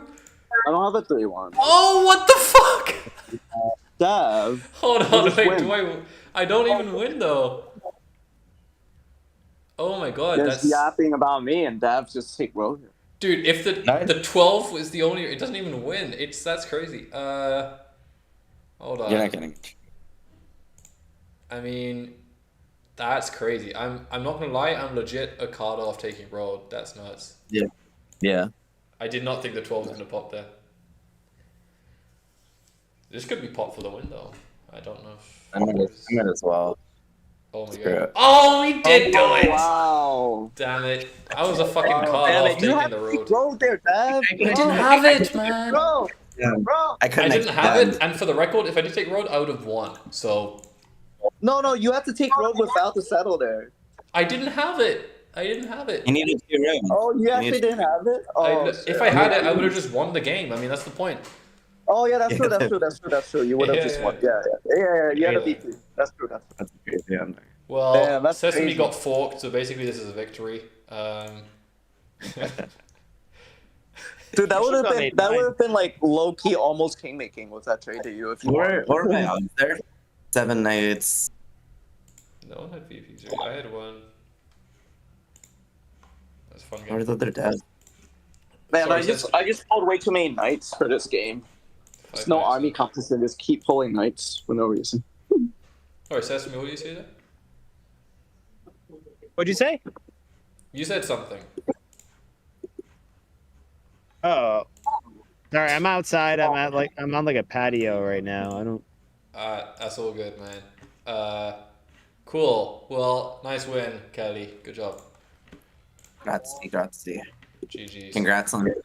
GG's. Thank you, Kelly. I appreciate it. You were there early. I'll post for a last lobby. We'll see who jumps in. Yeah. Good. Yeah, good plan. Nice game, Sesame. Appreciate it, man. Yeah, for sure. Alright. Right, Donald. Donald's left.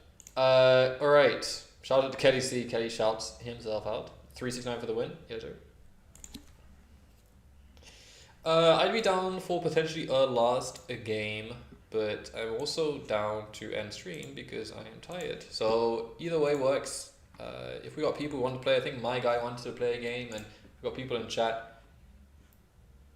That mono was crazy. Yeesh. Both of them. Yeah, I needed that. I almost won. I needed literally 1 extra wood, and I would have won the game. But it is what it is. 11 showed up a lot. Like 11 was really hot that game. Brickball play. Brickball was actually necessary. Yeah, that was clutch. Yeah. 832 was fucking sick. 832 was kind of fire. I can't lie. But that was my argument. That was my point. Was that if you let someone else start with 832 as their starting hand, you just immediately city. The number 1 rule of Katan. What is it? No wheat equals defeat. What is it? Oh, he's on. Oh my, he's unorthodox, bro. What's going on? Give me 1 second. I'm gonna talk to you in 1 minute. I'm gonna put the phone down real quick. Let's fucking go. Oh, he said 169. That's a fact. You're right. Pat farm.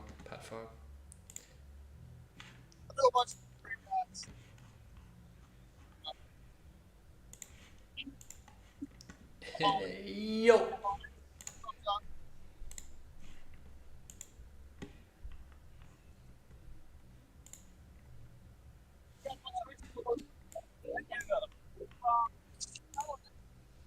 Okay, we're back. What's up?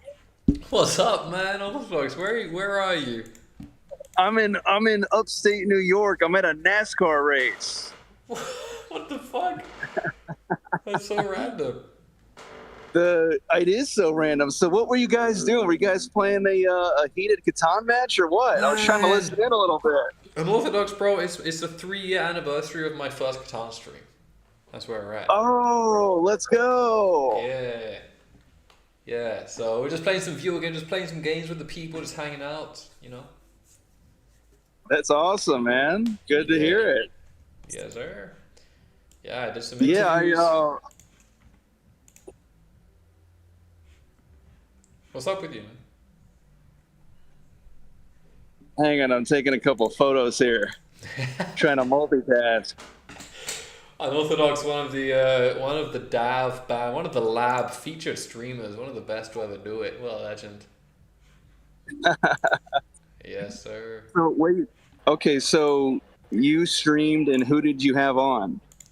Well, so we had American Nationals just last week, and DandyDrew won it, so I brought him on for a comprehensive interview. And then I had everyone come on for just viewer games, just playing for fun, playing whoever's around, and that's what we did. Dude, that's awesome. Yeah, I was so mad because I didn't it just wasn't on my radar because I was on this long road trip cross country across America. Yeah. And I came home, and then I was like, a day later, they were like, "Oh, I saw your video of the playback of the live stream of the national championship." Yeah. Where he won, and I was like, if I would have known, I would have actually gone there in person and viewed it live. Yeah. I don't know if they let people in though, if you're not in the event itself, but yeah, they should. Dude, I would have had to throw on my Katan shirt and put on my charm or something. I would have had to get in there. Fucking legendary, yeah. Oh man. Well, how's the trip going? How's it going? Dude, it's great. I finished it. It was 37 days long. I saw basically most of the country. I even went into Canada, and that was pretty dope. It was just great. I saw a ton of things. I don't know if you're familiar with Grand Canyon, Mount Rushmore, Crater Lake. Dude, so many things. Red Rocks Amphitheater is this really dope concert venue in Colorado. And I did a bunch of hiking. It was just incredible, really. Wow, man. Sounds like an amazing trip. Oh, yeah. Hype. So I came back, and then I was my buddy invited me to upstate New York for this NASCAR race, so we're doing that. And so, yeah, just living it up. You know what I mean? Yes, sir. Happy for you, man. That's very sick. Yeah. So tell me again where you are, because I always feel like were you in Spain at one point and now you're somewhere else? I can never track you down. Bro, I'm in upstate New York. Oh yeah, you're walking right behind me, aren't you? Yeah. I'm on your street. I'm watching your ass. Nah. Yeah. You better. I'm gonna whip around and pull up on you. Yeah. Well, no, I'm in Germany. Berlin. I've always been there. Wow. How long have you been in Germany? Bro, too long. 7 years. Wow. All right. You love it? Yeah, it's good. I like the language. Right. Yeah, man. Dude, right on. Good for you. Yes, sir. Man, it is so random to catch up like this. It's really funny. Oh, yeah. I randomly was I haven't opened up Discord in a little bit. Let me surf through it. I saw you guys are in a lobby in a VC, so I was like, let me at least listen in, because earlier it was so loud here because these NASCARs, they're so freaking loud. But I was like, in the intermittent periods, I can at least listen in to what you guys are doing in your game. Yeah, we're just having fun, man. It's just a good time. Yeah. And what time is it where you are? Bro, it's midnight. Bro, you gotta get to bed. You got a big day tomorrow. What do you mean? What's tomorrow? I don't know. You tell me. You're always up to something. What are you doing tomorrow? No. I'm only launching the Premier League tomorrow. There's nothing else. Oh yeah, no big deal. No big deal, right? You're just launching something pretty big. Yeah, I was having fun. Yeah, man. Cool. Bandit balls tomorrow, that's true. Yeah, Umog, well look, I'm gonna end off stream here any minute, I reckon. It's getting a little late, but very happy got to catch up. I can hear the NASCARs. Oh yeah, dude. I'm gonna let you go as well because we're getting close to the NASCARs and I'm losing audio. I need to put my headphones on before I lose my hearing. So good catching up and take care. All right. Yeah, man. Enjoy yourself. Have a good one. All right. Peace Umog out. You too. Bye. Umog. That's a huge deal. Yes, it is. And tomorrow I will be launching the Premier League with a Bandit Ball. We've got a massive matchup. And just to remind myself who's actually playing, it will be Falcal, the 3-time Bandit Ball winner, Jolly Baker, Donny, and Noisepawn. What a fucking stacked lobby. It's going to be fun. I will be there tomorrow, watch the whole thing. But Falcal Ball, yes. But for me, that is about it today. I will be streaming plenty in the coming weeks. I'll be off for the next week with my family, and then back in action like never before. So thank you everyone who came by and showed some love, and I hope you enjoyed the interviews I put together. I hope you enjoy some of these viewer games, and I'll be back soon enough. Thank you for coming by. Hope you have a good time. I'll see you after next week. Well, actually tomorrow I'll be back, to be fair, but then after that I'll be gone. Thank you for coming by. I'll see you next time.